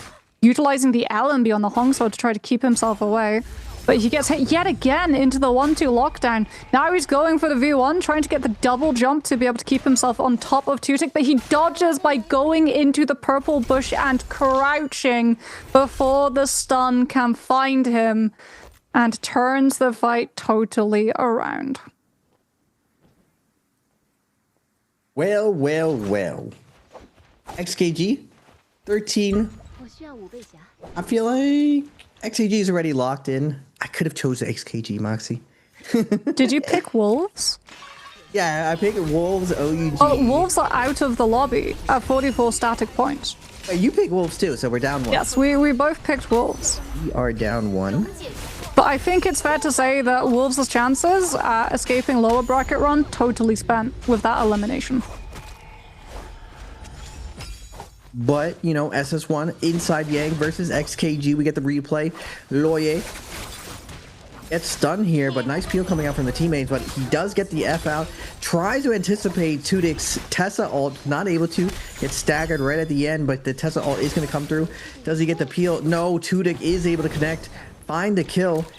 But he dodges again the Tessa ult from over. Oh, and this is a little bit of the difference of the Tessa players playing. The wind up of Tessa ult is a lot easier to react to now, so you kind of have to read the state of the fight very, very well to land it effectively and not telegraph the Tessa ult. I think that's a fundamental difference between the top Tessa players, is actually being able to land it, because people are not going to give you that easy Tessa ult, especially with low ping. You can you can actually react to her voice line if you're ready for it. So it's really about playing off your teammate's stagger, as we are going to get the second realm of Yang Alliance.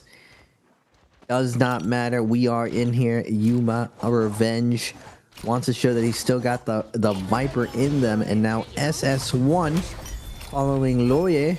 Been good at dodging this, but he does get knocked down. Nice job going to the other side. Cyro's going to be coming up to put the pressure back on. Tessa ult's going to come through, but it's not. Is it going to matter? Is the sun going to come out first? Oh, okay, the sun came out first. Jessup barely gets the stun off onto Yuma, onto Alliance, gets the first kill off, but SS1 very, very healthy, and no more cooldowns going to be left. And Loye rushes him down, gets the extra Tessa ult, finds the follow-up. And now your choice is winning. Props to Fu, by the way. Loye gets stunned that fight, and you see Alliance charging up the Dragon Slayers on that spear before he can land it onto the Viper to secure the gold frame focus with the scoop follow-through. Fu interrupts him with the flying knives, clanking the attack, not allowing it out onto his Viper. As we're still waiting to see between... WFG beating out, I believe, TE with their opponent to further push TE down the standings. We'll see how exactly that one occurred. Tessa ult connection. Missed interacting with the urn at the same time as his opponent. Coming out with this Viper V1 now, 3 players potentially getting stunned. Does manage to find the stun, and everyone from TE split off into different directions, so no one's close enough to go for the peel. Instant player advantage for WFG. Now they just have to make sure that they don't let something goofy through. Zhao Wen with the next cast of the Tessa ults able to hit onto one. The urn's guarded, and WFG will be able to one by one methodically take down TE's players to total up all of the eliminations, allowing them to now stabilize their position as third, as yet again TE started with a hot drop fight, climbing into third themselves, denied the opportunity as Alliance and TE instantly fighting on res, both desperate to find the elims before another team rolls up. Come on, TE, let's go, baby. Alliance not choosing the best fight, but okay, the main map is clear. No one's coming with a third party. We got the late Syra ult coming out from TE, but it's looking tough for YC. He's very, very low. The Tessa of TE needs to get a heal off. We are going to... Oh, it is Alliance, but SS1's rolling up. No, not Moxie's team. No, they're so stacked. They got gold weapons, and they got Draco Storm. Oh my god, they're going to clean everyone up here. For sure cleaning up everyone here. Is it going to matter, though? Alliance is saucing up TE right now. To get the uppercut combo, XEM, we have to bring this back, baby. Yeah. Oh, roll through. That's right. Flop state. He is going to get some value here, but SS1 shows up. Oh my goodness. Oh my goodness. The damage. TC is going down. SS1 is punching their ticket home. 10 kills for them. TE still has a member left as Alliance is going to get wrecked in the main brunt of it, but XKG is going to catch a new as well. And whoa, this is a tough part of Tessa. She is so good at locking down those extra kills. And now XKG, SS1. A little bit of Draco Storm high five. Let's go catch everyone else in the lobby. And TE is not going to make it. And I believe this is the lock-in. Wait. Yeah, that's top 4. Unless IG pick up 18 points to equalize with WFG from now. No, not possible. Yeah, not possible. Wait. Did you choose XKG, Moxie? Yes. All right, this is why you're the best, Moxie. How could you deal with such a wonderful caster and her beautiful new hair? You deserve the win. It was close. It was that TE was right there, you know. The heart was playing, but then SS1 with everything in the world came. Yeah, Draco Storm, Moonshard Storm, and XKG, both of them just stacked. So now winning out this lobby, just a formality, you know, a formality of the top 4. I didn't expect freaking Tessa last game though. Tessa last game is such a. How long has it been since we saw? I mean, it feels like it's been ages since we just saw Tessa alone for a comp, with the exception of day 1 trios. But to see her literally every team having to run it because of the success that the composition found. Yeah. For the last match.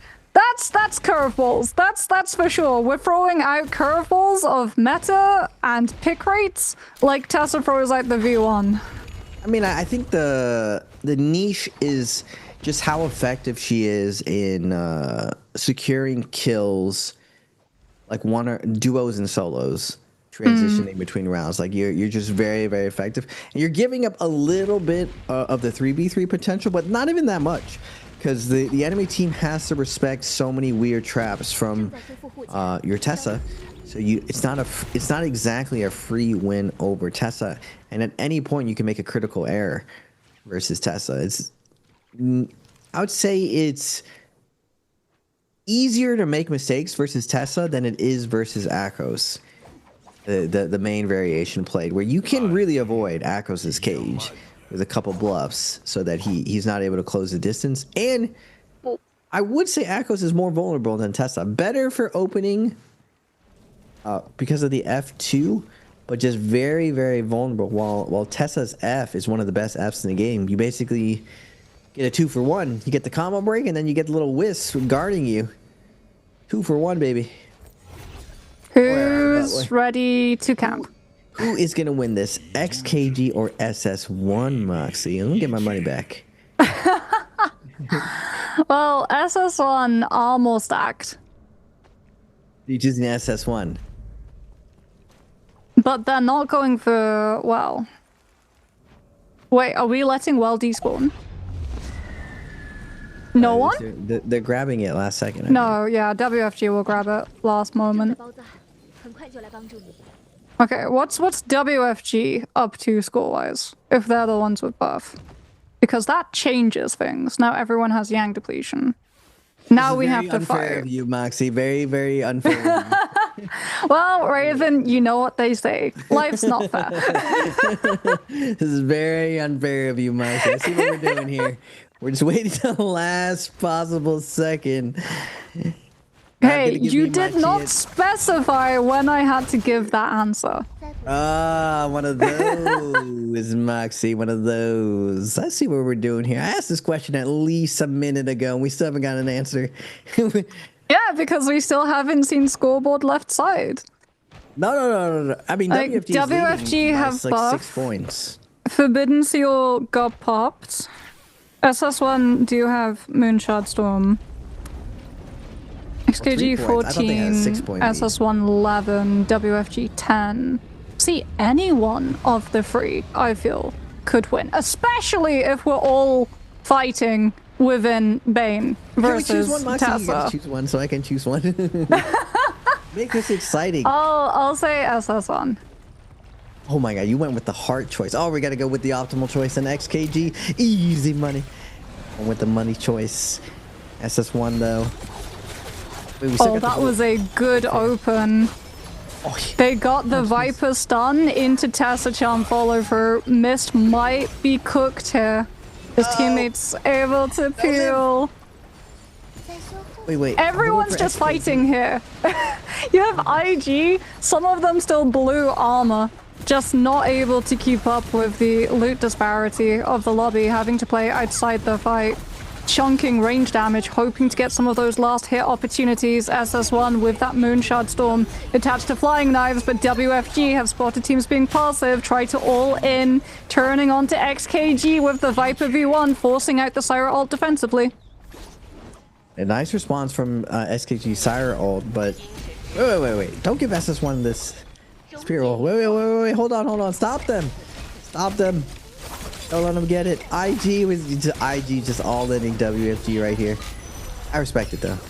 This is probably you can't be choosy when you're the weakest in the lobby. You just gotta take what the lobby gives you, as Kiki is gonna get pressed against the corner. Double microwave to Syra beams coming out as XKG is trying to make their way around the corner. Out of sight, out of mind, but it's not gonna matter. They're not out of sight. SS1 gonna find the follow-up with the Draco Storm, finding all of the kills. Now they're up to 54 points, 3 more points to close the distance, but they got the critical kills here. Oh, but WFG has lost water. Their Syra ult. SS1 is looking very poised to take all of this, juggling up Miss, and WFG's Miss getting deleted as SS1 with this Draco Storm making their way all over the small circle, picking up kills left and right, and now Tudyk, their next victim, gonna get blown up in here as Loye gonna pop the Viper stun. A little bit of an overkill, but is it overkill when Moxie is just right 2 times in a row? It's overkill, Moxie. SS1 is gonna find the clutch up, coming from the depths, 5 points behind that Draco Storm, and putting on the pain onto Miss really set the tempo. They were the ones to initiate and referee that endgame, so gotta tip my hat to them for taking initiative and controlling, mind controlling the other teams and doing their bidding. Yeah, Draco Storm buff, final zone. Very, very strong, it turns out. Especially when a lot of the teams are still split, very fragmented, having to worry about being hit from multiple different approaches by Tessa ult after Tessa ult, Viper ult after Viper ult, being hit by one form of stun, even if it was only off of the F, would be enough to transition into Tessa ult charm and then more damage on top. So a kiss of death, I think it's fair to say, if anyone was swept into the current, the gravitational pull that was SS1's existence for those last few fights. Top 4 has been decided, but SS1 very happy to take the MVP for that last game of the day. Kiss of death, Moxie.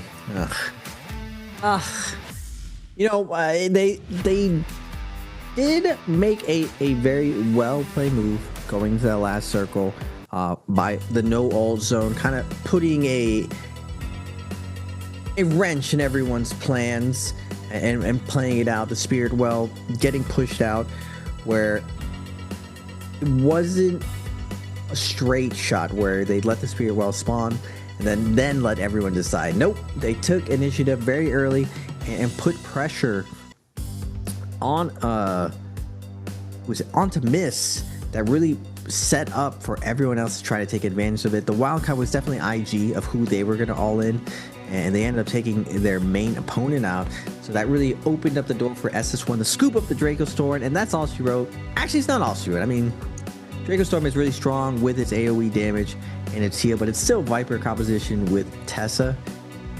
So anyone can get blown up at any time, especially in that flat terrain. There wasn't a lot of line of sight. So I would say SS1, very, very sweet stuff to navigate in that dicey situation. And interesting that Viper was the mirror matchup of the day. Didn't expect this one. It's definitely going to be a wake-up call for everyone else that we've seen a little bit of this. Teams doing shenanigans, even in solos where they got the MVP round to be Yodo. In trios, we're seeing it now too. It's like teams are trying to finesse get teams on their small character pool to put them in a bad spot. You know, if you can't beat them, cheese them. Cheese them.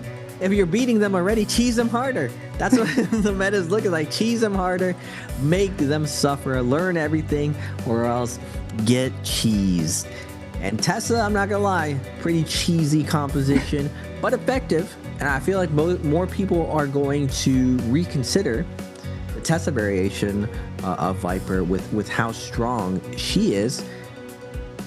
But still, not having a silence. I feel like this is very matchup specific because F2 Viper is effective versus Cyrus heal, but not as effective when you need to actually silence people to kind of really lock down the other compositions with Hadi, with Monk. I think it's fine versus Zipping comp because you could anti-heal Zipping, but it's not fine versus Monk. If you don't have a silence, it's an unwinnable matchup.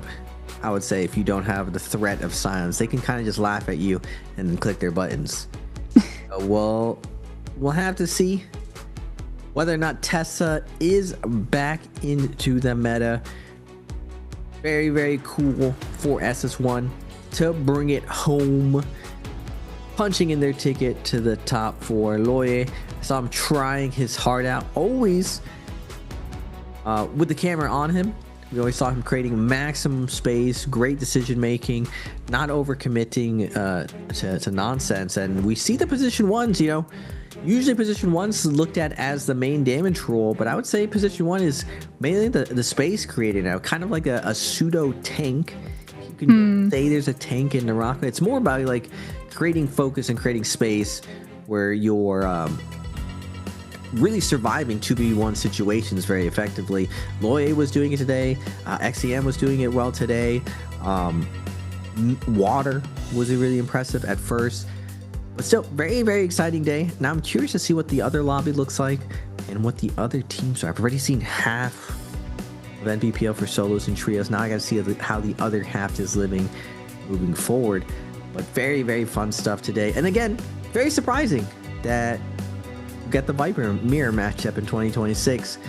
Everyone definitely is going to have to go back and brush up because there was some fundamental differences that some teams did that separated from the rest. But overall, a pretty evenly matched lobby. A pretty even match when it comes to overall scores too. TE, 3 points off of equalizing WFG's score. That game 4, that 2 score, when they experimented with the Yishu, that does cost them qualification into the top 4. XKG though, they qualify upper bracket second, which means that potentially, especially since they've already run it twice back to back, I'm sure they'll try to replay it in the upper bracket matches. We can replay some of our highlights, starting off with WFG's Mist. This was the fight versus SS1. There we actually can see that the kill onto Over was actually the player who originally had that golden weapon before it was picked on up, taken by Water, headed into Realm of Yang. The Tessa trying to throw out that ultimate, looking for those opportunities to create. This was beautiful, the LMB into full follow through when 2 players were stacked up, one behind the other. Perfect spacing for Over to take advantage of. Yeah, and especially with the flop stage follow up, when you get the people flopping on the ground, Very, very Is this easy. your big meow You said it, Moxie. for 2026? We called it Wake Up Forever, and then you were like, yeah, the flop state. I was like, yeah, I like the flop state more. It makes me smile every time I say someone goes like, and they do technically flop on the ground. It's not like they're actually sleeping. So I was like, flop is a little bit more accurate than wake up. I don't know if we could change the entire FGC lingo though. Maybe this was the NARAKA lingo of the flop state option selection. You get hit, you get set to the flop. You gotta see like the triple flop right there off the F. They all choose the option of rolling away out of there. It closes out with the V1. The flop state is a very common situation and disadvantage in NARAKA. Immediately stuck out to me. You can't sneak one by me, Moxie. If you say something out of the ordinary, I am gonna remember that. Big Meow was not actually mine. That's Duncan. He called Akko's F2 Big Meow, and I never let it down for at least a month. Yeah, I know, which means that I know you're not letting that one go for at least a month.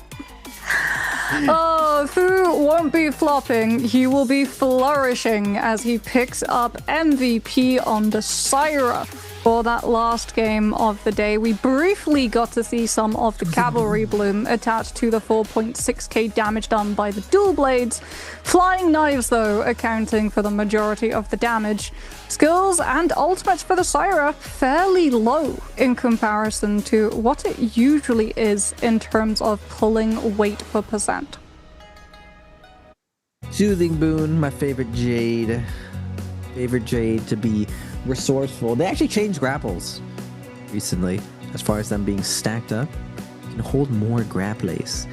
I was very surprised at how many grapples players are holding now these days. But ladies and gentlemen, we're going to go to the last interview of the day before me and Moxie wrap it up for today's Nbpl Trios. Ladies and gentlemen, welcome to our post-game interview. I'm your host Jing Jing, and our players standing with us. So let's say hello to our audience first. 来，先和观众朋友们打个招呼吧。大家好，我是 XKG 的俊贤。Welcome, Junxian, to our post-game interview, and congratulations for qualifying to the upper bracket. And I would like to know, have you predicted the hero combination in Game 6? Is Leopardi and Tessa and Sarah? 那么也想请问一下，有没有预测到，就是我们第6把经常对局会是一个狐狸加红叶和希拉的一个阵容啊？没有。没有吗？那你们之前有练过吗？没有练过。哦，那表现的也很好啊。还行。你用的是哪个英雄？我用的是霓虹叶。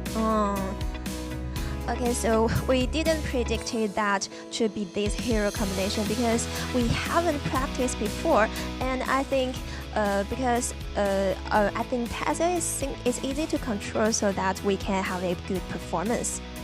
Okay, so let's move on to the next part and superchargers. So today's question is, what's XKG's total points by now? 那么这道问题呢是 XKG 目前的成绩，目前的一个比分是多少？ Okay, so let's go back to our games. So who is in charge of commanding and who can better boost the team's atmosphere? 那么想请问一下，目前队内的指挥位是哪位选手啊？图图。那你们队伍内部的话，谁是那个比较能够活跃气氛、调动气氛的那个人呢？张新南。那你是一个什么位置呢？我是属于副指挥吧，帮队友收集信息。收集信息。Okay. So in our team, Tutu is responsible for commanding the team, and also Xinglan is responsible to boost our team's atmosphere, and I'm responsible for collecting the informations. Okay, so it's counting time right now. 也请用英文的3、2、1为我们倒计时吧。3, 2, 1. Screenshot. Okay, so let's find out the correct answer. 那么也请为我们公布一下这道问题的正确答案吧。B. No, the correct answer is A. Congratulations to our lucky one. Okay, for the last question. I would like to know in the upper bracket, who will be your biggest opponent and what's your goal and expectation for the winner bracket and for the full split. 那么最后呢，想请问一下，进入到我们胜者组之后的话，觉得哪一个队伍会是比较强劲的对手？大家水平都差不多，都还好。那么自己有没有信心呢？有。最后我们就是对于秋季赛或者说第一赛段的整个一个目标是什么？冠军。OK， 非常简单。Okay, so for me, I think. In the full split and in the child competition, I think every team's strength is equal, and we are really confident to get the championship for the full split. 那么也期待你能够在我们秋季赛有一个更好的发挥，然后我们胜者组见。感谢你来到我们的赛后采访。Okay, so we are looking forward to Chakeji's performance in our upper bracket, and thanks for joining today's interview. Let's go back to our casters. Well, we have our top 4 teams and a tease of what is to come for the rest of the fall split, Raven. New compositions, old compositions. Sometimes it feels like pro meta. It's the same thing as fashion. Give it a few years and what was fashionable a few years ago just rolls right back into being every so often, and it feels like this time around it's Tessa's turn to have her time back. We had Zai for the spring split, now Tessa's back. What's next? This is why you can pick so well. You got the fashion, and you get the fashion of the trending setting. You know, we could go full circle. I'm a little sad after you're telling us during break that you've heard stories of where some of these players are, because I was wondering why Spider wasn't even in solos and 08 was filling. It was cool that 08 was there, but not. I remember looking at the roster list and be like, hey, where's JL? Because mainly where's TXJ? And I'm just like, even if JL didn't exist, TXJ should be on a team. But if all the CN teams are really prepping for Asia games, that's pretty cool to see that how serious the guys are taking it to represent their country. If you didn't know. But, you know, really cool wrapping it up now. As the upper bracket of the lobbies are going to be set, I'm very curious to see how things are going to be matched. This lobby was pretty balanced. The scores for the top 6 of the lobby were very, very, very close. Will it be that close with all the best teams in one lobby? Will it be that close with all the best solo players in one lobby? Some of the biggest heavy hitters not being here, I think changes the dynamic a little bit, and may allow the rise of other players who sometimes got cut down by the general TXA or cut down by Spider. Both of these players very, very active in their respective disciplines, trios and solos. So very exciting to see how the rest of this season is going. We've got the new character, new weapon, new rosters. A lot of different things. Tessa coming back. Still losing. I wish it's not losing to Moxie in random bets when it comes to choosing, but I will get her with SR this year. Well, hopefully SR. I got to see if SR has it locked in. We got the new third. So hopefully they are locked in moving forward. As we are looking at the regular season and the upper bracket going through, these are your winners going through from this lobby. SS1, XKG, OUG, WFG, and then we meeting up with, oh, I didn't know that 521 made it. Good for them. 521 makes it go through YCG, GG, and FPX. While all the other teams, they're not out yet. They're still here fighting it out. DRG, WBG, RW, SRTE, Wolves, IG, and Alliance. Exciting stuff. Yes, but for those teams playing on the 21st, only the top 4 teams on that lobby will continue to face up versus the bottom teams in the upper bracket on the 28th. First, though, we have the solo lower bracket round, which will be starting off, as always, with our versus matchup before moving on to those Battle Royale maps. I'm hoping at some point we get to see our latest map that was added to the NARAKA BLADEPOINT pool, literally, because it has the water mechanics, but we'll see. It took a little bit of time for pros to acclimatize correctly to maps like Holoroth and Padoria, and that latest map is very, very different, so will probably take a fair bit of time for players to be able to properly adjust to. Yes, the beach climate, Moxie. Very, very adjusty for most of the players. But, you know, I was very much looking forward to seeing it in Pro League, but I'll settle with having the umbrella and the newer character in immediately. So it's been a very cool time seeing what potential the new character has, and I'm curious to see what other people cook up now that the range variation shows decent promise. I don't think that'll ever be used in solos. The other V is very reliable in solos to get follow-up, especially multi-way. But in trios, very, very cool stuff. But guys, it's been a wonderful time catching up with the NBPL trios. I hope you guys enjoyed yourself. And good morning, good afternoon, and good night out there. I'm Nbpl, and I'm joined by the lovely Moxie. We are saying goodbye. Stay safe out there, guys.